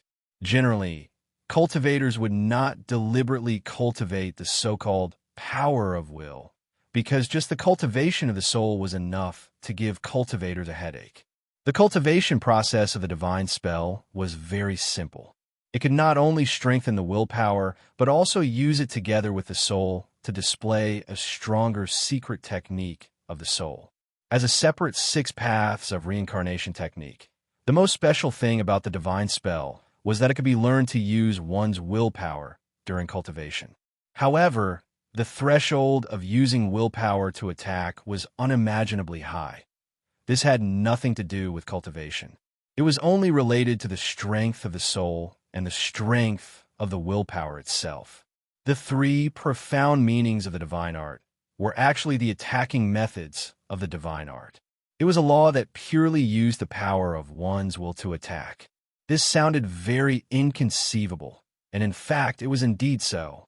Even the cultivators of the Emperor Realm and the Universe Emperor Realm thought so. To understand this point, the relationship between the body, soul, and willpower, power, had to be explained again. The soul was the core of the body. For ordinary people, the soul was the spiritual power of the brain. It was a kind of matter and energy that operated in the brain. For powerful cultivators, the soul could manifest itself so they could take things from a distance. However, without relying on the body, the soul's power would be greatly weakened by the external matter. The willpower was the core of the soul. Therefore, the effect of the willpower on the soul was like a person facing an extremely dangerous situation. The soul's power would be stimulated, urging the body's power to adjust and erupt so as to avoid or resist the danger as much as possible. To understand this point, ordinary people couldn't use their soul's power very well. Cultivators could strengthen and use their soul's power after cultivating to a certain level. But for the deeper level of willpower, they could only be helpless like ordinary people using their soul's power. It was difficult to deliberately cultivate. The biggest problem was that there was no cultivation method, and the divine spell just happened to be such a cultivation method. It could be said to be a heaven-defying technique. Finally, when Zhou Jie was facing Sulfuri's fatal punch, his consciousness suddenly erupted, allowing him to use the profound meaning of the divine spell, samsara of life and death. This was only a free translation of the meaning of the divine spell's creator's words. The effects of this technique could only be understood and not explained with words. However, Zhou Jie had relied on the various comprehensions he had gained during his time in the mortal world to erupt with his will. When he finally displayed this profound meaning, he had a profound understanding of this profound meaning. What shocked him the most was that this attack of will seemed to represent the highest law of the universe. All the concepts of matter, energy, space-time, and so on in the universe didn't seem to exist. That moment seemed eternal and endless. For Zhou Jie, it was an unforgettable moment that he couldn't imagine. And after that moment, Zhou Jie only felt as if his soul's power had been sucked out, and then his entire body instantly sank into darkness. Time returned to the moment when Zhou Jie used samsara of immortality. Sulfuri's expression was ferocious as it punched at Zhou Jie. The fist seemed to carry endless power and was extremely dazzling. But in the next moment, Sulfuri's eyes suddenly lost their luster. The energy gathered on its body actually silently turned into nothingness, and its speed also became zero. It stopped at that point for a millionth of a second, and then its body started to fall. Under the influence of supergravity, it fell from a height of only a few meters, but it was like Mount Tai was collapsing, and its valiant body also ruptured along with it. Not far away, Zhuqiuhong and the other two struggled to gather towards Sulfuri's side. When they saw this scene in midair, they couldn't help but be stupefied. What's going on? Staying in midair for a long time, Zhuqiuhong and the other two looked at each other, shocked and confused. Sulfuri is dead, Zhuqiuhong thought with shock in his heart. But he truly felt it was hard to believe, because he was completely unable to think of a reason for Sulfuri's death. It was truly too sudden, and Zhou Jie seemed to have done nothing before he fainted. Actually, everyone's shock only lasted for a short 2 or 3 seconds. After their shock, Zhuqiuhong and the other two used their perception to confirm that Sulfuri's body was no longer breathing, and they immediately flew over to Zhou Jie's side. Zhou Jie? Zhou Jie? Zhuqiuhong helped up Zhou Jie, who'd fallen on the ground. He noticed that Zhou Jie was still breathing, but he didn't know why he'd fainted just like that. He could only try to call out to him, but the result was that Zhou Jie didn't respond at all. When faced with such a situation, Zhuqiuhong and the other two were in a daze with pleasant surprise, and they brought Zhou Jie away from Falling Star Island. After this day, more than 4 months passed in the blink of an eye. and Zhou Jie suddenly woke up. Zhou Jie felt that a void that seemed like darkness and light had suddenly appeared before his eyes, and then the void gradually moved further and further away from him. The entire process lasted for a second, yet it also seemed like an extremely long time, and then he suddenly heard a song. "Come back quickly, I can't bear it alone, come back quickly." After that, Zhou Jie opened his eyes. He still felt slightly dizzy, but he still quickly realized who was singing. Kakashi. Zhou Jie spoke out, wanted to interrupt the singing because he felt that Kakashi's voice was truly too frightening when singing this song. Kakashi, who was singing loudly, suddenly heard Zhou Jie call out to him. He immediately stopped singing and shouted with a surprised expression on his face, "Ah, Jocko, you're awake. This is great." In this regard, Zhou Jie was about to say something, but Jocko suddenly rushed to the side of the bed he was lying on and said, "Come and kiss me, Jocko." Then, under Zhou Jie's astonished expression, his face was fiercely kissed by Kakashi. Zhou Jie was a little dumbfounded at that time. It seemed to be the first time someone had kissed him in his life, and it turned out to be a King man.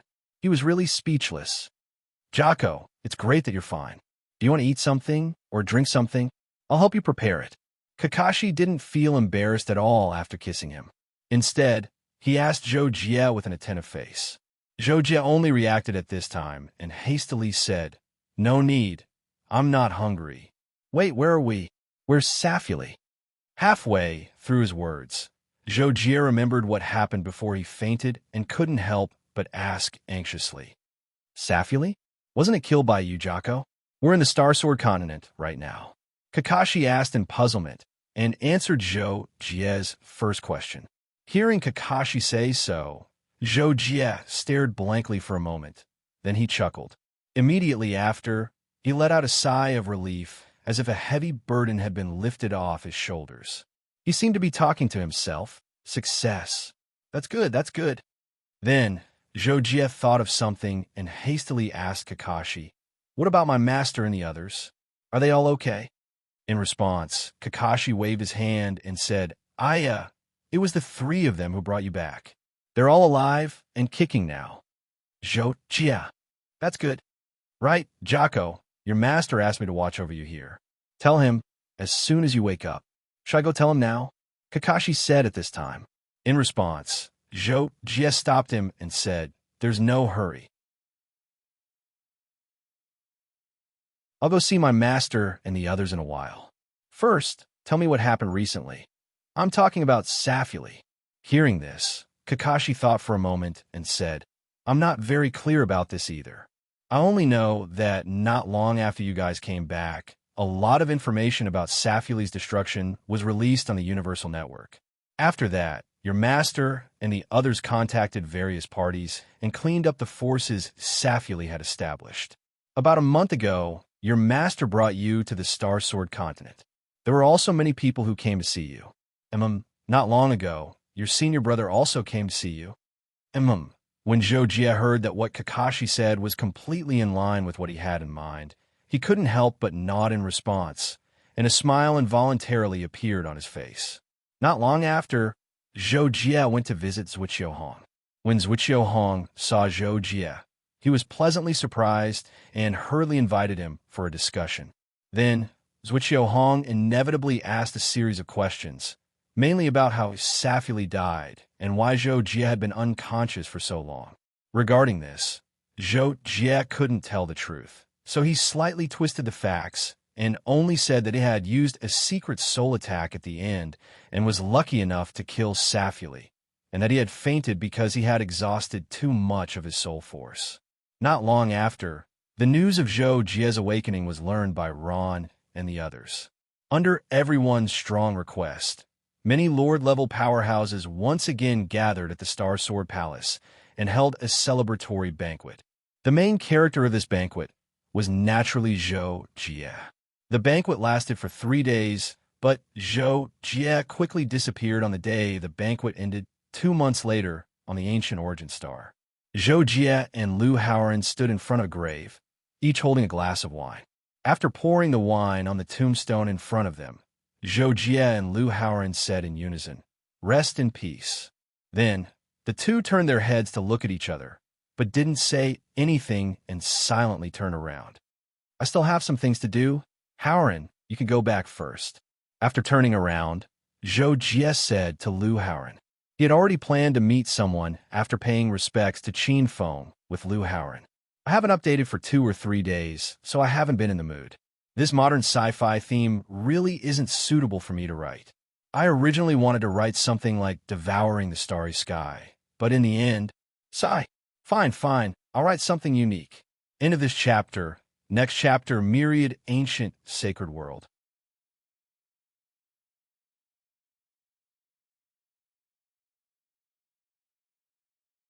Chapter 298.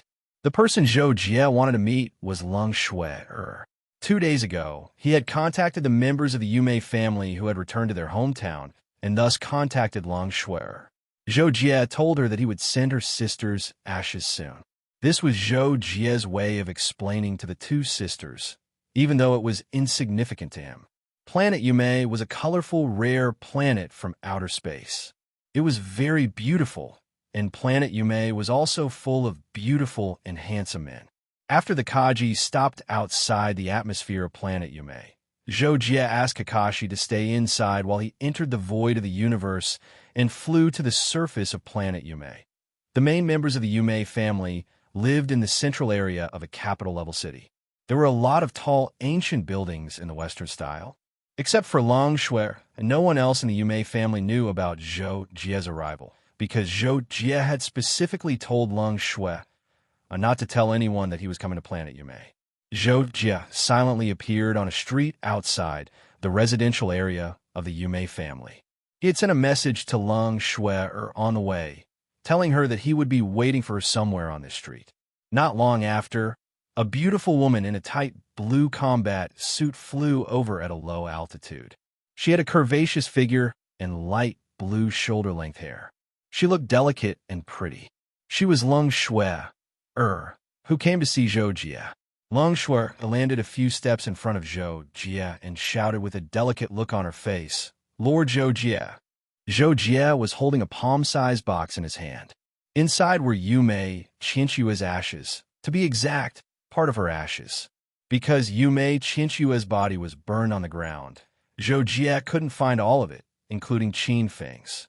Miss Shui, these are your sister's ashes. I'm sorry that I couldn't save her.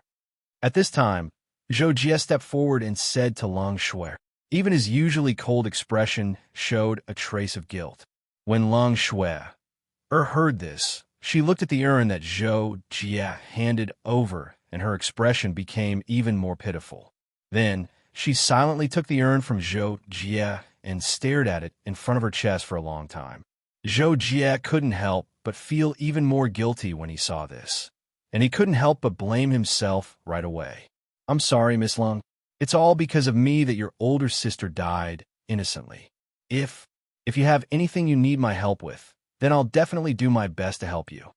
Zhou Jie was not good at comforting others, so he could only say that. Leng Shui came back to her senses and hugged the urn to her chest. Then, her expression suddenly became much better, and she even squeezed out a smile. Then she said, Sir Zhou Jie, it's not your fault. My sister. Forget it. The dead can't be brought back to life. Let go. Sir Zhou Jie, please don't feel guilty about this anymore. Hearing the sudden change in Leng Shui's expression and saying this, Zhou Jie couldn't help but be stunned, but he immediately reacted and nodded slightly. Thank you for your understanding. Then, Zhou Jie felt that it was about time, so he planned to leave. But who would have thought that Leng Shui spoke again? Sir Zhou Jie, is this your first time on our planet? I'll take you to the best hotel nearby for a meal. It's not good to let you send my sister off. In this regard, Zhou Jie hesitated slightly.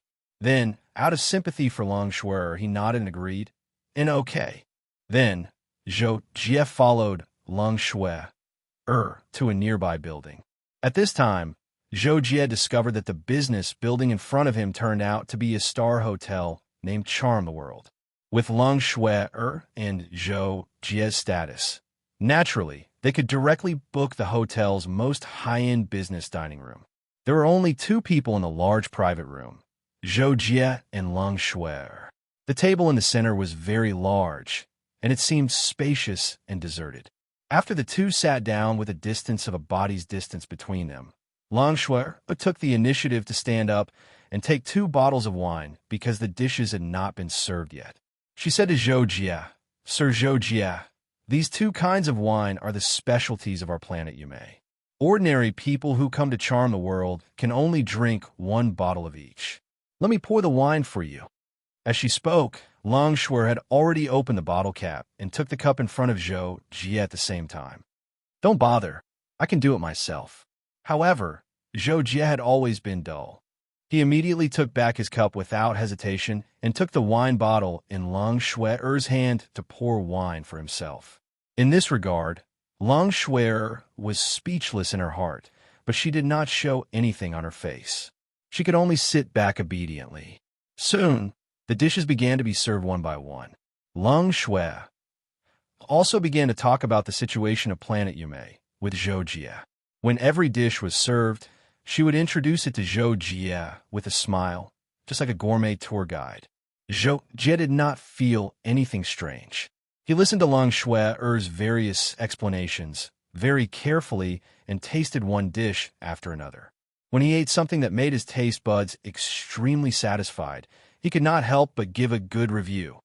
In the beginning, although Long Shui smiled and explained to Zhou Jie, she was still quite restrained.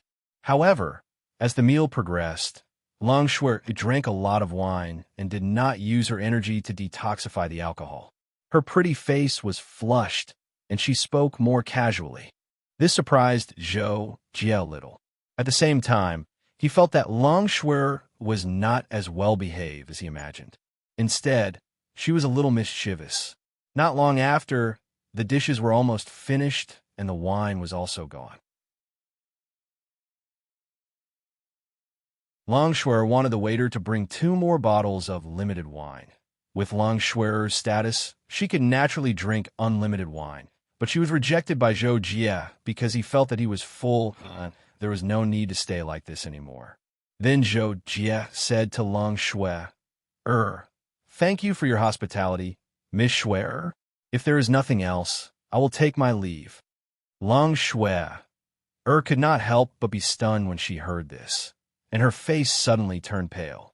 Then she hurriedly asked, "Sir Zhou Jie, don't you want to consider staying on Planet Yume for a few more days?" "Huh?" Long Shui's sudden question also made Zhou Jie feel strange. After hesitating for a moment, Zhou Jie still said, "It's not necessary. I plan to go into seclusion after I go back." Hearing Zhou Jie's answer, the expression on Long Shui's face suddenly dimmed, and she lowered her head in silence. Zhou Jie could not help but feel strange when he saw this, so he could not help but ask, "Miss Shui, do you have something on your mind? Did you encounter any difficulties? You can tell me. There are few things in the unrestrained sea star field that I can't do." Perhaps because he wanted to make up for it to Long Shui, Zhou Jie, who never liked to boast, finally said something domineering, but this was also the truth. Hearing this, Long Shui nervously twisted her hands together. Then she hesitated for a long time before she mustered up the courage to raise her head and say to Zhou Jie, "Sir Zhou Jie, I want to follow you. Can I?" Hearing such a question from Long Shui, out of the blue, even with Zhou Jie's calmness, he was stunned and immediately said in surprise. Seeing Zhou Jie like this, Long Shui immediately added with a firm look in her eyes, "I've had enough of my current life. After my sister left, I felt very confused about my current life, so I suddenly had an idea to follow you, Sir Zhou Jie. In the future, wherever you go, I will go. That way, I can see more things, and my life will be more colorful." "I see." After hearing Long Shui's explanation, Zhou Jie immediately felt that what she said was very true. It could completely be a reason for her to follow him, but he still felt that something was wrong. So Zhou Jie was stunned for a few seconds. Thinking that Long Shui was a woman, he could not help but have a headache. He immediately said with difficulty, Seeing this, Long Shui quickly showed a gloomy expression and said with some bitterness, Actually, my sister had the same idea when she was alive, which was to go to the vast and boundless universe to take a look. Unfortunately now, when Zhou Jie heard this, he was speechless. Out of helplessness and sympathy, he could not help but reluctantly agree. All right then, but after I return, I will be in seclusion for a long time. If you want to go to various places in the unrestrained Sea Star region, I can arrange for someone to accompany you. Unexpectedly, Long Shui heard this and directly said, No need. I can wait for you to finish your seclusion. I just want to follow you everywhere. That way, I will feel more secure. Secure. These three words echoed in Zhou Jie's mind. For some reason, he felt a little dizzy. In the end, Zhou Jie still took Long Shui back to the Star Sword continent on the Kaji. The matter of Zhou Jie bringing Long Shui back was known by Luo Feng on the day they returned. At that time, Luo Feng smiled maliciously and told Zhou Jie one sentence, Make good use of it. Zhou Jie naturally knew what Luo Feng meant. At that time, he did not know whether to laugh or cry. He explained a few words and did not take Luo Feng's words to heart. Long Shui was arranged to stay next to Zhou Jie. That night, Zhou Jie even had a meal with her and Kakashi in his room. After the meal, Zhou Jie told Long Shui that he would be in seclusion for a while, and the time might be relatively long.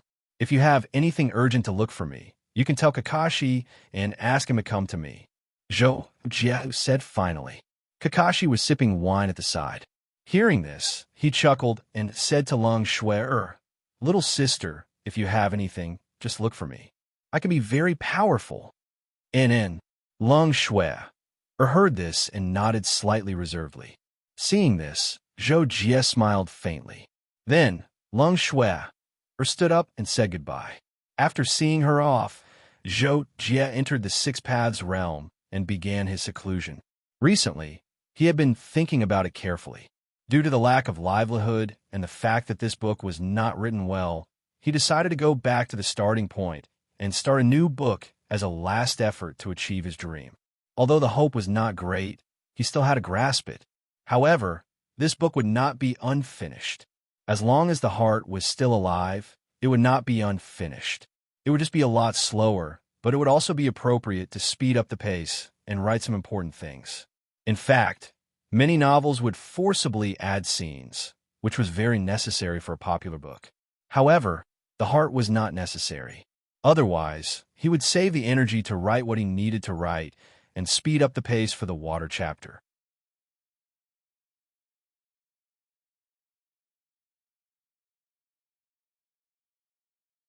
Chapter 299. This time, Zhou Jie entered the realm of the Six Paths and went into seclusion to cultivate. The main reason was that he had used the profound of the divine arts, the cycle of life and death, to kill Saffold. However, when Zhou Jie tried to use it again, he found that it was completely out of the ordinary.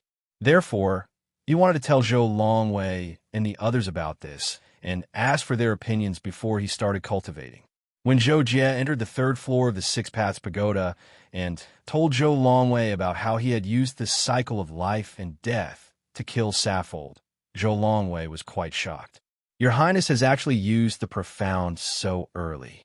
This is truly worthy of celebration. Zhou Longwei couldn't help but exclaim. But then, Zhou Longwei restrained his joy and said solemnly, However, just like what Your Highness encountered, it's actually quite normal that you couldn't use this profound after that. It's like an ordinary person who, in the face of a life and death situation, can unleash a burst of willpower, thereby allowing the body to unleash a power far beyond its usual limit. However, after the danger has passed, this person will feel exhausted and unable to unleash that kind of power again after recovering. In fact, the foundation of cultivation is to understand the origin of all things and all laws, and to continuously increase one's own strength, then control and change everything that one has comprehended. In the future, when your highness cultivates the laws, this feeling will gradually deepen. Let me give you another example. If a gust of wind passes through the air, your highness can use energy to change its direction, or you can use it as a chi attack. Or your highness can use your soul strength to sense the particles of the wind and control and change them even more. This is the so-called elemental law. But the true law, or the law that one begins to comprehend after the Emperor realm, is a deeper level of control. Not only does it focus on the particles of the wind, but it also includes the force field formed by the particles and other things on a deeper level. Zhou Longwei paused and glanced at the somewhat confused Zhou Jie. He had no choice but to continue. Of course, your highness hasn't reached this level yet, but I'm sure you've already begun to comprehend the law that I'm talking about. But your highness needs to know that the Emperor Realm's law, which is based on the elemental law, can only allow a practitioner to reach the Emperor Realm at most. If you want to reach the Transcendent Realm, you must study the law of space and time deeply. Above this, many experts also say that destruction and creation are the foundation of the law. After all, the universe itself is also a cycle of birth and death. When Zhou Jie heard this, he was actually a little speechless. He had only come to ask about the mysteries of the divine arts. Who would have thought that Zhou Longwei would say so much the moment he opened his mouth? He was really at a loss for what to do. Of course, he couldn't say this out loud. Zhou Jie could only pretend to understand. He nodded and replied, "Yes, I understand. Thank you for your guidance, Senior." Seeing this, Zhou Longwei actually understood Zhou Jie's thoughts. He immediately laughed and said, "However, your Highness's willpower must have improved greatly now. With a little time, you can master the desire-extinguishing soul method that Jihuan taught your Highness. In this way, your Highness will also gain a lot." Hearing Zhou Longwei's words, Zhou Jie suddenly realized this point, so he nodded and said, "Senior is right. Since it's too difficult to use willpower, then I'll improve the soul method first." In this regard, Zhou Longwei nodded with satisfaction and said affirmatively, "Yes, a strong physical body can feed back the soul, and a strong soul can feed back the willpower. The practice of the 6 paths is originally a combination of the physical body, soul, and willpower. Only when the physical body, soul, and willpower are all combined can there be hope to reach the Transcendent Realm." "Well, then I'll go to Senior Jihuan's place to practice the soul method first," Zhou Jie said. Hearing this, Zhou Longwei nodded and then sent Zhou Jie to the soul method pagoda level. It had to be said that since Zhou Jie used the profound meaning of the divine arts, his willpower had improved by leaps and bounds, and the speed of his soul cultivation had also risen with the tide. In less than half a year, he had made small breakthroughs, and finally, in less than 2 years, he had successfully learned the soul method desire extinguishing. The soul method desire extinguishing was like a suicidal technique. Once the soul method was used, it taught people to extinguish the 7 emotions and 6 desires, and to lose the joys and sorrows of separation and reunion. Then, with just a thought, it could make people's souls collapse and die. Of course, all of this required the support of a very strong soul. When encountering an enemy with a strong soul and a firm willpower, it was necessary to engage in a soul game, and not decide the enemy's life and death with just a thought. However, for the current Zhou Jie, there were very few people below the Imperial Emperor realm who could resist this move of his. Moreover, even if they could resist, their souls would definitely be greatly affected, and their combat strength would definitely be greatly reduced. After successfully cultivating the soul method desire extinguishing, Zhou Jie went to exchange pointers with Zhou Tianwu. After familiarizing himself with his strength again, he went to the 5th level of the Supernatural Tower's suzerain realm. Previously, when Zhou Jie broke through to the 5th layer domain lord realm, he tried to challenge the 5th level as usual.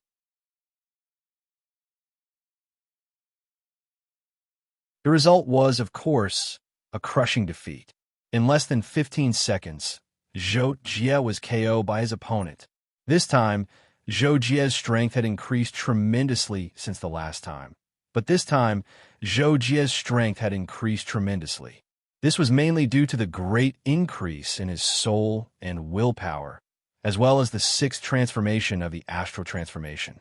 This time, if it weren't for the fact that the soul method was ineffective against the opponent created by the supernatural tower, Zhou Jie would probably be able to end the battle with just a glance.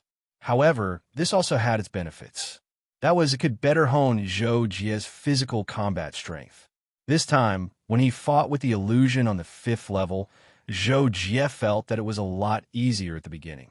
This was because the illusion could also use the astral transformation, but only at the 5th transformation. Furthermore, the limitless sacred hands was also at the stealing yin-yang realm, so their movement techniques were on par.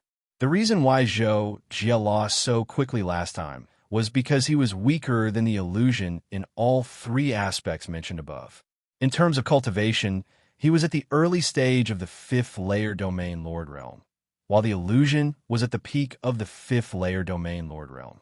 In addition, the illusion used the formation to catch Zhou Jie off guard. Thus, it gave Zhou Jie the illusion that the gap between them was too obvious. In fact, when Zhou Jie had just broken through to the 5th layer domain Lord realm, he was already close to passing the level. However, if one wanted to pass every level of the supernatural tower, it could be said that one was not obviously stronger than the opponent. This was because it was mentioned before that Zhou Jie's battle would always be exhausting, while the illusion would always be at its peak. If the gap between them was not too big and they ended up in a battle of attrition, the one who would lose would most likely be Zhou Jie. This time, Zhou Jie's challenge could not be said to be difficult, but it was not easy either. However, in the end, he passed the level without any accidents. Zhou Jie also received the reward of an energy boost. He immediately began to break through to the 6th layer domain Lord realm on the 5th level. This time, Zhou Jie successfully broke through to the 6th layer domain Lord realm. It took him a total of 24 years. During that time, he almost failed. Breaking through to the domain Lord realm was more difficult than the previous. If it was not for Zhou Jie's strong foundation and the large increase in his soul power before the breakthrough, it would have been difficult for him to break through. At the end of the period when Zhou Jie broke through to the peak domain Lord realm, the Wanton Sea sector welcomed the return of a strong person, the capital of the Sky Sea Cosmic Nation. After the destruction of Safari, the Sky Sea Cosmic Nation began to rebuild. Due to the death of Yin Tianshui, the Sky Sea Cosmic Nation only had a few domain lords of the 3rd layer and 1st layer domain lords left to control the situation. One of them, a 3rd layer domain lord named Kagis, was elected as the acting country lord. He was mainly responsible for returning the Sky Sea Cosmic Nation to the right track. One must know that Qiu Si's Tianxia mercenary group quickly fell apart after Qiu Si's death. Although Zhu Qiuhong and the others did not have the ambition to swallow the Tianxia mercenary group, the people below them could not help but get involved. This caused the Tianxia mercenary group's sphere of influence to shrink by a lot. These spheres of influence were slowly swallowed up by superpowers like the Star Sword Alliance. As for the Sky Sea Cosmic Nation, no one dared to covet it, because the Sky Sea Cosmic Nation had existed for too long, and it had produced more than one Emperor powerhouse. Even if it did not have a pinnacle horde leader, no one dared to annex it. On this day, a blue figure appeared in the sky above the recently rebuilt capital of the Sky Sea Cosmic Nation. This blue figure was a somewhat thin man. He wore an illusory blue robe. He had a head of short, ice blue hair and dark blue eyes. He looked rather peculiar. The blue-robed man glanced around and frowned slightly. Then, he disappeared in a flash. When he reappeared, he was already standing in front of Kagis, who was working in the study of the country lord's palace. Kagis quickly noticed the blue-robed man. He was so shocked that the electronic pen in his hand fell to the ground. "Who are you?" Kagis asked subconsciously. The shock in his heart did not lessen at all. This was because he realized that even with his cultivation, he could not see through the blue-robed man in front of him. The blue-robed man had barged into the study of the country lord's palace because he wanted Kgs to discover him. That was why Kgs was able to sense his presence. In response to Kg's surprised question, the blue-robed man asked in return, "Where is that brat, in Tianshui?" When the blue-robed man asked this question, Kgs was so shocked that his jaw almost fell to the ground. Did he hear it wrong? In Tianshui brat? He dared to call the country lord brat. Who was this person? Could it be? Kg's mind raced, and he realized something. He quickly opened his mouth and said, "Senior." Senior is... Just as Kgs was about to guess the identity of the blue-robed man, the blue-robed man finally introduced himself. "I am Shui Yuhan, the second country lord of the Sky Sea Cosmic Nation.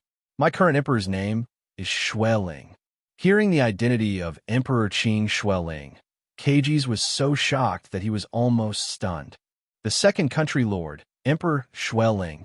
But after the shock, Kgs quickly reacted. He quickly walked out from behind the table and knelt down. Subordinate Kgs greets the old country lord. "You're finally here."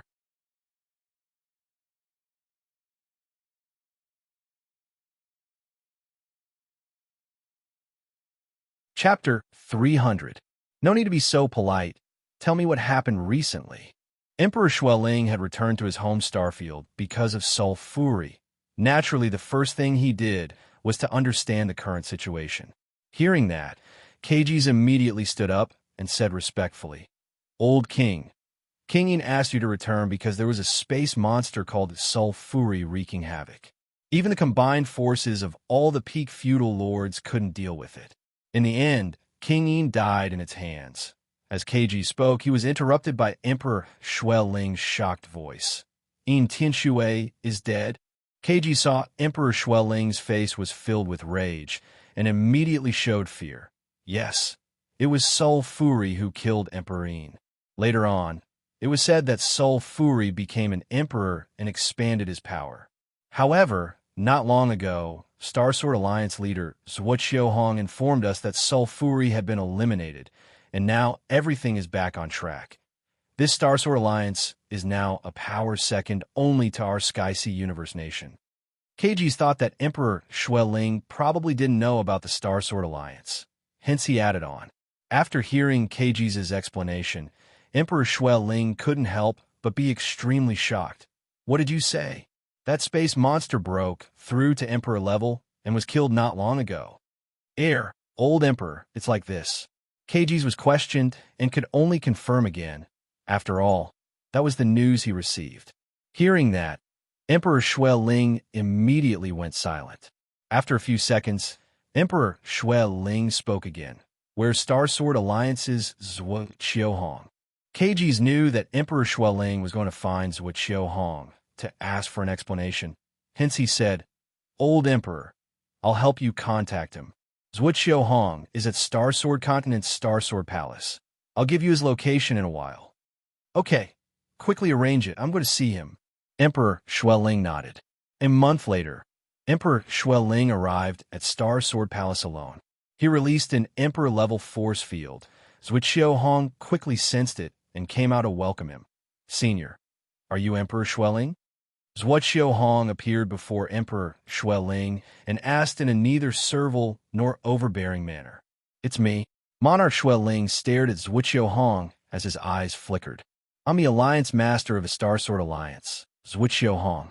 I'm already aware of the reason for Senior's visit. Senior, please come with me.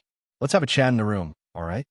Zhuo asked politely because he didn't dare put on any airs when facing an imperial monarch. Imperial monarch Xueling naturally nodded in agreement, and then she followed Zhuo into the first level of the Sword Palace. Monarch Xueling had come here for the sake of finding out more about Sulfury, especially when he'd heard that Sulfury had become an imperial monarch but had still been annihilated in the end. This caused him to be very surprised.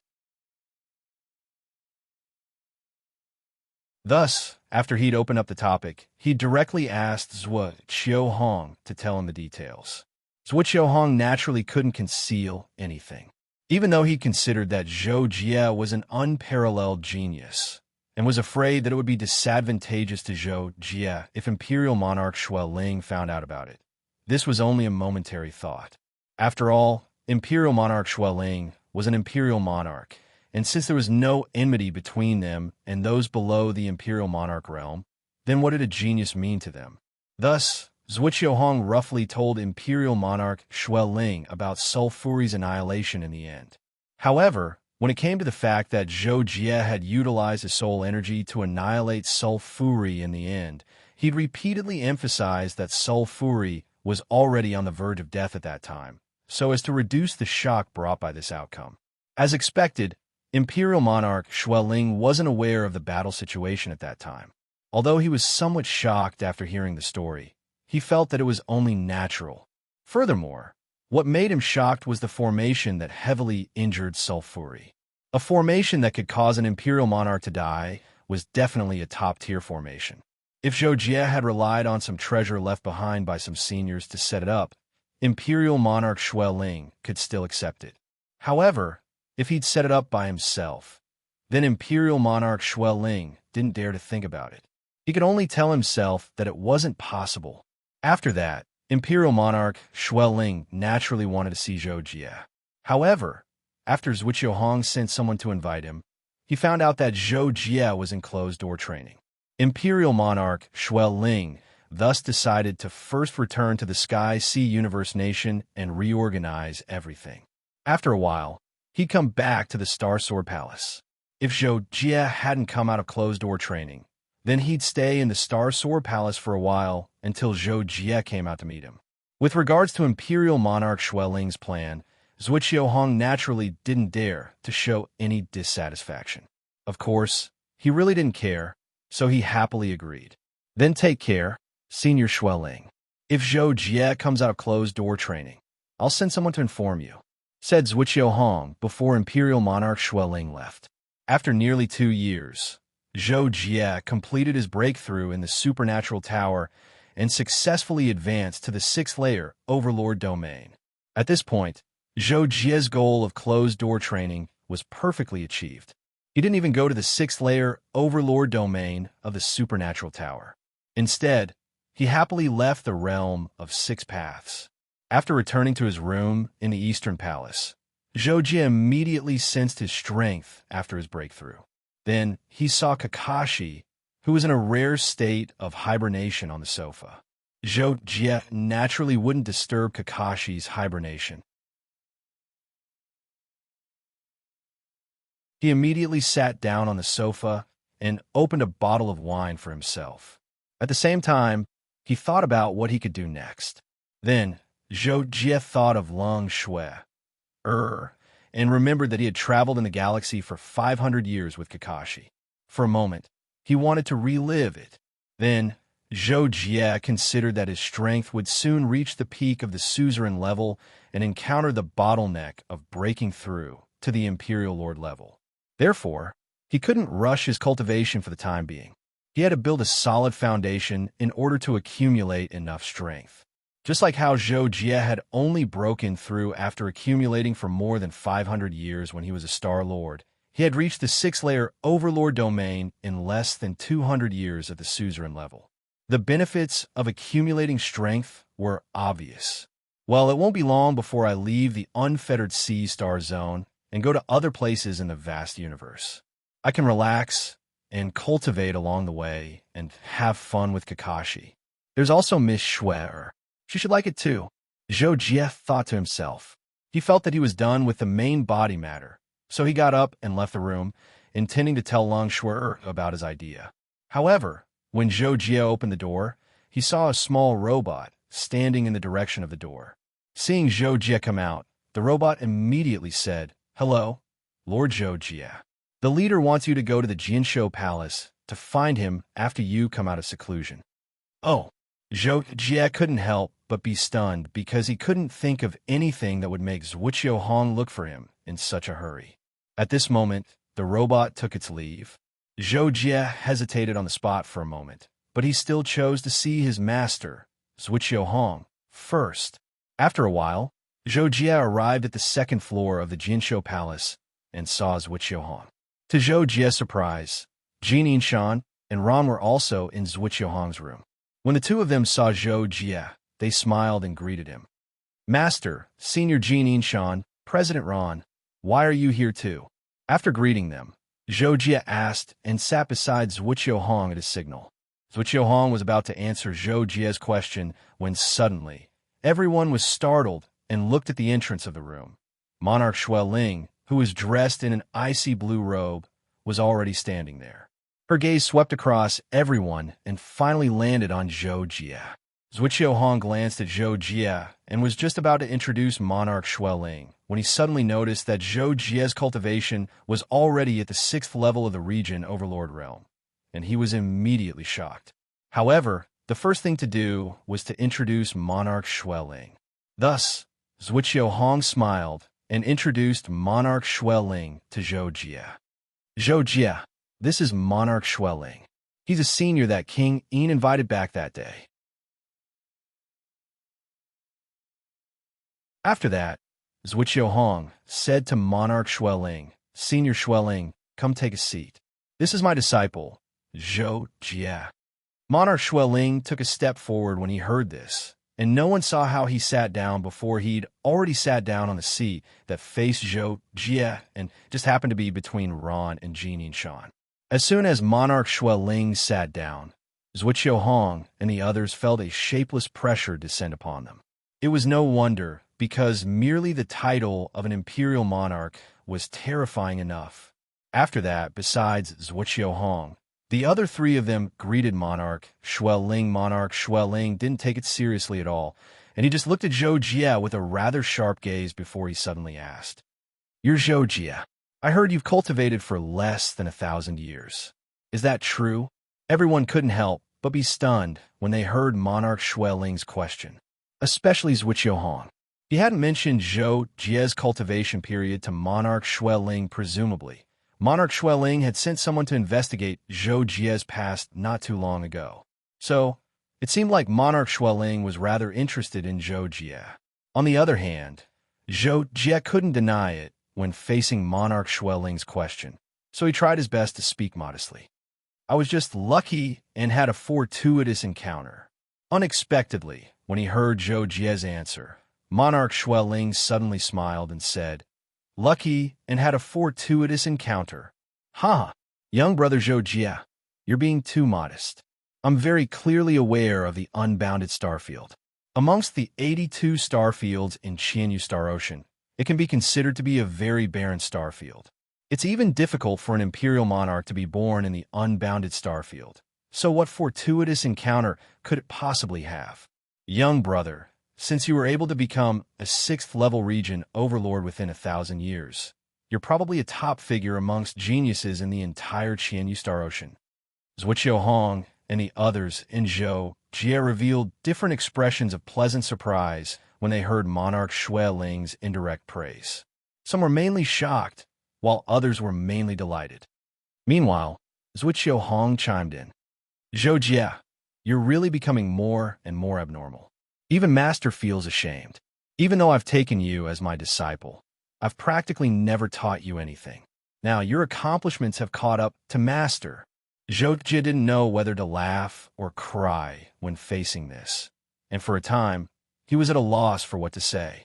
Meanwhile, Monarch Xueling continued. Zhou Jie, I was actually waiting here for the sake of meeting you. You really are a monstrous genius, as the rumors say. I believe that once you leave the unbounded starfield in the future, you'll surely be able to develop even more greatly. I wonder if you're interested in joining my Skysea region? That you're tuning in to the Warrior Lore YouTube channel. Don't forget to subscribe and join us on this journey to catch the most captivating stories.